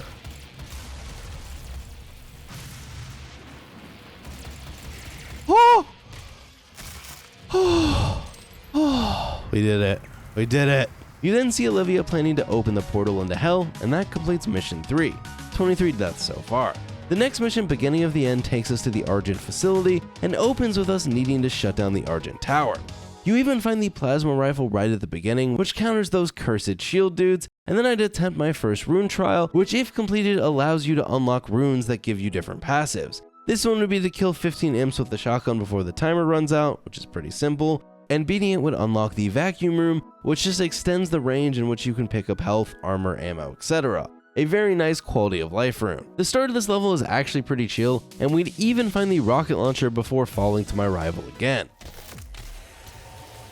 Did I just die mid-glory kill? Or am I cooked? I'm telling you, these guys shouldn't be that hard, but I think I see a shield and my brain just goes full on caveman mode. Not much further on, you'd see a modbot floating through the air, and why is this thing running? I'd then realize if you don't just jump to your death, you can actually just follow it down into the area that it heads to, and I'd grab the scope for the assault rifle that I wish I had grabbed the first time. Once you head back up, there's a fancy gore nest, and after dying, I'd rocket launcher my way to success, which would clear out the area, and then I'd grab the uranium coating upgrade for the assault rifle. Chat would also accuse me of playing Doom like a tactical shooter, which gave me PTSD to all those people clowning that guy on Twitter if you saw that, and now I'm self-conscious. I'm bad, okay, but hopefully not that bad. Eventually I'd go around kicking in these things to disable the Argent filters, which Hayden was not a fan of. During this, I'd also find the Super Shotty, which is a blast to use, not quite Meat Hook Eternal levels, but it is still fun to pop a demon close range. Once arriving at the last filter, Doomslayer would give it a good punch, destroying it and shutting down the Argent Tower, which then gives us the objective to kill Olivia Pierce before ending the level, now at a solid 35 deaths. This then takes us to the next mission, Argent Tower, and we would head off to try and kill Olivia. Before then though, we would tackle another rune trial, this time with the Super Shotgun to get the ammo boost rune. To which would then lead us to this nice cutscene where we see Olivia carrying an Argent accumulator that she's going to attempt to open up a portal to hell with. Before getting to fight Olivia though, we would need to scale the tower, and this includes a fun combat arena with quad damage.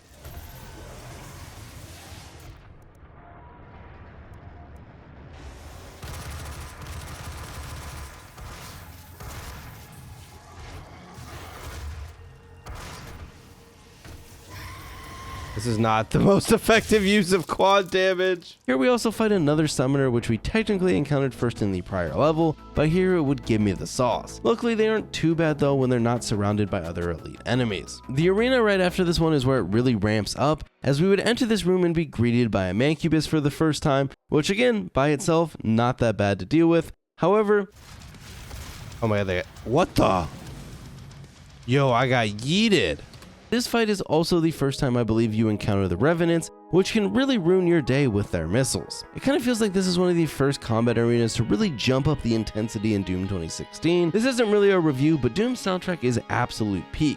It goes so well with the gameplay, and it adds to it in a way that just makes the game feel like what your imagination would cook up if you thought about what a metal concert would be like in an alternate universe. Now I did die a few times though before we would clear out the demonic presence and head up the lift, then proceeding to continue up the tower, which included some pretty intense combat areas, one of which I'd actually just happened to beat on my first try. Up here we would activate some drones and fully upgrade our health, and then would I fail again platforming? Maybe. So like, if I...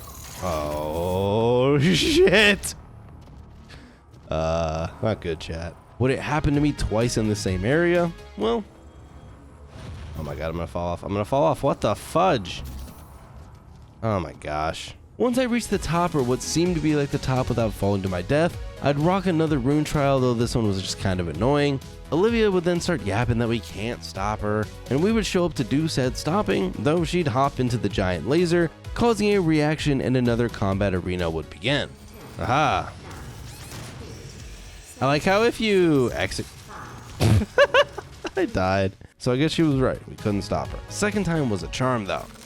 What's happening and what's the dimensional... Oh my god, what's going on?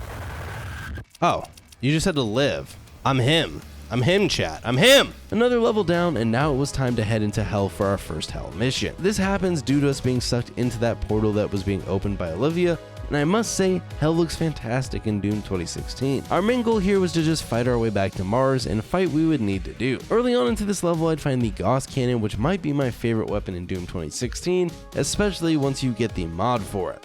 I will say it's cool how in hell, instead of the keys to open the various doors, you end up having to find colored skulls, and then you smash them into the doors to open them. This combat encounter here would be the first in hell to really cause some issues. Oh, I jumped into it!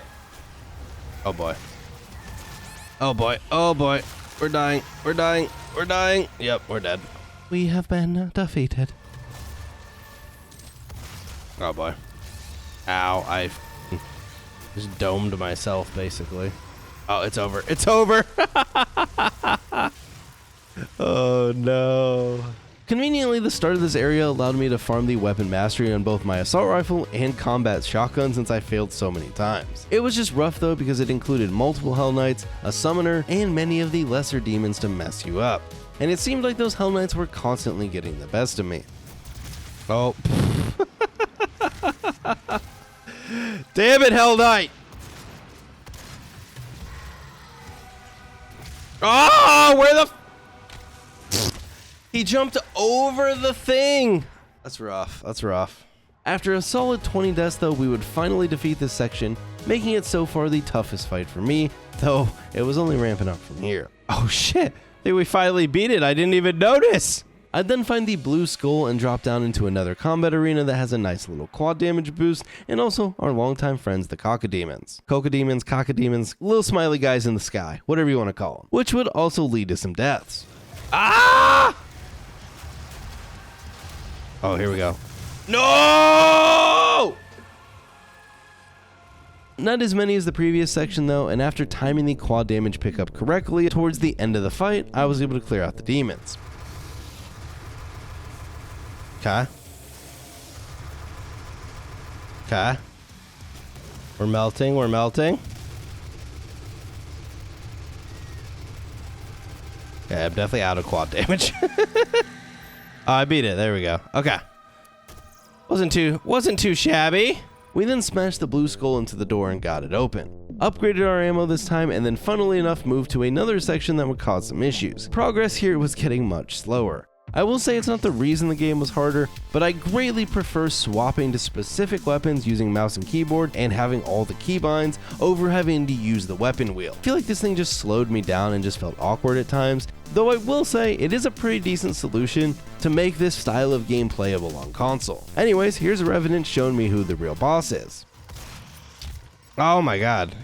Oh my, no, get him off! Oh, he's just ripping my arms off and beating me! This section also introduced the Lost Souls into the game, which are just pests and sometimes can catch you off guard, either taking out a bunch of your health, or in the worst case scenario, just sending you back to the loading screen. Did I just die? What did I die to? I was looking at chat! No! I think part of the annoyance of the Lost Souls is it's just more annoying to try and snap onto them on controller. Well, after getting most of the way through the fight... Oh. No! Why did it one-hit me, bro? I had so much health! Turns out that was literally the last enemies too. Okay, one more.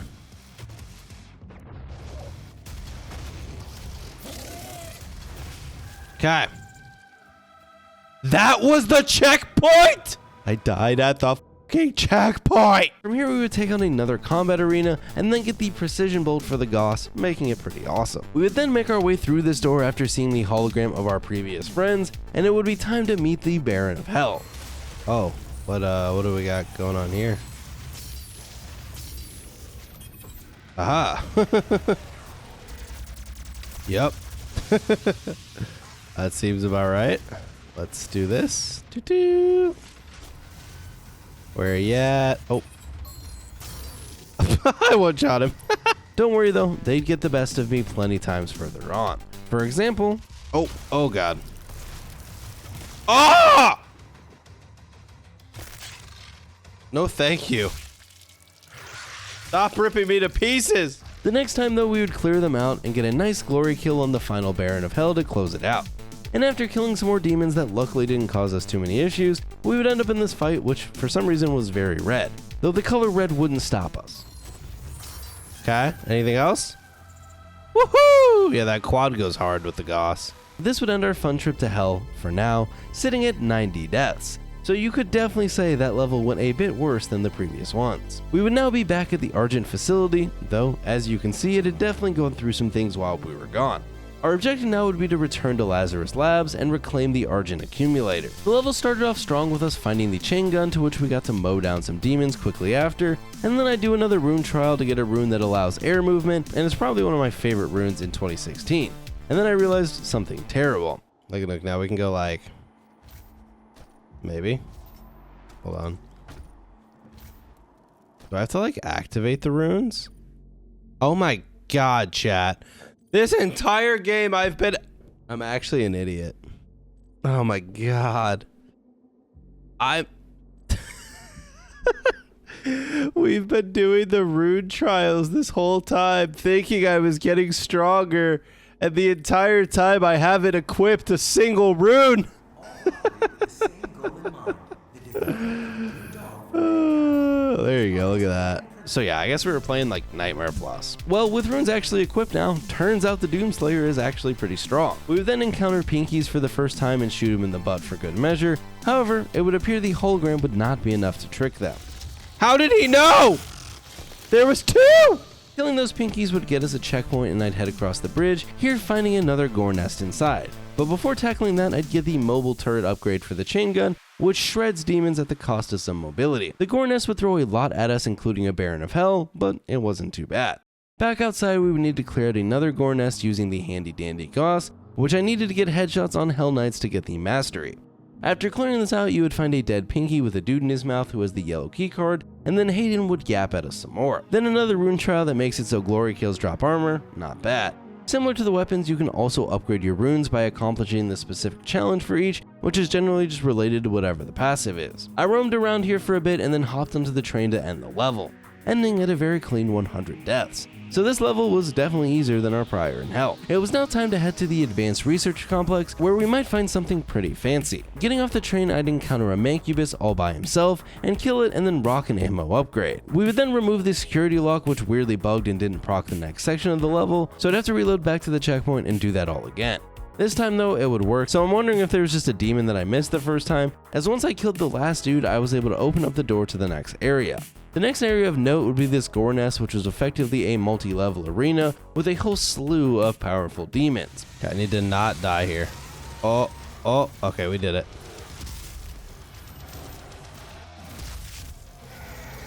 Oh my god, one of those things. But we would also get to just go berserk and fisticuffs a ton of demons, which is always a grand old time. Unfortunately though, Xbox themselves would set out to nerf our skills. Oh, I have 5 chainsaws? No, chat! No! Why? Why has this happened to me? After dying a couple more times post-launch, we would clear out the arena, including this very stealth shield dude to close it out. We then met up with Hayden at his office, which allowed us to load up on ammo, HP, and armor. This though doesn't come for free, as it came with a nice helping of exposition to go with all your goodies. He does though inform us where the BFG is, and we head off to collect it. On the way there, we also encounter a gore nest which pops out a Cyber Mancubus for us to defeat, and soon enough we would find ourselves in the weapons division, and after avoiding some lasers by standing on a ledge and then blowing up said laser device, the BFG would be ours. In the next room, you get to test it out, and then after that you get a real test with the BFG, a nice gore nest, and another multi-level arena equipped with some portals too. Oh no, not my best play. Oh no, it's over, it's over, it's over, it's over. Oh god. Oh, through the wall? It's devastating. It's absolutely devastating.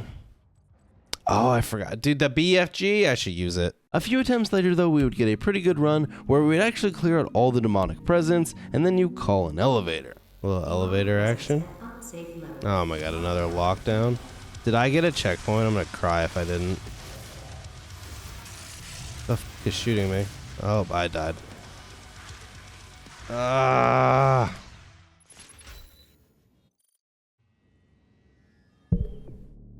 There's no checkpoint there? So yeah, that absolutely sucked, and I'd end up just getting off for the night. The next day, I returned, and this time I was ready for the elevator, BFG in hand. Oh no, I forgot I got to this last time.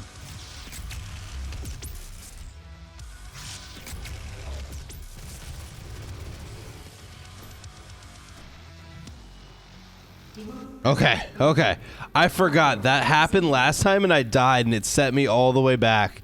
And I was so tilted. Another level down, 122 deaths deep. From here we would head down into Lazarus Labs, where we were still tracking down the Argent accumulator so that we could get back to Hell and reclaim the Crucible. And from here, oh, the demons were ready, and they were mad. However, our Doomslayer at this point was getting pretty powerful with all the upgrades and weapons that we'd gathered. And speaking of weapons and upgrades, I'd finally grab a rocket launcher upgrade here. From there, just ripping and tearing our way through the level until we would reach the end of the level with the Cyber Demon. This big door is feeling very boss fighty. Oh, hello there. Hey, buddy. How you doing? Oh. Alright, off to a good start. This ends up being a two-phase fight, with the first taking part in the labs, where I would just need to pepper and damage while avoiding the Cyber Demon's various attacks. What the fuck is that? Bro's got the Kamehameha. Ah!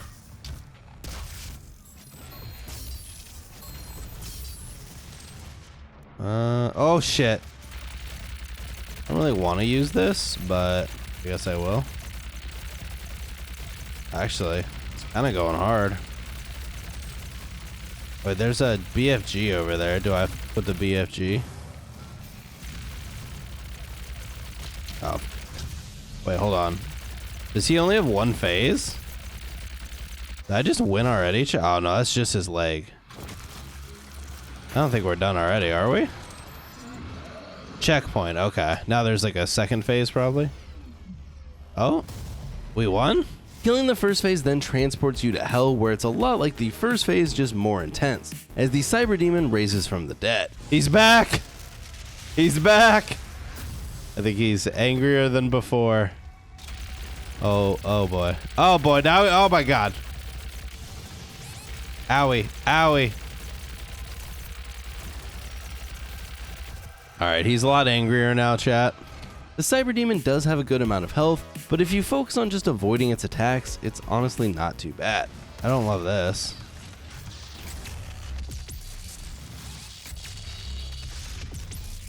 Okay. Alright, we got him.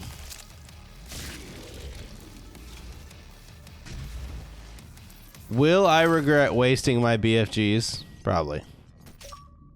Hey, but we got an achievement. Shoot it until it dies. Oh, I did. And thus would be the end of the level and our first boss kill of the game. This would then take us back to Hell for our next mission, and if it's anything like the last Hell mission, you know this one's gonna absolutely kick our ass. Our goal here, reclaim the Crucible. At that point, a lot of my weapons were maxed out and mastered, though some of the weapons gathered a little bit later on I was still working on. We would make our way through the level, progressing decently far in until this combat arena where a Pinky would just dominate me. Oh, what? Did you see that line that it took, dude?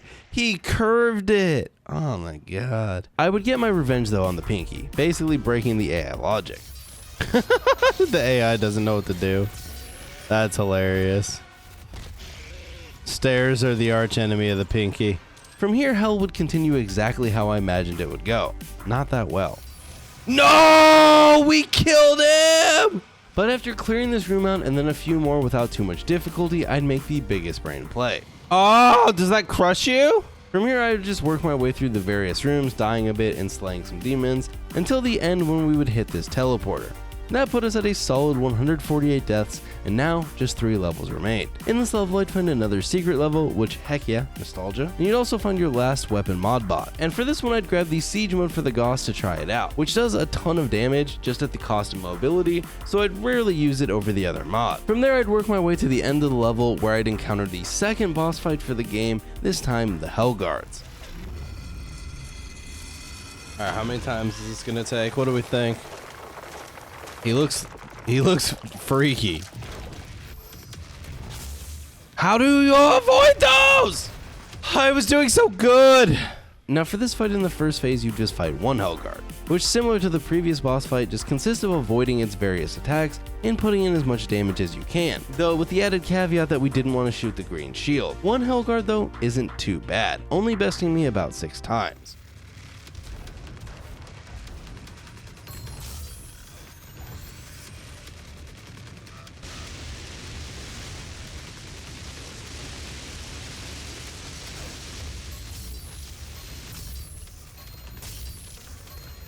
Okay.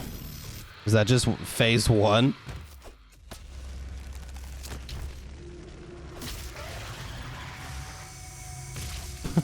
Now he's just got a giant staff for a head. Oh. Oh no. It's a whole other boss? Oh, but he's back, dude. Oh, there's 2 of them! Now, 2 Hellguards, that's where it gets rough, as you basically take everything from the first phase and, well, double it. Double the projectiles, double the health sponge. Ow. I was really banking on the siphon nades to try and get some health back, but honestly they were pretty underwhelming, and the Hellguards would give me a good run. Oh my god! Now, one good thing is you can occasionally sort of stun them if you put in damage at the right time, allowing you to get some good damage in, or at the very least not have 2 attacking you for a moment. Oh, we were so close. Oh, that felt like the run. After about 8 deaths on the second phase, I jumped. Hold on. Okay.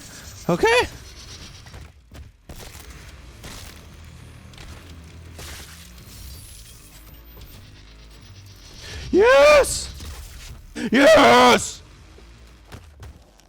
Whew. Let's go, baby. They better not come back. Watch them come out of the ground again, dude. There's 3 of them this time. Oh, that was rough. Hey, look. We got an achievement. Let's go, baby. So I guess honestly, deaths-wise, the second phase wasn't that much harder than the first. It just felt a lot more stressful. This allows us to reclaim the Crucible, where Hayden then pulls us back to Mars to Vega Central Processing. Here we would need to close the well, and to do that we would first need to gain access to the Vega main security terminal. Once we reach the security terminal, we would need to turn off the 2 security switches, and as I'm sure you can imagine, this would spawn some demons, and after doing this you would head into a room where you then need to destroy the 4 cooling coils, which is pretty similar to the prior room, just with 4 instead of 2, and a lot more demons. I'd fight off the demons in here that I had to, but I mostly just focused on destroying the coils and avoiding as much damage as I could. We were able to do it pretty successfully, and then we would access the Vegas core, which the first room that you ride into on is an absolute pain. Many demons can be found here. Ah, damn it.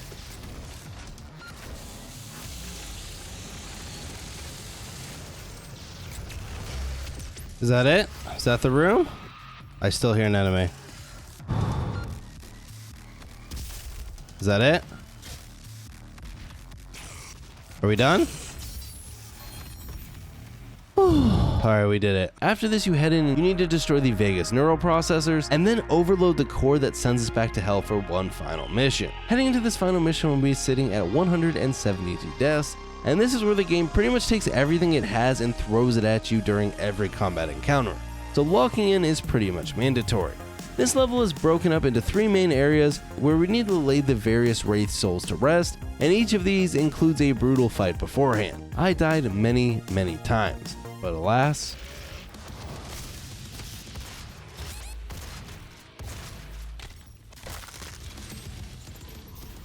I did it! Whew, let's go, baby. Let's go!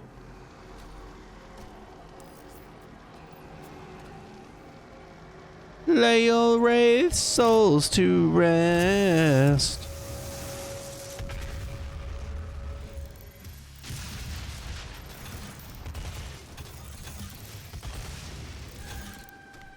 Okay, come on. The Barons usually end the combat. Come on, give me a checkpoint. Did I do it? I don't think I did. Alright, one more down.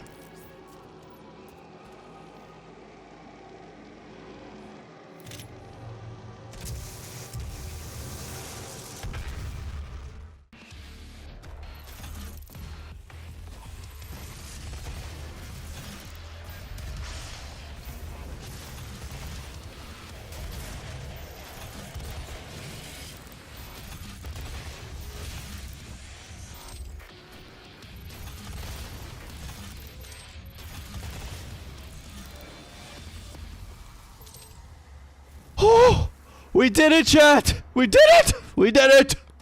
We did it! Alright, do we have any BFG? I forgot that I had BFG that whole time.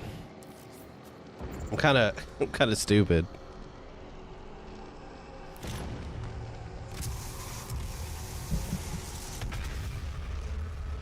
Not gonna lie, these late game areas are what scares me away from doing a full Ultra Nightmare run. I just don't know if I could beat them all without ever dying. This then takes us to the very end of the game where we find Olivia Pierce only to find out that she was merely a pawn this whole time before an Argent Beam smites her and she transforms into a giant spider, or formerly known as the Spider Mastermind. And this is one tanky mofo, with many instant kill abilities if you don't dodge them properly. Oh, insta kills you. Now originally I planned on fighting her honorably and straight up, but let's be honest, spiders suck and it was also kicking my ass. Alright, I think I might just cheese it. So I'd end up utilizing the BFG bug for the first time, which is pretty basic. You shoot the BFG and then when it's in the air kind of close to the enemy, you pull up the weapon wheel, which allows the BFG to proc more hits than if you just shot it normally. Now even with this, she still got the best of me many more times. What does this do? Oh, that's the opposite. We want to stay on the ground. But after 213 deaths total in the game, did we win?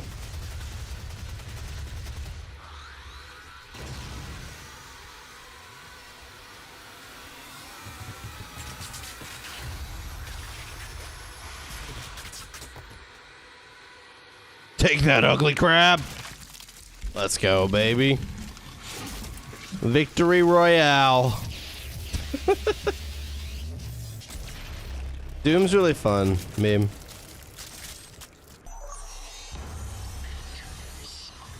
Who's next?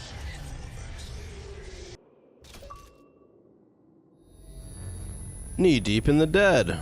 This would complete our nightmare run of Doom 2016. An absolute blast, but one that certainly provided challenges at times. We would then get pulled back to Mars where we find ourselves captured by Hayden, who takes the Crucible for himself before transporting us to an unknown location, saying that we'll meet him again. Basically, bad robot looking guy. This though would not be the end of our Doom 2016 experience, as we still had an achievement to get for beating the first level on Ultra Nightmare. Now the hardest part of this would just be going back to the start of the game, where you have no upgrades at all. But hey, at least we're only fighting the basic enemies. Now that said, I would definitely fail a bit. Oh my god, it like travels so slow too. No! The torment has ended. Slowly though, I'd learn where the enemies would attack and how to tackle each of the different sections separately, and after just 8 deaths, most of which were actually earlier in the level, would you look at that, chat? Now that is an achievable unlocked. Let's go, baby. Let's go! Wait, what? It didn't give me the achievement. Oh shit, is that not for the whole achievement? Wait, chat. Oh, there it is. Let's go! A toe into madness, dude. We did it. Complete the UAC on Ultra Nightmare. And now our Doom 2016 experience was truly complete. I love Doom 2016, there's not much more to say. 5 down, time to move on to Doom Eternal. Easily one of the best modern FPS campaigns. Pure high-octane demon slaying. And today we're going to be tackling it on its nightmare difficulty, one that is not built for the weak. Enemies are extremely deadly, aggressive, and ready to take you out for even the slightest misstep. But we won't just be playing the main campaign. I'm doing them all. The main campaign, the Ancient Gods Part 1 and Part 2, and in the case of the DLC, I've actually never played these before, so we're going to be going into Nightmare completely blind. And if there's one thing that I'm already dreading on Nightmare, it's the Marauders. So let's just jump headfirst into hell.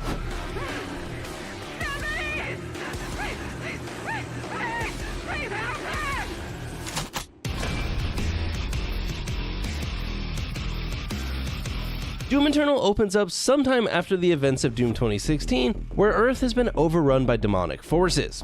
And after a pretty cool opening cutscene to set the vibe, this gives us control of the Doomslayer, and we would get the objective to get to Nilox's chamber, with the game easing us into some of the controls and mechanics along with getting a weapon upgrade pretty much right off the rip, which I went with sticky bombs. Now Doom Eternal changes up the gameplay loop a bit compared to Doom 2016, and as you get further into the game, it just gets more and more crazy. In Eternal though, you use glory kills for health, the flame belch for armor, and the chainsaw for ammo, so you're constantly juggling the different resources while dishing out as much death and destruction as you can. Early in the game though, it is pretty basic, and after clearing out a room with some fodder enemies, we would pop through a door into Nilox's chamber, where Doomslayer chokes out the Hell Priest, and then we head out to fight our way across the ruined city. Killing the Hell Priest slows down the demonic consumption of Earth, and then for whatever reason, we would get the second mod for our shotgun, which is so the game can show you how to swap attachments. Now in Eternal, unlike Doom 2016 though, you do start to encounter a lot more of the elite demons pretty quickly on,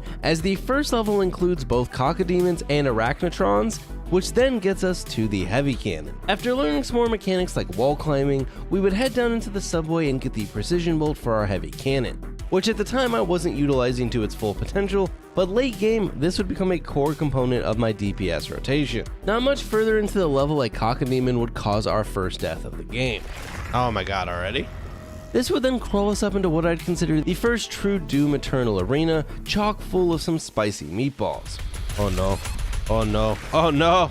A few deaths later though, we would clear out that arena and make our way up this staircase, opening up a portal for us to jump through, where we would then need to ascend the Citadel Tower. I also realized here I learned about fast travel, and I don't recall using it a single time in the entire campaign. Oops. The Khan Maker would then appear in an attempt to warn the Doomslayer, but let's be real, he's a badass, so why would he care? And that would complete the first level of Doom Eternal. A very easy level. If only we could say that about all of them. In between levels, we would head back to the Fortress of Doom, where you can get some upgrades alongside other various hub world things. We would also unlock the Flame Belch here. I then just hopped through the portal to the next level, Exultia, where we would need to rebuild the Celestial Locator. This level opens up with some basic platforming, which is nothing to write home about, but later in the game, I won't lie, it is nice to get a chill platforming section from time to time after some of the intense combat arenas. The level introduces all sorts of new enemies, like the Hell Knight and the Revenants, and gives us the Blood Punch ability, and after fighting through rooms of demons, we would unlock the Dash ability, which really amps up Eternal compared to 2016. We would then enter the chamber of Sentinel King Novik, eventually taking this celestial casing and leaving for Hell, grabbing the plasma rifle, which is where we would first encounter the Revenant. Yeah, I didn't realize like holding it was... Oh my god, okay. Despite this setback though, I'd slay my way through Hell, powered up by the badass soundtrack and the sounds of Doom Eternal. Even through this dumb purple sludge, which I'm pretty sure exists just to be annoying. To call me No! See what I mean? A smart person just shotguns the tentacles though, and then they weren't really too much of an issue. In classic me form though, I'd also burn up my 1-up moments after getting it, and then just die anyways. I'd end up dying a few more times down in the sludge, and then jam this battery looking thing into the cannon and open a new path. In here, you guessed it, more sludge. But I would get my first perk giving Flame Belch a lower cooldown. I'd then die on this platform a couple times to some Cacodemons, and then find my first Slayer key leading us to our first Slayer gate. These are optional combat arenas that are extremely difficult compared to the other encounters in the level, though completing them awards weapon points and an Empyrean key, and hopping into the Slayer gate, I would encounter my first Dread Knight of the game. No! And these guys would kick my ass. God, dude, it just instantly shows up and just ruins my day. And if it wasn't those dudes, some of the classics would be getting me too. God damn it. No! No! I don't know how long it is, but I feel like we were doing okay that time. After that one though, I felt like I was pretty close, and in my next attempt, Hey, let's go, baby!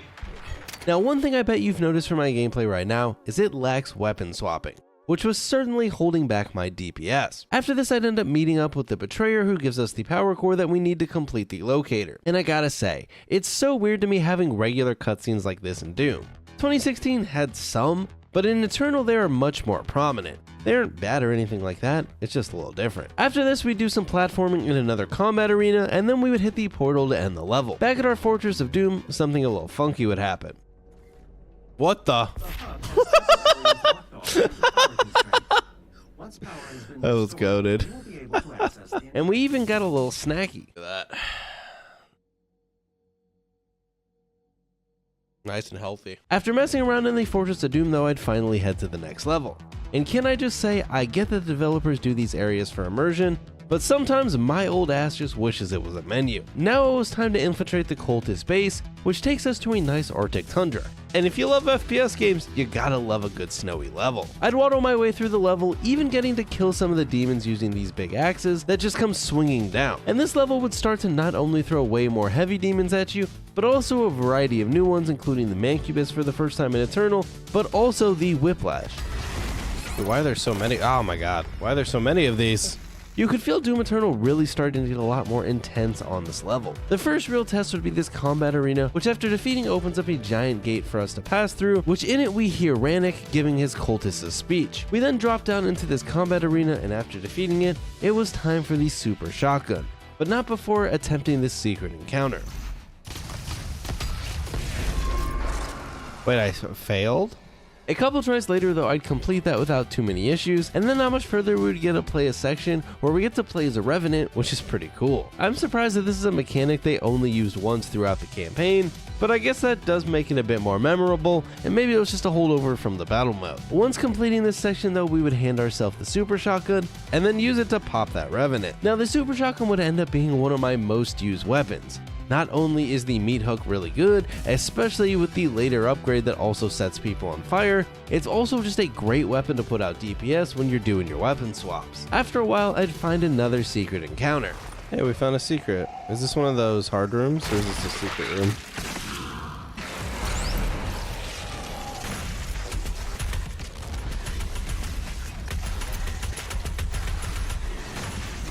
You know, in retrospect, not my best performance.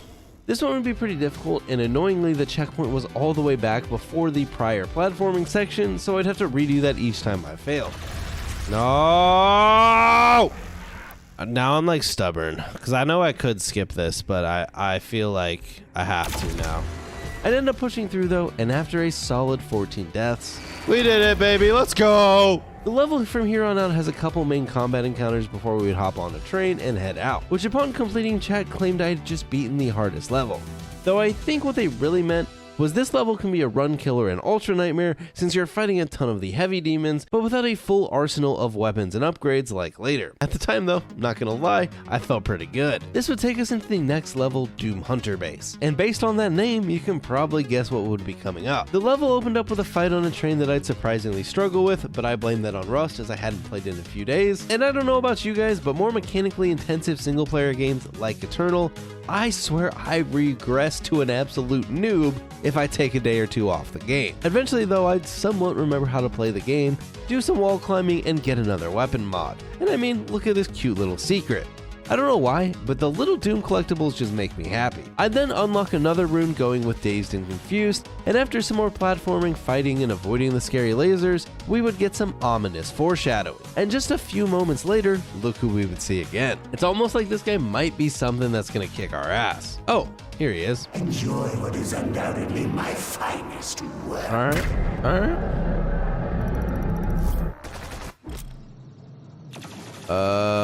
It's shield and sled are weak points. Just okay.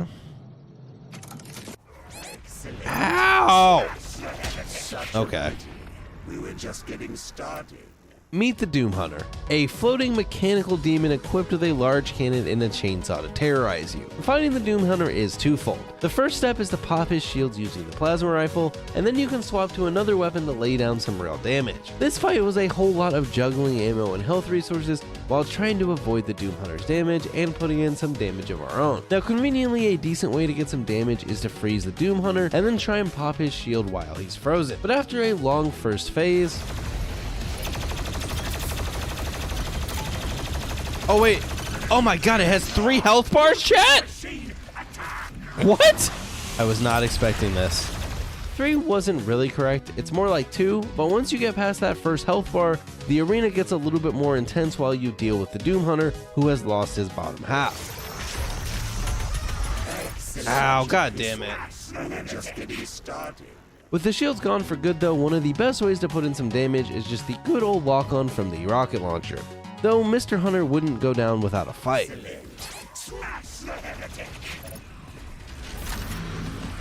No! Fudge! On the bright side, with some practice, the first phase was getting a lot easier, and after a solid 9 deaths, the Doom Hunter was defeated. Well, so I thought. Where is he at? Oh. Do we win? Or is this just like one step? Is he dead? Hell yeah, baby. Let's go. Woohoo! Do we jump in the hole now and fight 2? Alright, here we go. Oh boy. You can already tell this is gonna go crazy. Oh my god. If 1 wasn't bad enough, dude. Oh fuck. Okay. We were just getting started. Yeah, so if you thought fighting 1 Doom Hunter was rough, well, wait until you get to fight 2. Now, I think the best way to do this would just be to take out 1 first, but that is a lot easier in idea than practice. No! After a bit though, I'd isolate 1 down. Okay, we got 1. 1 down! And from there, easy sailing, as I'd become a Doom Hunter killing machine. No!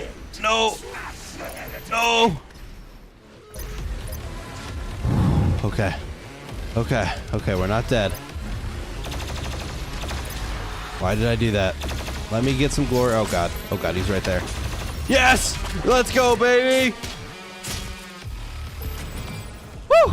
This allows you to slice off Renok's head, and that completes the level with some nice upgrades thrown our way to boot. Next up, Super Core Nest, and now with Renok dead, only 1 Hell Priest remains. However, as we would prepare to take on that priest, we would be interrupted by the Khan Maker, who in an attempt to ensure the consumption of Earth has hidden the final priest and accelerated Hell's invasion. We would need to gain access to the nest and destroy it before it was too late.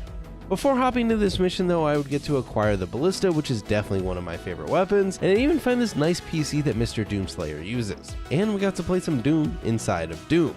Doomception. Can I play Doom 2 now? Oh shit, this is kind of cool. Yo! There's like a weird input delay. This is ass. What? Guess I'm ready for my nightmare runs on OG Doom games now. I've heard the difficulty can be insane though. And Doomslayer even has some nice reading material for his journeys. Well, anyways, back to our task at hand. Of course, killing demons. Here we would basically just go around the level killing demons, reactivating the power. This is also where I finally started to learn how to quick swap, which is probably insane it took me this long. Oh my god. Without this tech though, legit I'm not sure I could have ever beaten the game on Nightmare. Right after learning of our epic new tech, I'd encounter the first buff totem.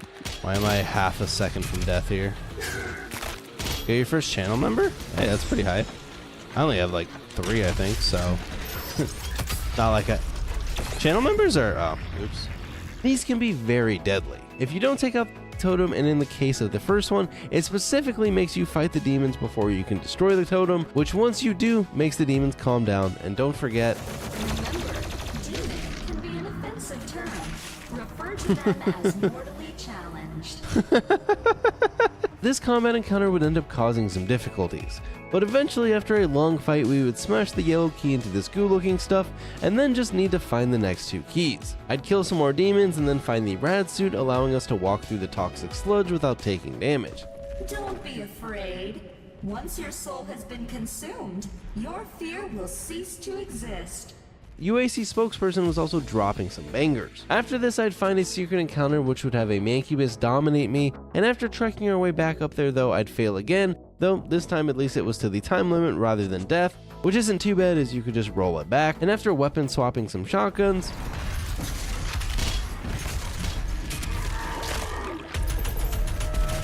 nice, we did it. Let's go, baby. We would then find the red key giving us access to the heart chamber and find the chain gun, which is always a classic. I'd end up getting another rune and then stumble into our first empowered demon. A good old empowered Pinky. I've been defeated by the empowered demon. I feel like this mechanic could have been so much more cool than it actually is, where it seems like every once in a while RNG hits and you just run into one of these. And don't forget, the toxic sludge hurts. Ah, oh my god, you gotta be f***ing kidding me. You gotta be kidding me. You've got to be kidding me. I then find the blue key, find another cute secret, and a Slayer key. Back in that same main area from earlier would be another combat encounter, and after killing some demons, I'd slam my keys into the sludge thing, opening up the mouth looking thing, allowing us to jump into the air shaft to get to the generator controls, and pulling this lever would get the generator back to full power. Grab a weapon mod and then use the console to destroy the heart, which then leads to a timed escape sequence where we would need to get to the chopper. Despite dying to some rude tentacles a couple times, I'd get to safety and watch the gore nest go boom. Level complete. Next up, Arc Complex, and I think it's about time to start to face the enemy that I have been dreading this whole time. Here at Arc Complex, we would be searching for Samuel Hayden, who is the only person capable of finding the final priest. After finding our way through hordes of demons, we would one, learn that I'm very bad, but also find this nice secret encounter which summoned in a pain elemental. But why does that have arms? What the fuck is that?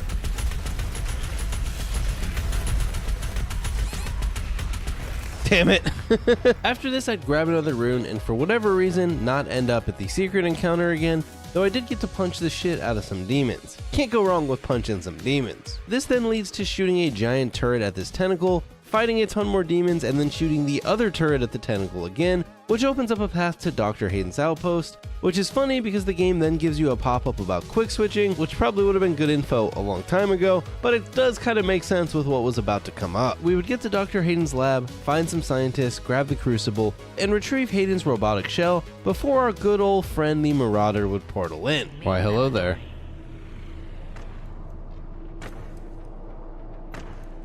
I will say the Marauder looks like a fucking badass. I hate the design, but that character design is so good. Like, just look at that thing. Doom character design in general is so good, man. Doom's just a good fucking game.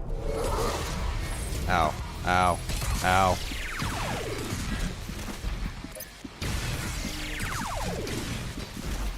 Okay, and we're dead. Now, the Marauder is easily one of the most divisive enemies in the game. Some love it and some hate it, but after dying just 3 times, all armed personnel, the mortally challenged have entered the compound. Evacuation is advised.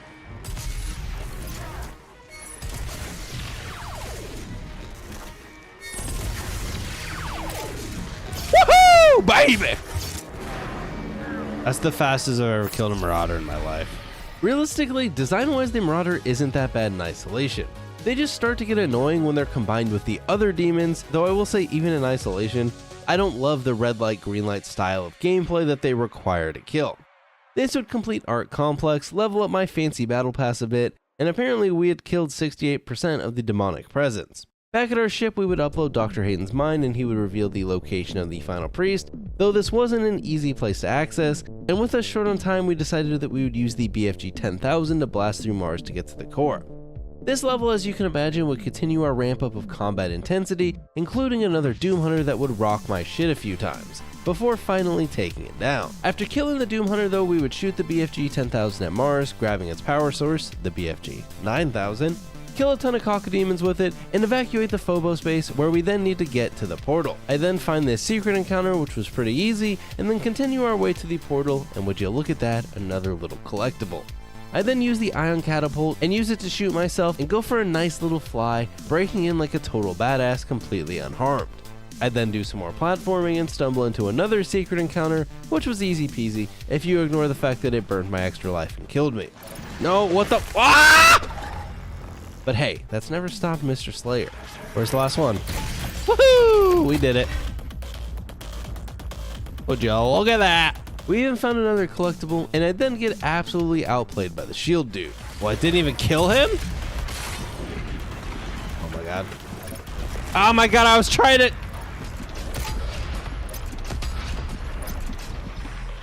No! There was an imp! It was just like hiding in the wall!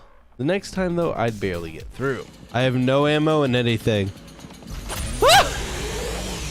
Alright, we got him. Following this, you then drop down into another combat encounter equipped with some lasers and pain elementals, and I'd get clapped. Conveniently though, we wouldn't be stuck here for too long, and after a little bit more demon slaying, platforming, and a nice little upgrade, I'd attempt this Slayer Gate, which was nice enough to include our bestie. What the f***? I don't even think I fought those in the game yet.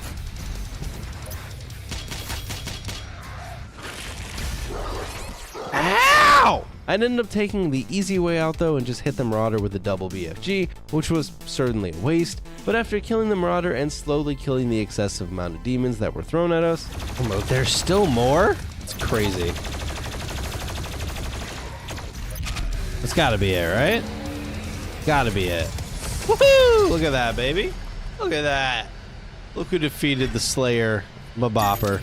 UAC spokesperson would then glaze us a bit, as she should, and we would get to the escape pod which would shoot us to Mars. Landing here, there would be one more big combat encounter that closed with another Doom Hunter, though despite his best efforts, I'd completed on my first try, which opens up the gate to the giant portal, though I would get Cacodemon on the way to it. After being slightly less of a nub though, I'd hop into the portal and complete out the level.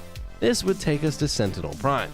This mission drops a ton of Doom lore as Doomslayer starts getting all sorts of flashbacks to the first time that he had arrived on Argent D'Nur, back when he was just a mere Doom guy. In the flashbacks, Doom guy beats the shit out of everyone in the arena, and then in the present, we confront Grav, who then unleashes the Gladiator on us, which is the game's next boss fight, and if you're wondering what the mechanics are like, it is pretty similar to the Marauder. Look at those nice little green eyes. Oh. Once I figured out how to stagger the Gladiator though, it just became a game of kill the ads, wait for the green light, stagger the Gladiator, then punch him in the face for some damage. Not an overly complex or difficult fight, though I would be lying if I said I didn't occasionally get hit by his mace or even the shield charge. Alright. Makes flirty faces at you.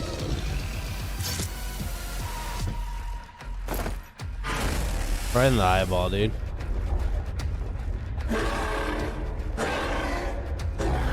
Shield's very angry. Oh, now I have to fight him without the shield. Okay. This would get us through the first phase of the fight, where in the second he gains a second mace but loses his shield. It pretty much works the same, he just is a little bit deadlier and has more dynamic attacks that aren't as easy to dodge. Oh my gosh. Without the second shield though, you can really put in some damage in between the stagger points, with some good quick swapping really able to put in some work. You also get to play a little jump rope. After failing for a bit though, I'd let the chain gun and plasma rifle really put in some damage. Woohoo! Let's go, baby! Take that. Take that! Nice little head smash, and then we would shotgun Grav, which brings the demonic consumption of hell to a halt. Before the level ends, you can hear Khan Maker get pissy, and the Sentinel guards turn against us before we hop into the portal and then complete the level. This then takes us to our ship, which has been shut down by the Khan Maker, who tells us of our plan to resurrect the Icon of Sin, and then we're actually attacked in our ship. The fight though is pretty basic, and after killing the invading demons, we would get the power back onto our ship with the demonic crucible that we picked up earlier. We would then head to Taras Nabad to retrieve the Slayer Crucible. This level is the first time outside of the Slayer gates and that first mini boss fight where you would stumble into Marauders again, and I remember this absolutely kicking my ass when I played the game back on launch on a lower difficulty. This time though, the first one, no issue. The mission though doesn't only bring out more Marauders, it also introduces the real most annoying enemy in the game, the Archvile. Ow! I died. Sort of like a summoner but on crack from 2016. If you don't immediately deal with them in a fight on Nightmare, it's basically guaranteed death, as not only does it summon in demons, he also buffs them. Now the Archvile itself can be pretty tanky, but if you freeze him or just say fuck it and BFG him, you can kill him pretty easily, though you can also just go to town on him like a normal enemy too. After killing him and clearing out the arena though, alright, look at that. We have defeated him! Oh, wow! What? I would have probably crashed out if I didn't get a checkpoint there. I then do the secret encounter and accidentally double BFG, taking it out pretty easily, and then we got our first mastery token. These are pretty nifty. They basically just let you get a mastery upgrade without actually having to do the requirements, so for some of those more tedious weapons, they're pretty nice. Guess what? Doomslayer swims now. That's how you know Doom Eternal is modern. This would introduce some mild puzzles where you swim around in lower water to traverse further into the level, and eventually we would get some more flashbacks showing the Seraphim giving Doom Guy his badassness, turning him into the Doom Slayer. This leads to another section with a Doom Hunter and a bunch of other heavy demons, and I mean a bunch. We then swim around a bit and then find our way to the Slayer Gate, the last of the game. What the f- I died? This fight opens with an Archvile, which is where I pretty much decided that I was just going to use the BFG on them every single time I saw one, and this, in my opinion, is a totally valid use of BFG ammo. This fight is very long though, and includes multiple different waves of very deadly demons, including a Tyrant. What the fuck? Why is there so much shit?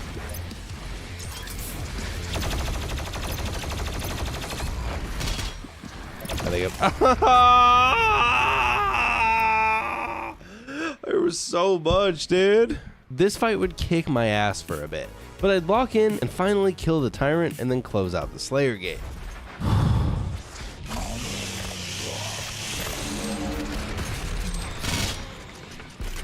Let's go, baby. Dude, that Tyrant, man. Holy moly. That was a struggle. This took us about 30 minutes, which isn't the worst thing in the world, and the fight after this would be nice enough to have another Archvile. Oh my god, where did he go?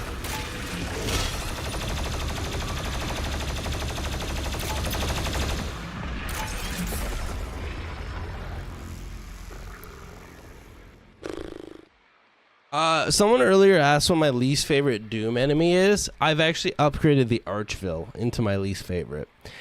I would have said the Marauder before this run, but actually the Marauder is a balanced enemy after fighting the Archville. So, Archville, it's Archvile, right? I don't know. I hate it though. That's what I know. Even after finishing the game, I'm not sure which enemy I hate more, the Marauder or the Archvile. This fight though wasn't actually too bad, and after completing it, we would come to a secret encounter that has a Marauder. Woo!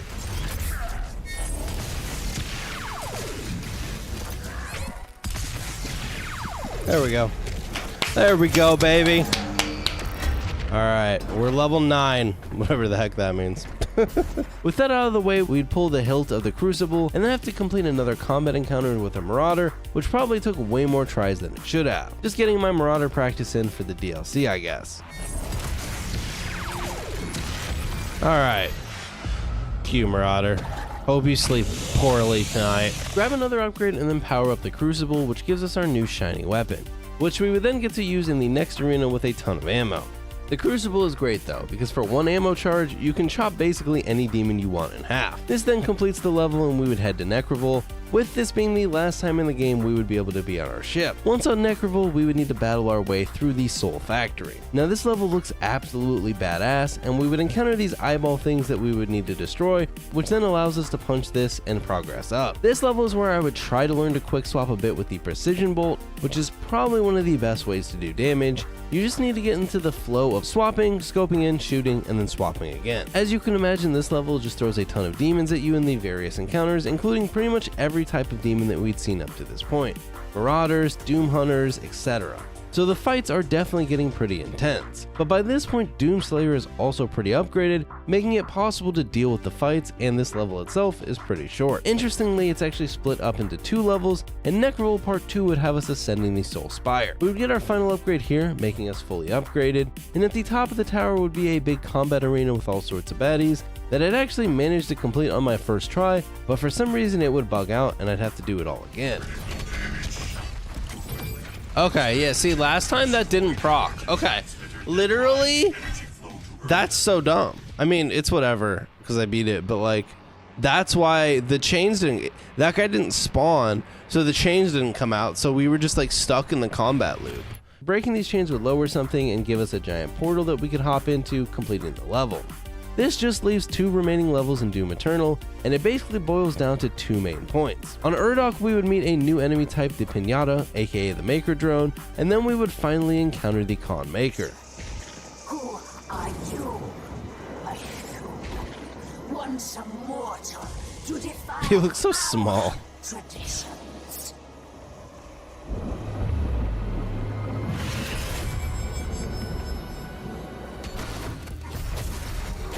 Ow! Ow!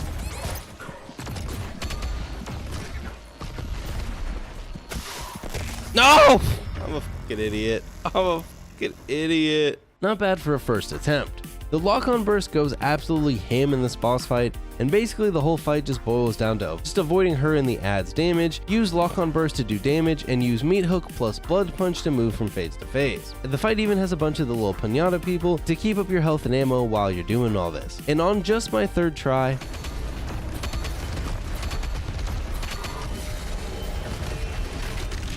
boom, baby! There we go. That wasn't bad at all. That wasn't too bad. Yeah, I'm worried about Icon. This is probably the easiest boss in the game. I don't know. She's not bad at all. After she dies, Doomslayer would make his grand escape, and that means just one more level and one more major fight. Time for the Icon of Sin. Oh shit, we're here, boys! Holy moly. Look at that f***er's face.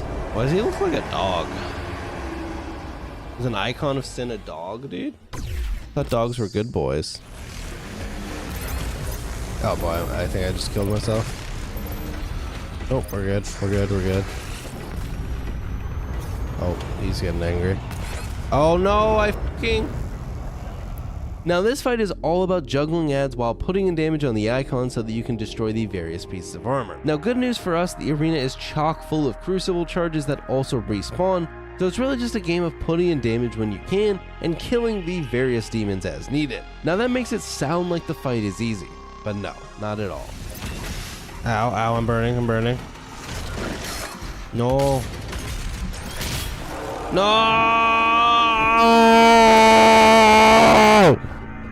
Hey chatters, if you ever feel neglected, remember Arch is playing. Yeah, it does. It does. Ow, motherfucker. No! Look at his f***ing health bar! After a solid 20 deaths, though. Did that not do any damage? Dude, I'm cooked. Oh, wait, did I get him? I did not get him, chat. Chat, I did not. Oh, wait, wait. All right. We've defeated one wave. Why is this guy all shiny? What's he doing out here? Is he just leaving? All right, he'll be back.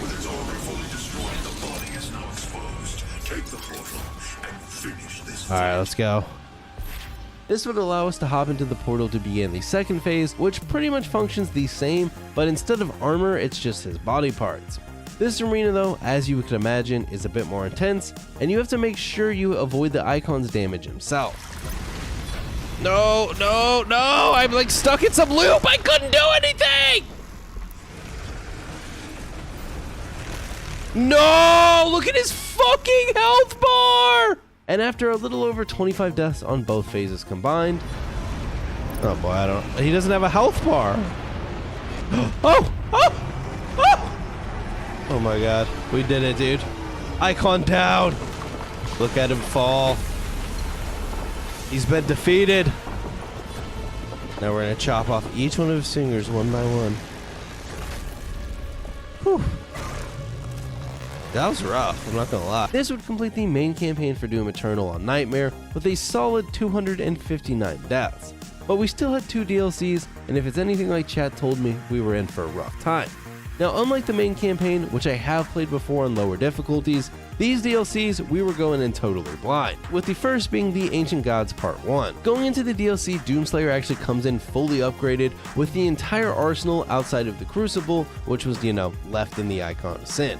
And unlike the main game, which eases you into the difficulty a bit, Tag 1 starts off intense pretty much right away. Wait, I forgot. What is my... Okay, hold on. Ah! That was my bad. I can only imagine how rough the Ancient Gods would be on Nightmare if you hopped straight back into it after taking a long break. Now in the first level, our first objective would be to get the Seraphim's Key, and it's funny how I died multiple times within the very start of the game. This pretty much would never let up, and I don't know why, but I just now learned that I can ram people with the chain gun shield, which is a grand old time. Not long into the first level, we would encounter one of the new enemy types in the Ancient Gods, and that is these turrets, which remind me a lot of those eyeballs from the main game. These aren't too bad to deal with, though I'm pretty sure I did die to some later on. Within the first 30 minutes of the DLC, you encounter a Marauder, so they really weren't messing around, though I did take him out on our first try. Oh, we're already fighting a fucking Marauder? We are how long into the fucking game?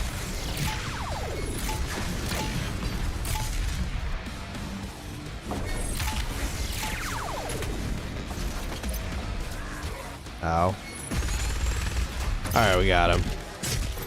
By this point, I felt like a Marauder in isolation wasn't too bad. It just came down to how much other crazy stuff was happening in the encounter. Yeah, or maybe if there just happened to be more than one. Anyways, here's me choking to a turret. Oh my god. I died to the turret, chat. This fight later on to the level would throw all sorts of demons at us, including a Doom Hunter, though the real killer, shield dudes. Oh my god! A few lives later, though.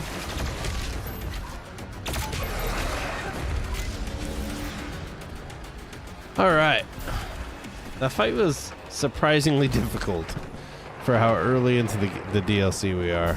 I then meet another Marauder who would best me in our first round, but don't worry, round 2, all ours. This would then lead us to Seraphim's Key, with us then needing to escape the now falling apart ship. Pretty much every combat encounter in the Ancient Gods seemed like a legit challenge. Oh boy, oh boy, chat! They're good, they're very good, oh my god, I'm stuck. They're very good, don't get me wrong, but... Oh my god. Oh, I killed him! No! I got there too late! Okay, he's dead. Get me out of here. Get me the fuck out of here. Oh boy. If I die to this thing, I will break my monitor, chat. Okay.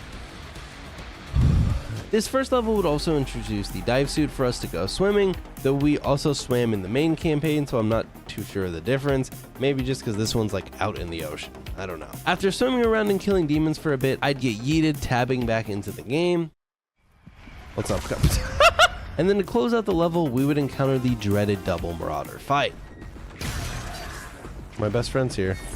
Wait, is there 2 best friends here? Oh no. Oh no, chat. Oh no, chat. Oh no, chat. No, chat. Yeah, it's over. Just chalk me up, fam.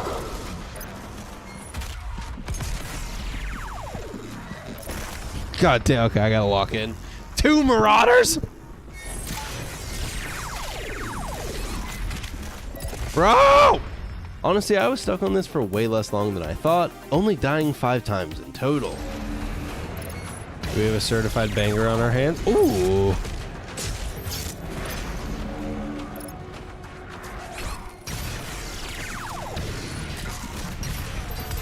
Would you look at that, chat? Would you look at that? Crazily though, that isn't the end of the arena, and I'd continue to struggle in this area for a little bit longer.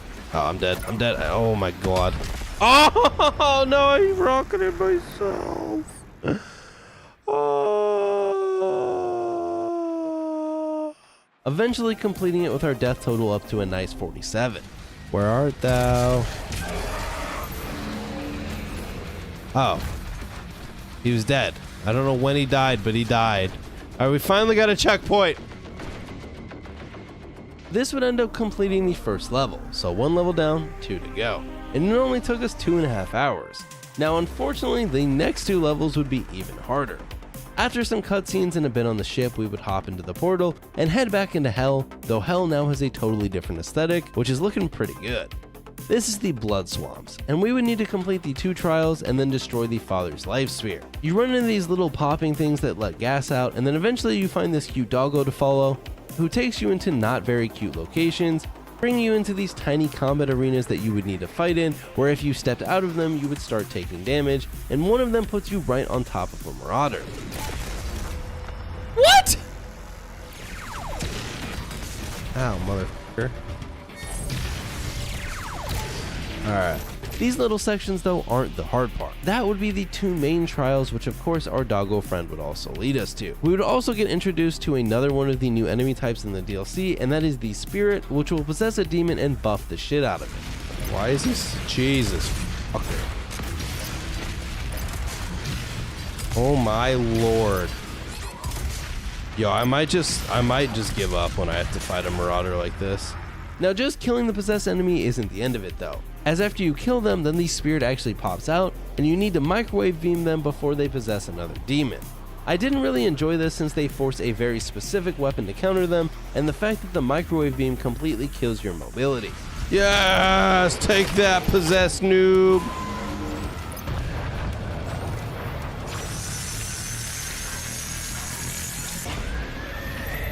This would then take us to the first of the 2 trials, and this thing is rough. Why is this room so insane? Oh my god, it didn't let me click E! This trial pretty much throws it all at you. Tons of heavy demons, a spirit, archvile, demon hunter, you name it. And this trial throws it at you. Oh boy. Oh my god, I should be dead.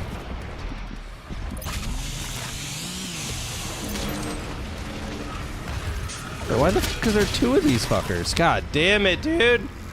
2 archviles in the same room? I swear to god I heard one. Wait, what the f— okay, we got him.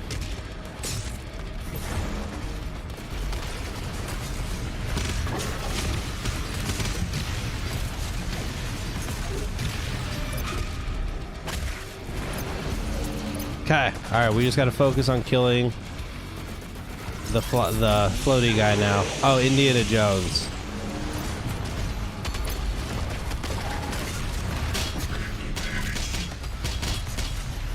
Okay, we did it. Now we just gotta clean up, boys. We just gotta clean up. Alright, something's still left. I don't know what it is. Oh, here we go. We good?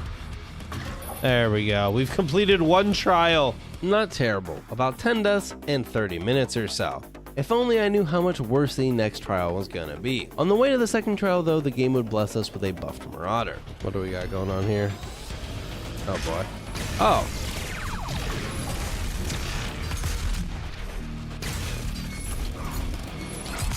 Oh my god! Nothing like some bullshit, but even stronger. However, I will say, the buff totem almost made it easier to time up our attacks on the marauder to daze it.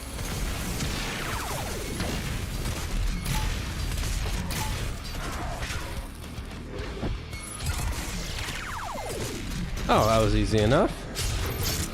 Alright. That was nothing, dude. That was nothing! Then there would be the section where you would fight in a bunch of fog, and there's nothing more I love in an FPS game than shit visibility, with a Doom Hunter nonetheless. After that though, it was time for trial number 2, which is a lot like the first one, but even more deadly now with multiple buff totems and even more heavy demons. Oh my god, there's a second buff totem? Who the fuck thought that was fair? They spawned in a buff totem mid-fucking lobby? Where's this one? Oh boy, oh boy, oh boy, oh boy, oh boy, oh boy!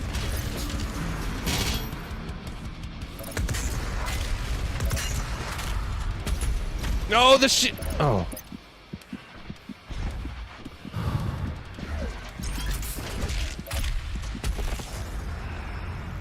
I killed all of that just to die to a shield, dude! Okay.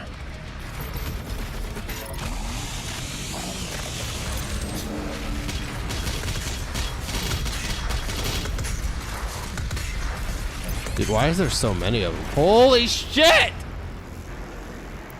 Oh. Now it's worth noting how long this fight goes on for. I may not have died to it an obscene amount of times, but each death took a good chunk of time. And after dying for almost an hour, I randomly tried a couple lives on controller, and they didn't actually work out, but I made it further than I thought I would, and without being able to easily quick swap on controller, I ended up crutching the chain gun shield a lot more, and I think learning that actually helped me out, because once I switched back to mouse and keyboard, that would come in handy. After a solid hour and a half and about 20 deaths though. Okay, what's left? It's gotta just be small things, right? Please! If I die here, chat, I will crash out so hard, you might never see content from me again.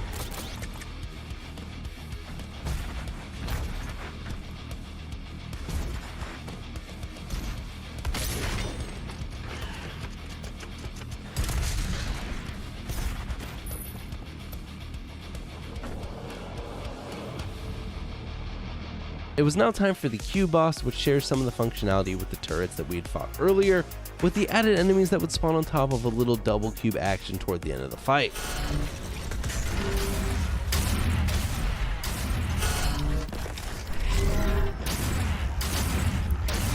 Now, good news for us, the cube fight is rough, but not nearly as rough as that second trial, and after only a mere 30 minutes... Alright, take that stupid cube thingy, mabopper!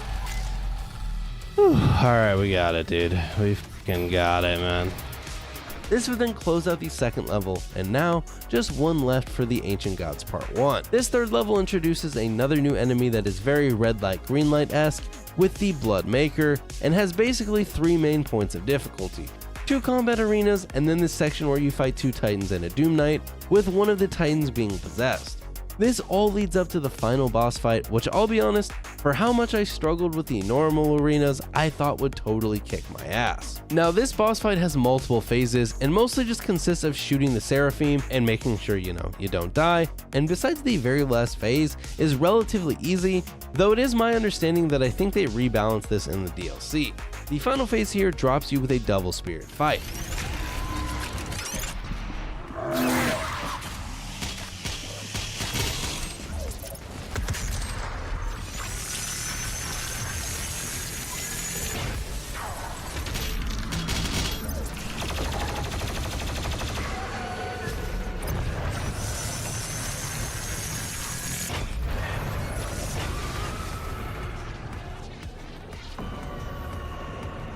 What else? What other bullshit do we have? I'm sure there's plenty, dude. Wait, is this the end? Was that the last? No, there's another phase. That's the end? That's so anticlimactic. The end is just a stupid double spirit fight? That would complete the first DLC, which took a solid 176 deaths. With that, we would hop onto the Ancient Gods Part 2, which I would definitely say is the easier of the 2 DLC, though it does add a new weapon which is pretty fun. This one would have 4 levels instead of the 3 from the prior, though lengthwise it is actually a smidge shorter than the prior DLC. It also adds in support runes, which give you the option of an additional rune that you can pick up, to which I'd rock a Break Blast. The first level takes us to Argent D'Nur, and surprising to me, the DLC adds in these grapple hooks for the meat hook that you can use to swing around both in combat and during the platforming sections, and after playing around with these a bit, I'm just shocked that the main game didn't have them, since it seems like such a slam dunk mechanic when you have something like the meat hook. Our good old friend the doggo would come back for us to follow around, with literally its first fight being this annoying section where it places a buff totem outside of the orb. Oh, I could have just done this the whole time? Why is it not dying? What the fuck? Dude, bro is the most tanky motherfucker. Oh my god. What are we doing, fam? Bro! Oh my god!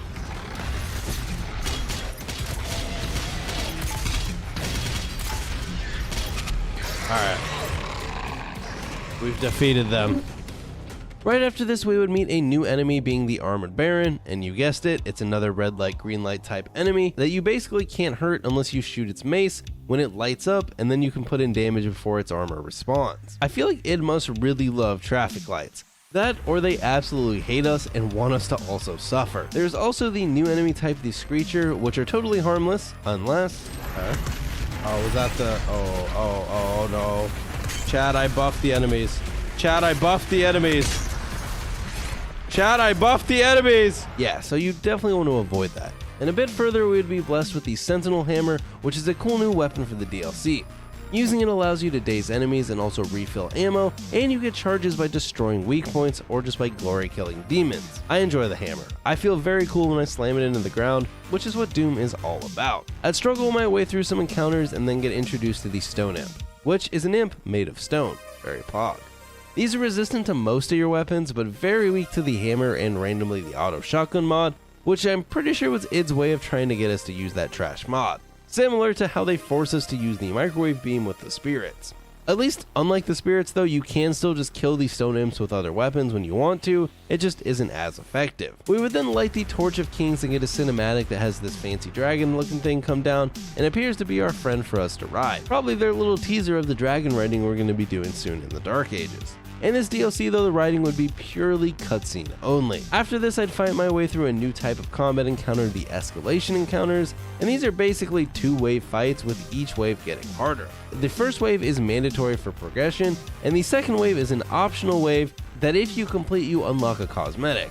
And I'm not gonna lie, after attempting it for a little bit on the first one, I ended up skipping the second wave altogether going forward. Beating this then gets us to the Nether Lake, which we would take a little stroll across, and after a little bit of platforming, we would get to the end of the first level. Now I do apologize, you probably noticed that I'm kind of just glazing over the actual combat encounters now, because while don't get me wrong, I was still very much having a good time and struggling, lots of struggling. Explaining them gets pretty samey, as basically every fight is just id throwing a ton of heavy demons at you. The next level, Reclaimed Earth, would do the unthinkable, take us back to Earth, where we would return to open the Gate of Divium to travel to the oldest part of Hell. This level introduces the semi-annoying Cursed Prowler, which if it hits you, puts a curse on you that can only be broken by blood punching them. But when you're cursed, you can't dash around and all that stuff. So they aren't hard to kill, but are really annoying when they get you. Following this, in a few more fights, we would meet the Riot Soldiers, which are those same annoying blue shield dudes from earlier, but now their shields are indestructible. I thought these would actually be pretty annoying, but they aren't that bad, and I think a lot of that comes down to the mobility.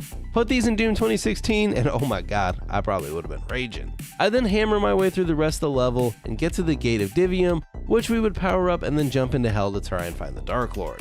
The next level would open up with an absolutely badass cutscene, probably my favorite in all of modern Doom, because there is basically no story to it. Just a showcase of everything that makes Doom cool. From here until the end, it's pretty much just an all-out brawl that really tests everything that you've learned throughout the main campaign and DLCs to get through, and that gets us all the way to the Dark Lord. You bring violence and war to thwarts of the Dark Realm, but conflict was born in Hell. It is inevitable. A fire that fuels creation and gives purpose where there is none.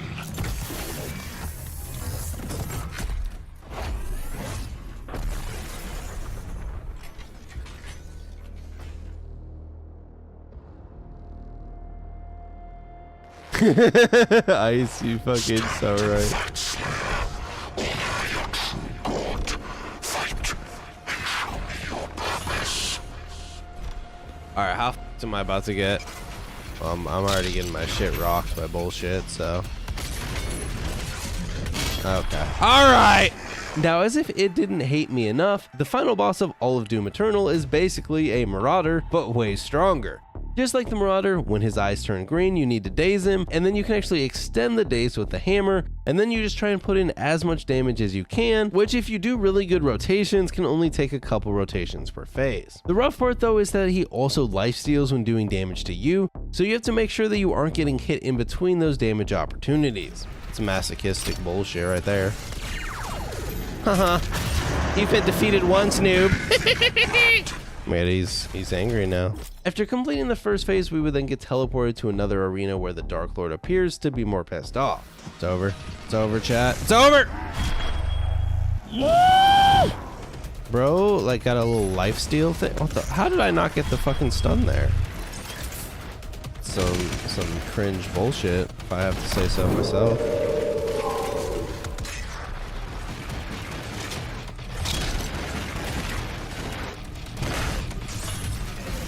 Okay, yep, sure, whatever. What the fuck? Nah.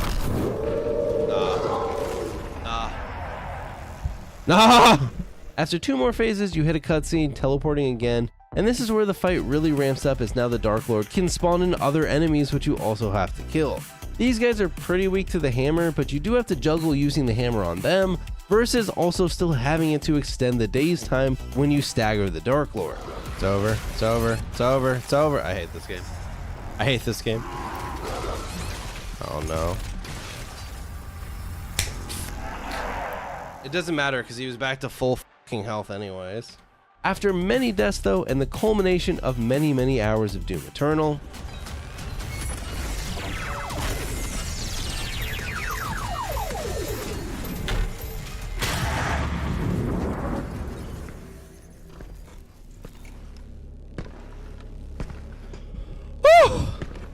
the Dark Lord had been slain, ending the DLC with 101 deaths, making it definitely the easier of the 2 DLCs, though the final boss fight in this one was definitely much more difficult.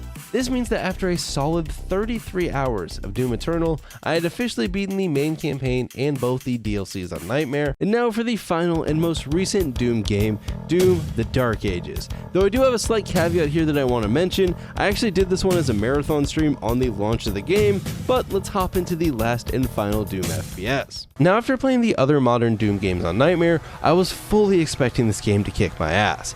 But I'm going to be fully honest here, on default Nightmare, the Dark Ages is probably too easy. Now obviously I know there's the sliders, and I do love the fact that it included those as a way for players to really customize their experience, but I kind of just wish that the default vanilla Nightmare difficulty was tuned a little bit higher. As right now, don't get me wrong, it does have its hard sections, but overall, I would say it's by far the easiest of the modern trilogy. But with that said, let our journey begin. The game dropped at 7 PM in my time zone, so you know that I was there on the dot. However, like all early access drops, things would not go smoothly, and for whatever reason, my game wouldn't start. So after uninstalling the game and then re-downloading it and reinstalling it, we were now ready to hop on in. The Dark Ages contains 22 chapters, all of which are self-contained levels. Some great, some good, and some, well, sort of mid. More on that later. We would load in and instantly get to test out the new gameplay mechanics a bit with the shield and combat shotgun, going through a basic tutorial that goes over all the changes, because Doom: The Dark Ages is very much its own thing in regards to gameplay loop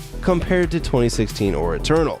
It still very much feels like Doom at its core, and you still get that feeling of being a demon-slaying badass, but the focus on melee and parry mechanics is a big shift from the way that you would fight in prior games. They also nerfed quick swapping and made it way easier to get ammo, so unlike in Eternal where you had to constantly use different weapons, in the Dark Ages you can pretty much just pick your favorite one and use it for the entire game, outside of select scenarios where specific weapons counter enemies, like in the case of maybe a plasma weapon when they have a shield. This has its pros and cons in my opinion, but if you're someone who hated quick swapping or just running out of ammo in general, then you'll probably enjoy the change. I won't lie though, as I got further into the game, I kind of grew to miss quick swapping. Which is kind of crazy because if you asked me before I started the Dark Ages, I would tell you that quick swapping wasn't a mechanic that I really enjoyed. But I think as I got a little bit better at it, it was really satisfying to hit those good DPS rotations. Pretty early on, we would encounter the Imp Stalker and also learn about the game's executions, which are effectively the replacement for glory kills, just quicker in most cases, because besides some of the longer animations, most of the executions are a quick hit in this game. The first chapter also introduces the life sigils, which are just like the extra lives from Eternal, and you can scavenge these around the map as you wish. Now, despite the first chapter being very easy, I almost managed to die. You just like cook those are the imps, right? You just cook them. Oh my god, you got me. Oh, I don't have any more melees. It's weird how I don't have the dash anymore and I just have this little baby like turd sprint. Oh yeah, the Dark Ages also has sprint. Which, little tip, just turn on auto sprint. I'm not sure why you wouldn't, because it doesn't seem like sprint has any downsides. It just makes you move around a little quicker and jump a little further. I'd mostly spend the first chapter learning the basic mechanics a bit, slamming people with my shield and clearing the village. Truly feeling like that Doom slaying badass that we expected. Just giddy to be playing a new Doom. Something to keep an eye on as you move through the game is that you can use your shield charge to break specific walls, and in a lot of cases this allows you to find secrets. Now remember that sigil we picked up earlier? Oh god, that was faster.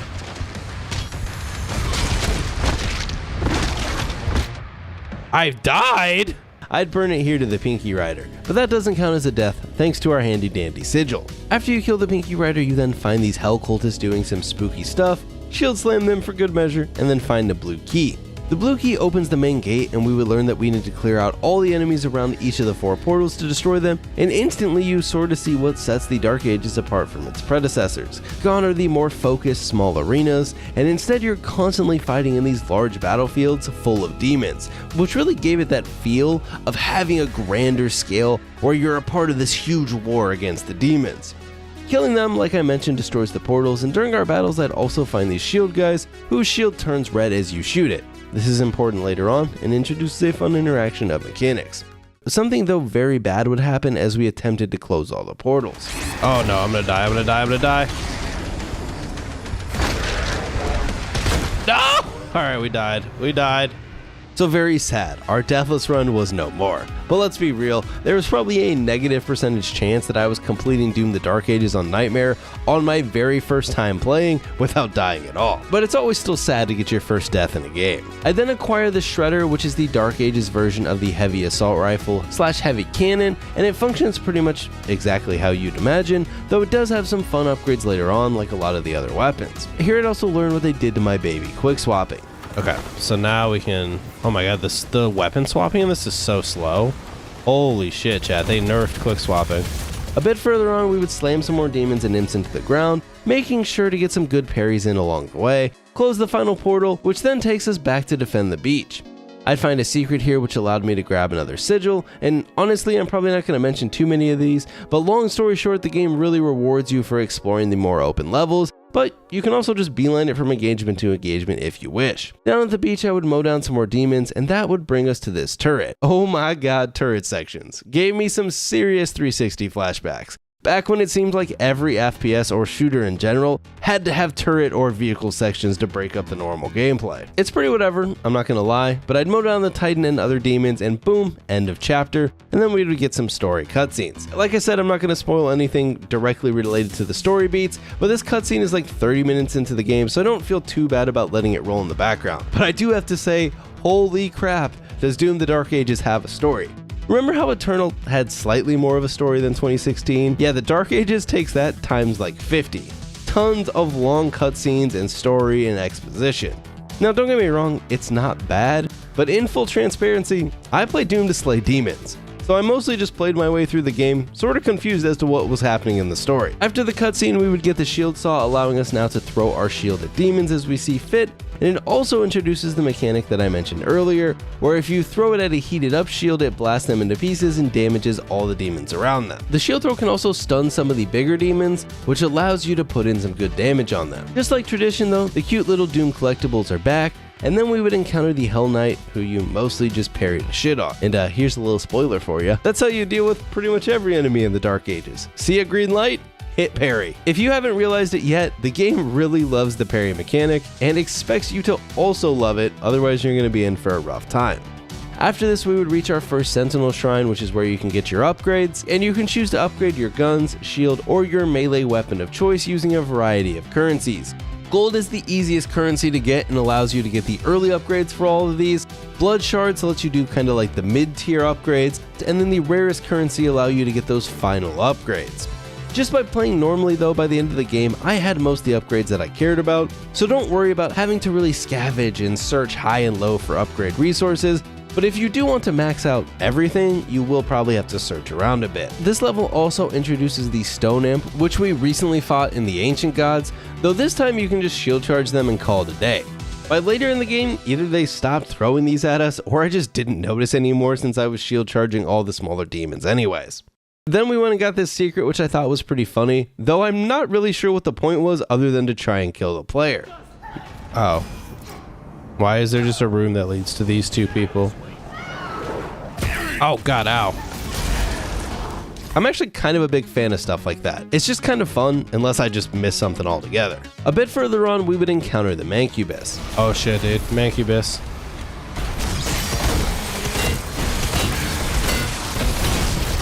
Ow. Alright, Mancubus down, dude. Mancubus ain't got shit on me.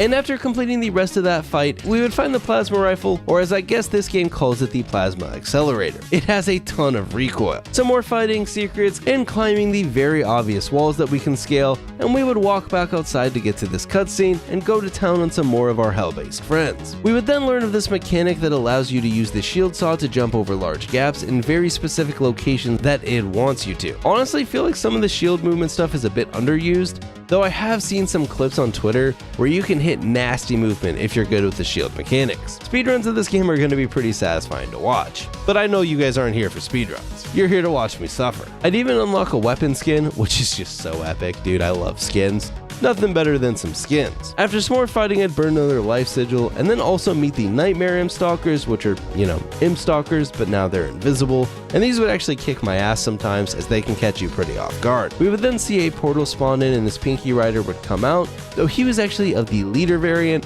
which is basically just a stronger version of him that can also have some unique attacks. Killing the leaders also gives the Slayer a permanent upgrade to your health, armor, or ammo, which is how you buff up the Slayer. Okay, maybe he's not a boss fight, maybe he's just like an elite enemy or something. Seemed a little bit too easy for a boss fight.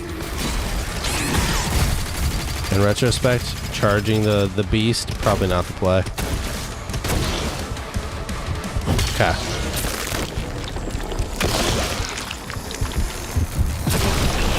Oh, there we go. We got more health now, dude. Ah, they're leaders. Okay. Killing him also pans the camera to this giant mech, and I think you can guess what's coming up next. 2 chapters down, 20 to go. If you guessed correctly, you would know that the next mission is a mech mission, or as I like to call it, Doomfall. Epic. Invigorating gameplay, chat.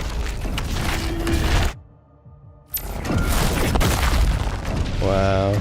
I'm not gonna lie, these levels are pretty mid.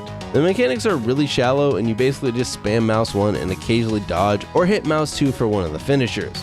I think if this was purely just like one short section in the game, I'd be like, alright, that was a pretty cool change of pace, but spoiler, it comes back later on. This, the turrets, and a future level type really gave off those 360 FPS vibes. Well anyways, after mindlessly clicking for a bit and then mowing down some demons with the mech turret, we would move on to the next chapter, which I'm a little bit bummed by, as this is the only time that you get kind of a chain gun style weapon in the Dark Ages, and I absolutely love that gun in 2016 in Eternal. The next chapter would luckily have us back on our feet, and we would need to clear the barracks, including the introduction of the mission challenges, which you can do to get more gold, or just completionist type stuff. I usually only completed the ones that were a bit more natural to complete during gameplay, and then we would get the first Skull Crusher gun, which in terms of aesthetics is probably my favorite gun. Look at that. You can actually see the skulls getting crushed. Yo, that's actually cool. That is actually... Oh, what the... Why are there people in here? Oh, I see. I was supposed to use the Skull Crusher pulverizer on them. Dude, this thing goes ham. In practice, it functions like a close-range SMG type weapon to mow down a lot of enemies that are near to you. I'd even have a very close call a bit further into the level. Oh, the door's closed. We were trapped in the corner, chat. I'm parrying for my life out here. Oh, wait, hold on. Yo, we might be cooking. Yo, how did I live? That's crazy. The parry is goated, dude. This is where I think the parry mechanic shows its weakness the most.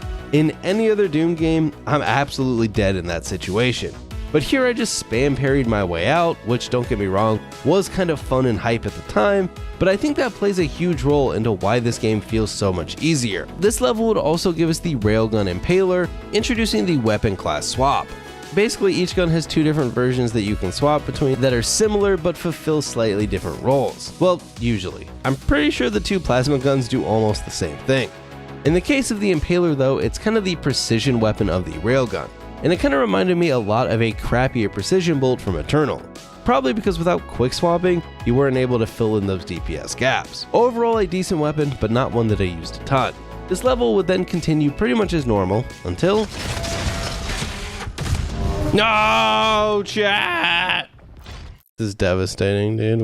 We've died for the 2nd time. It's still crazy to me going back through this footage that I was nearly 2 hours in and only died twice, and it sure as heck wasn't because I'm good. The second time was a charm though.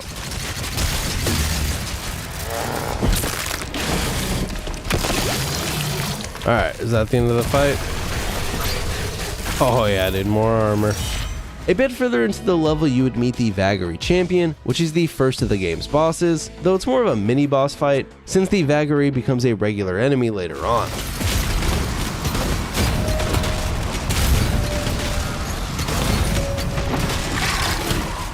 That was extremely easy.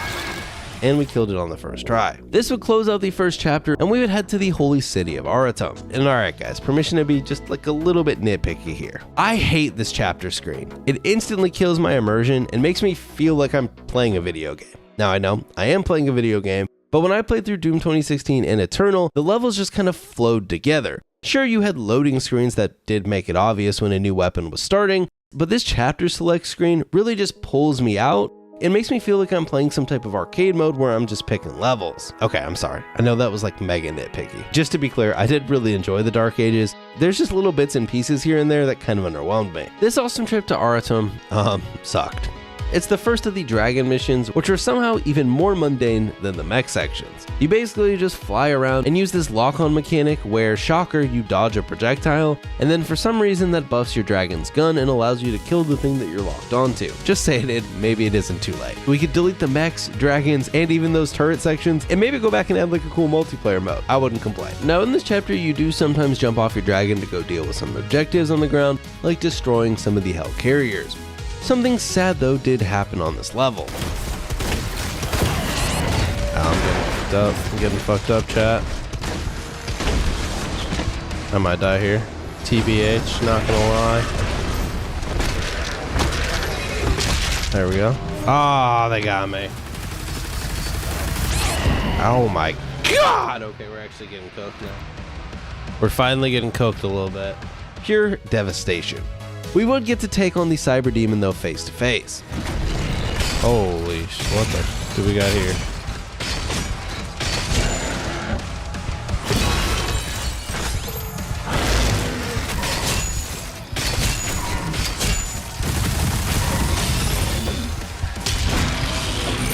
Oh, why was that so? I was expecting that to be so much harder to kill. I think it was actually kind of easy. This chapter also gives us the other version of the plasma weapon, the Plasma Cycler, which is by far my preferred of the two versions, but like I said earlier, they're kind of similar. The Cycler is a little bit more accurate and has some more range, but they really don't feel too much different. The chapter then goes on to introduce the Enforcers, which are basically buffed up dudes that if you don't deal with can bring in reinforcements. And after this, you get basically the only gun that you're going to need for the rest of the game, the Super Shotgun.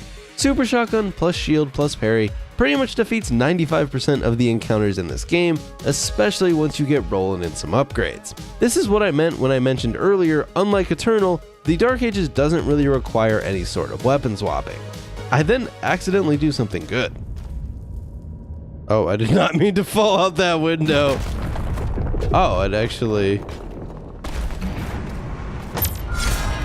literally did that on accident, and it was actually beneficial. That is funny.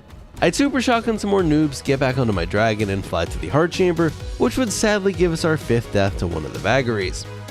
And then after this fight, we would get a cutscene to end out the level. This would bring us to Siege Part 1, and after learning that we can use our shield to open doors, we would get ourselves a new melee weapon in the flail. Huge fan of this one, and it was basically my melee weapon of choice for the rest of the game. From here we would need to defend the city, and to do that we would need to destroy the 5 gore portals, to which I'd almost immediately fail. Oh my, this section runs like ass on my computer. Alright, maybe I should have upgraded my, updated my, my shit, chat. I'm not gonna be able to get him. Ow. Oh, I died. To kill the gore portals, we would need to basically just eliminate all the demons around them, and then they'd go pop. This level brings back some familiar foes in the Arachnicon and Tentacle, along with introducing tanks. Yes, Doomslayer now gets to dominate tanks, as he should. Mere tanks stand no chance against him. Now this level would also be the first time that I'd argue the game challenges the player, like at all, which is crazy, as we were over 3 hours in. This is where we would encounter the first morale encounter, which would become a very familiar mechanic throughout the rest of the game. These encounters basically have a leader that you're unable to damage until you kill enough demons in the area to lower the morale bar, and then you can attack them and kill them, which if you do completes the encounter and gives you a buff like usual for killing the leader. Now compared to literally every other encounter prior to this one, it went ham. Why is the fucking morale bar still so big?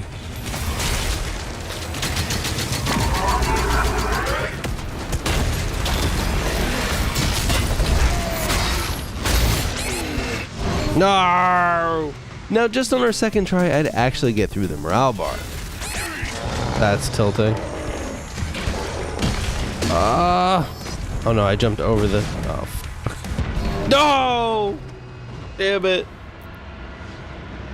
Alright, this is definitely the hardest room so far. Which is good. I'm glad we finally found some difficulty. I'm probably like playing it bad or something though.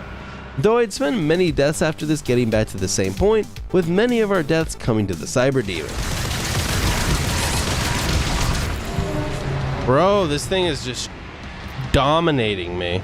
This tooltip though would come in clutch, as while it doesn't make the Cyber Demons easy per se, getting up close and personal does make them a lot more manageable. You just have to make sure you hit your parry.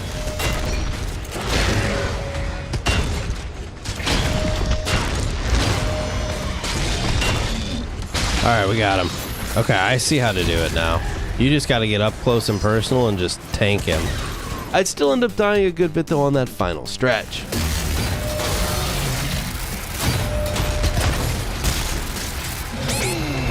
No! Oh, that was the farthest we got until eventually. Yes, baby, let's go! Whew. That was definitely the hardest fight so far in the game, which is crazy. Now, in the grand scheme of Dune, this encounter is nothing. But for a game that up to this point had been pretty easy, it definitely kicked my ass. And I'd venture to guess that that's an experience that a lot of you probably also had, or will have once you play Doom the Dark Ages. A bit further into the level, we would encounter another new weapon, the Chain Shot, which for whatever reason, all I could think of was this. I came in like a wrecking ball. You're welcome. Now you too can cook your brain while playing Doom. Honestly, this is probably one of the weaker guns, but it is fun, and after a couple random deaths, I'd get to the next morale encounter, which would again give us some troubles.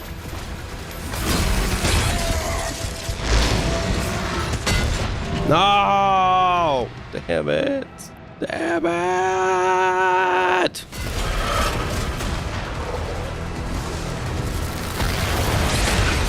No! Gosh, diggity darn it.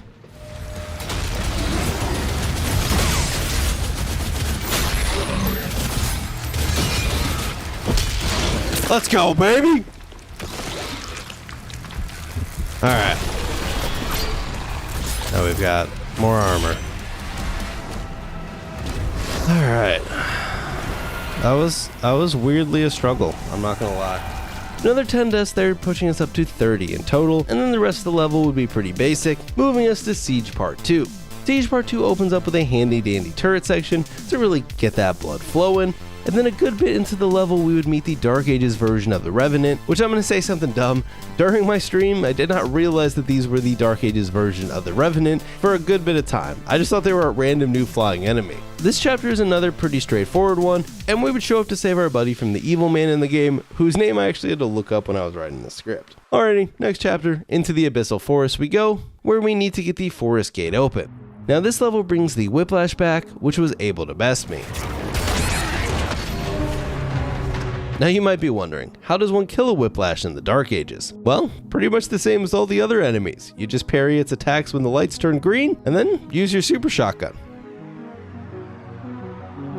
I would end up dying early on in this level a fair bit of times, but I'm just going to chalk that up to me being 6 hours into the game and it being like 1 AM. Eventually though, we would reach the mine entrance and take an elevator down, unlocking the grenade launcher, which I'm going to admit I barely used at all. And I don't know why, but I'm pretty much always ass with nade launchers in video games. Except this one, can't go wrong with the classic noob tube. In the mine though, we would encounter the Agadon champion, and our first attempt went about as well as you'd imagine.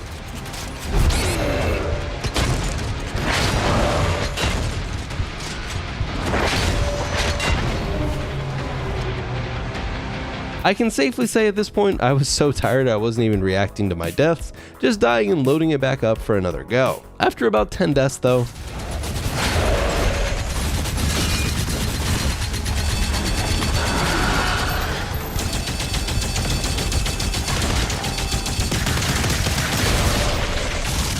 let's go, baby. Let's go, baby.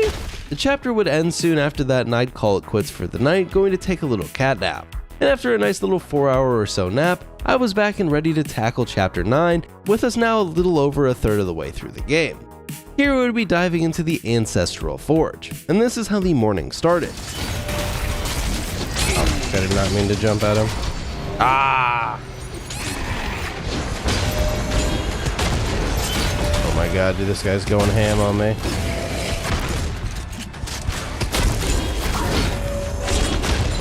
Yes, we got him. Whew. This level was mostly just me fumbling around, figuring out where to go, though we would start occasionally fighting those Agadon hunters as regular elite enemies. They weren't really too bad though.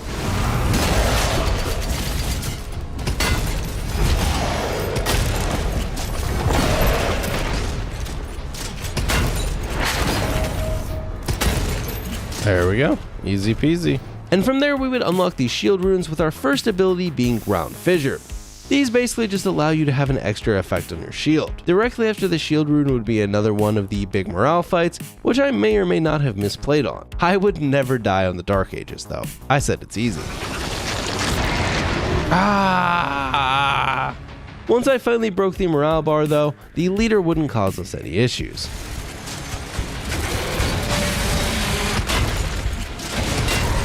Yes!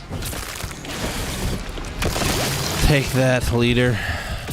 This finishes the chapter, and from there, we were headed to the Forsaken Plains. Here we would unlock the rocket launcher, which from what I've seen on Twitter has some pretty decent tech, but all I usually manage to do with the rocket launcher in Doom is hit myself with the splash damage, so I didn't use it a ton. This level would also have another morale fight for us to tackle, and after dying a few times... Bro, I feel like I'm just comparing everything. I think we got it.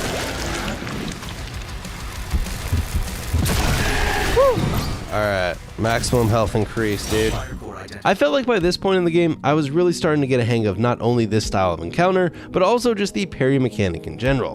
Parry plus shield plus super shotgun is the combo. I then destroy one of the hell cannons and then head over to the second.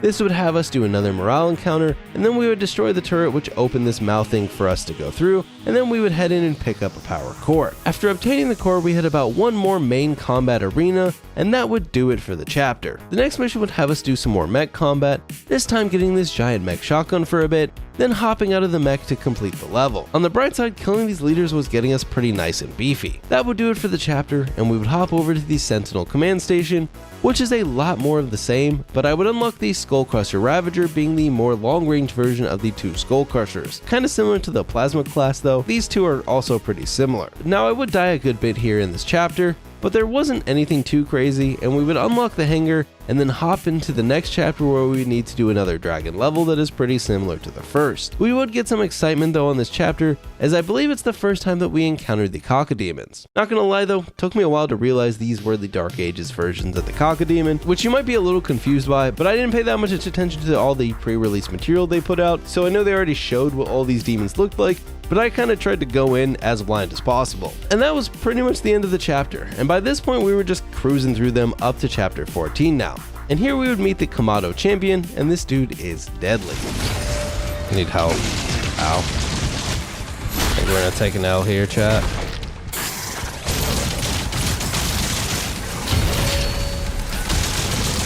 Yep. Now to defeat this guy, the main strategy I'd use was just to chain bury his abilities and put in damage when I could. Though I won't lie, he was messing me up a bit. Poop. When in doubt though, trust the handy dandy super shotgun. Whee!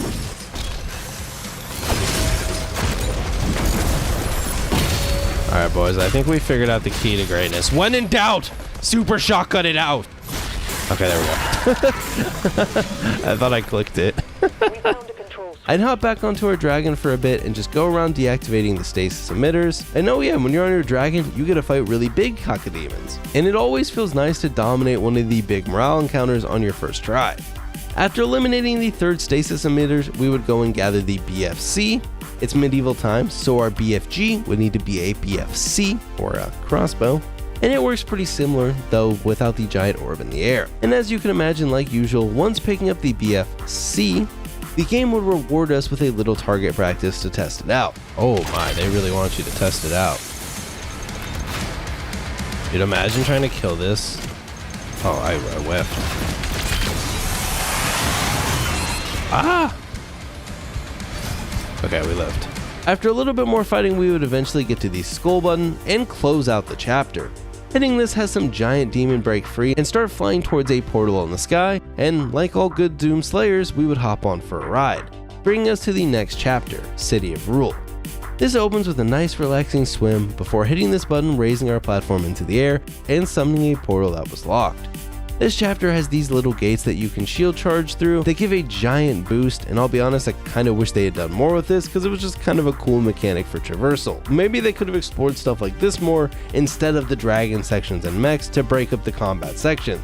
Though I do understand, some people kind of like those sections. So if you were an enjoyer of the dragon and the mech, don't let me take that away from you. I just didn't think they were that cool. Anyways, this chapter introduces the Cosmic Baron, which I'd kill the first one that I met. To progress through this level, you basically have to line up these gates with the locked portion and then you toss your shield through them. Kind of a cool use of the shield throw mechanic that I like, even if it's really obvious. This chapter also introduces the Acolyte as another elite demon to enter the arsenal of things that they can throw at you.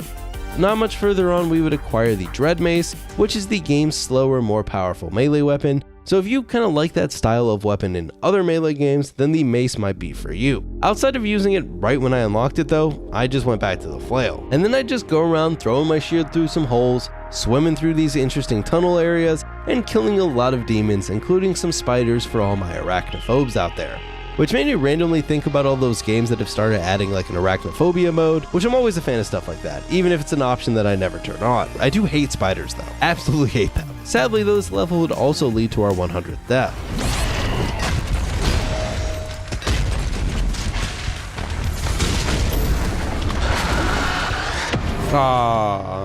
That's the 100th.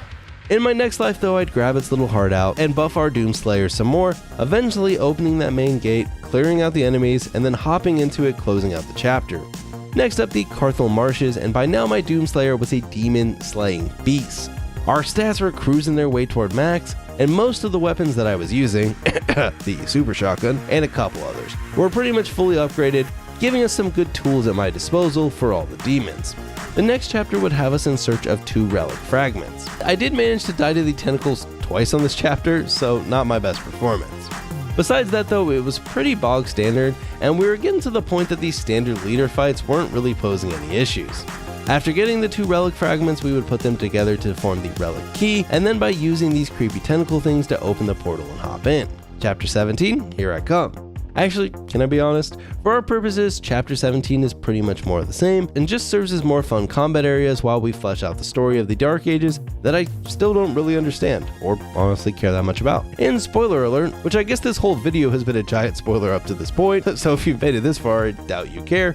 But we would now enter the mouth of that giant demon that we rode earlier, meaning this next mission would have us fighting inside of it, the old one. This level gave me some serious Gears 2 nostalgia if you played that one back in the day, where we went inside the giant worm for a level. Working our way through this level would just have us embracing our inner Slayer, and after shooting the BFC at his organs, we would knock him down, allowing us to then shield slam our way out of the old one and work our way towards the temple. Here some major story spoilery stuff happens, and now we're zombie Doom Slayer, and we would need to return to the mortal plane by ripping, tearing, parrying is always very important, and smashing our way through the copious amount of demon friends that were in our way. Sadly though, even this far into the game, all these combat arenas were pretty easy to beat, even on Nightmare. This guy would then ask us for payment to go across the fancy bridge, and the Doom Slayer would deal with this exactly how I would expect him to.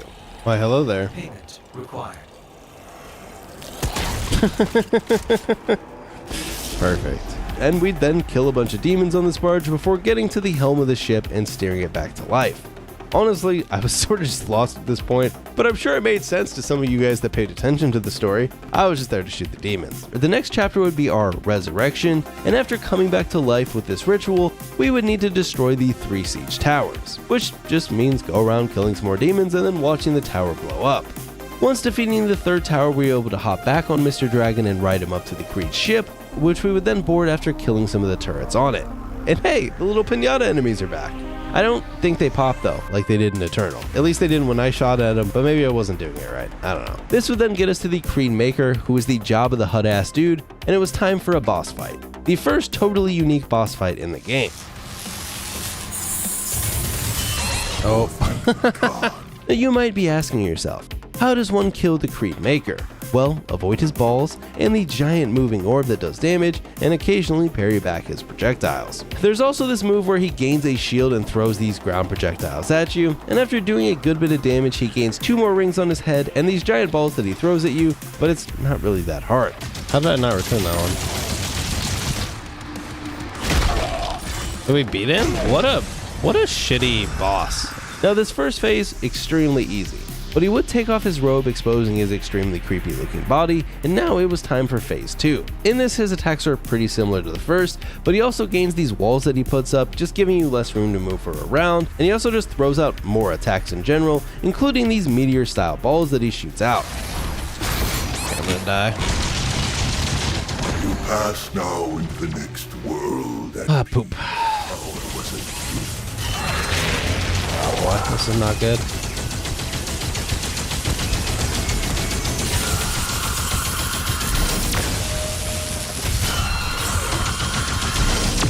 No, we were so close. Honestly though, even this phase, pretty damn easy for one of the few main bosses in the game. Oh shit, hold on. Hey, we just beat it. Let's go, baby. I don't even have that mace. Doomslayer then jams his shield into his chest, leaving him a sad lifeless corpse on the ground, though his extra blubber did try to resist our shield saw. Now only 2 levels remain, and if you've been wishing for another mech level, well then this game has a treat in store for you. This mech section even has a mech boss fight, with us having to finally fight the old one, and while this does have a couple more mechanics than the regular mech fights, just due to the boss having some different attacks, it's mostly still just spamming mouse 1, mouse 2 occasionally for our special attack, and then parrying the old one's attacks. And on just our second try, aha! Boop. Wait, why did it teleport us to like the other side of the arena?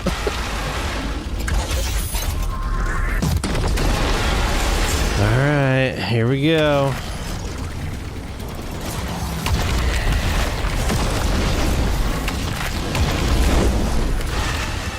I think we won. Wow.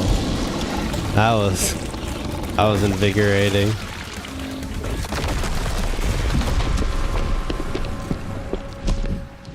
That boss fight then leads directly into our first boss fight with Azrak, who really tests your chain parrying skills. Oh, we died. As you do enough damage between points, you get to try and land a big blow on Azrak, but he pretty much just little brothers you each time, and I will admit, compared to the last 2 bosses, he did get the better of me for a bit. Ah, the third one got me, bruh. I definitely think the staying away strat works a little better on this guy than being up close and personal. No, we were doing so good. Eventually though, there's no way he doesn't have another phase.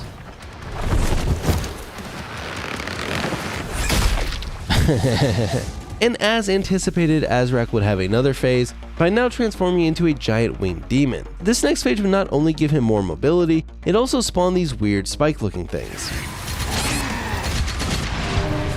Well.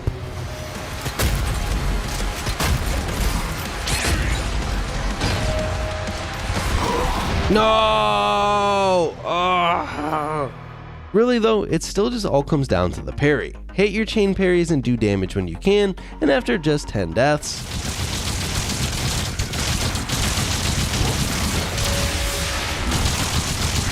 he's like blocking the health that I want to grab. Did we get it? Oh, he's probably got another phase, I'm guessing. Oh, owie.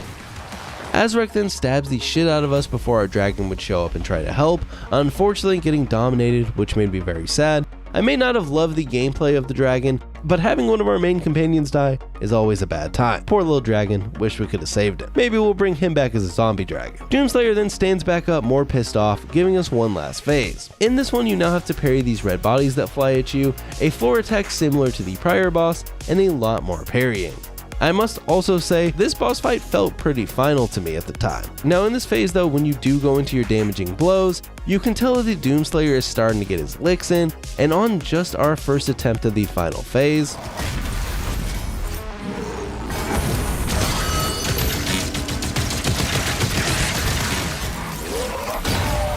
What was your go-to weapon for this?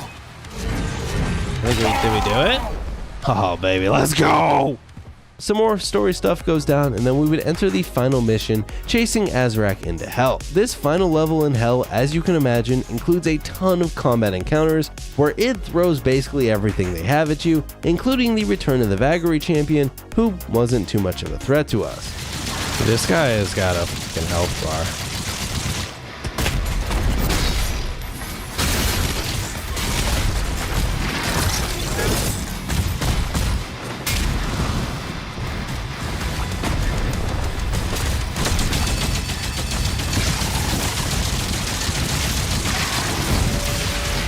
Yay!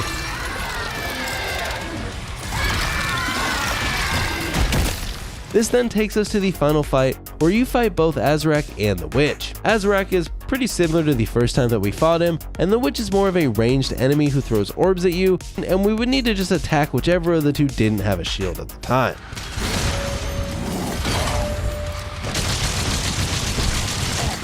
No!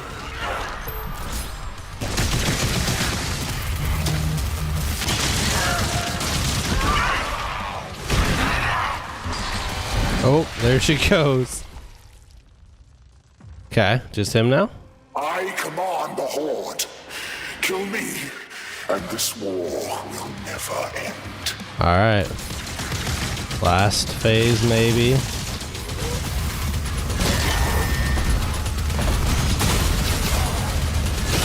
There we go. Victory. Victory Royale. Nice. Honestly, the boss fights in this are not nearly as difficult as Eternal or 2016. 2016 is worth that bad. I don't know. So yeah, that's Doom the Dark Ages on Nightmare, which I beat just in one stream right after the launch. The stream took about 24 hours, but in terms of actual gameplay, it was probably only like 16, because I did sleep for a bit and then I had some IRL stuff that I had to tend to. I think you could probably extend your playthrough a little bit past 16 hours if you spend a bit more time picking up collectibles or just exploring. There were portions of the game where I was kind of just going through it. Overall, I would say Doom the Dark Ages is a very fun game, though I do wish it was a little bit harder. I know we have the sliders, but I feel like a curated Nightmare difficulty from id would have been much preferred for me, rather than having to go in and mess with the difficulty sliders myself. Maybe I'll go in and try out that Pandemonium mode, which definitely seems like it would add some difficulty. So I guess let me know if you want to see some streams of that. Now I know Doom the Dark Ages has got some criticism, and I'll just say, while it isn't my favorite of the modern Doom games, I thought it was very cool that it basically managed to make 3 games in a trilogy, all with very different playstyles. 2016 is still easily my favorite of the 3, but all are great games in their own way, and I can't wait to see what id does with the DLC. And that's it. My journey to complete every Doom FPS on Nightmare was now complete. Here's how I'd rank all the Doom titles from worst to best. If we're talking about which games I enjoyed the most, unfortunately Doom 3 would be last. Now don't get me wrong, it's still a great game, it's just that with it being a little bit more horror focused, it ended up falling at the end. Then I have Doom the Dark Ages. Now this is the most recent Doom, and again, also a great game. There's just sections of the Dark Ages that I really didn't enjoy.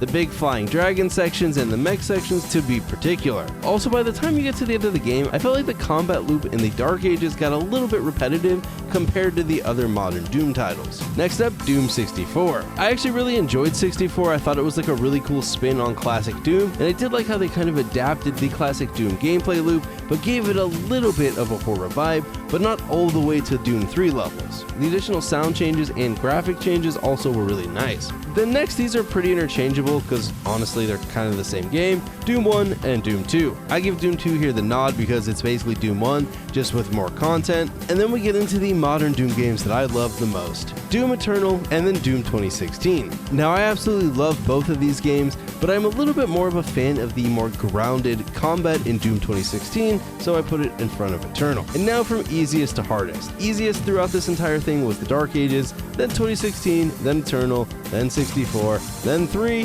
then 2, then 1. But that isn't it. Here's a small bonus section. I also attempted the Doom RPG games, Doom RPG and Doom 2 RPG. And while we're not going to do a full recap of the playthroughs because I think we're like 6 hours in, they are pretty cool considering when they were made. The first Doom RPG doesn't have difficulty options and it's really easy. However, Doom 2 RPG is the polar opposite, where Nightmare is just annoyingly grindy and unfair, to the point where if you misplay your resources, you're just gonna soft lock your game and have to restart the whole thing. Most of my playthrough was just me running back and forth from sinks to fill up this water gun, because it was the only resource in the game that wasn't limited, caused enemies to flee, and could heal you. Just an all-around great weapon. However, it didn't do as much damage as the other weapons, so it really grinded the game to a halt. The final boss fight is also just insane, and I have to be fully honest here. As I mentioned earlier, you can soft lock your game if you don't have enough resources, and going into the fight, I made some poor purchases. So after a lot of deaths and realizing it was basically impossible, I actually used the dev tools to unlock some more nano drinks, which then allowed me to beat it. In retrospect, I think I actually could have beat this had I spent my money properly before and really loaded up on the defense drinks instead of spending it on a variety of different ones. But by the time I realized that, my save was long gone and I would have had to redo the whole game. Would I recommend the Doom RPGs? Yeah, they're actually nifty, little fun, and pretty short, and people have ported them to PC, so they're not that hard to play. I wouldn't recommend playing Doom 2 RPG though on Nightmare. So yeah, there we go. Every Doom on Nightmare complete, and I had a lot of fun. Sometime this year DLC for the Dark Ages is gonna drop, and I'm super excited for that. And maybe someday I'll attempt to master levels in something like Eternal, or some Ultra Nightmare runs in the various modern Dooms. But until then, I think I've played enough Doom for a little bit. I want to give a huge shout out to all the YouTube members. If you want to support the channel, that is the best way to do it. If you made it this far, you're a dang legend.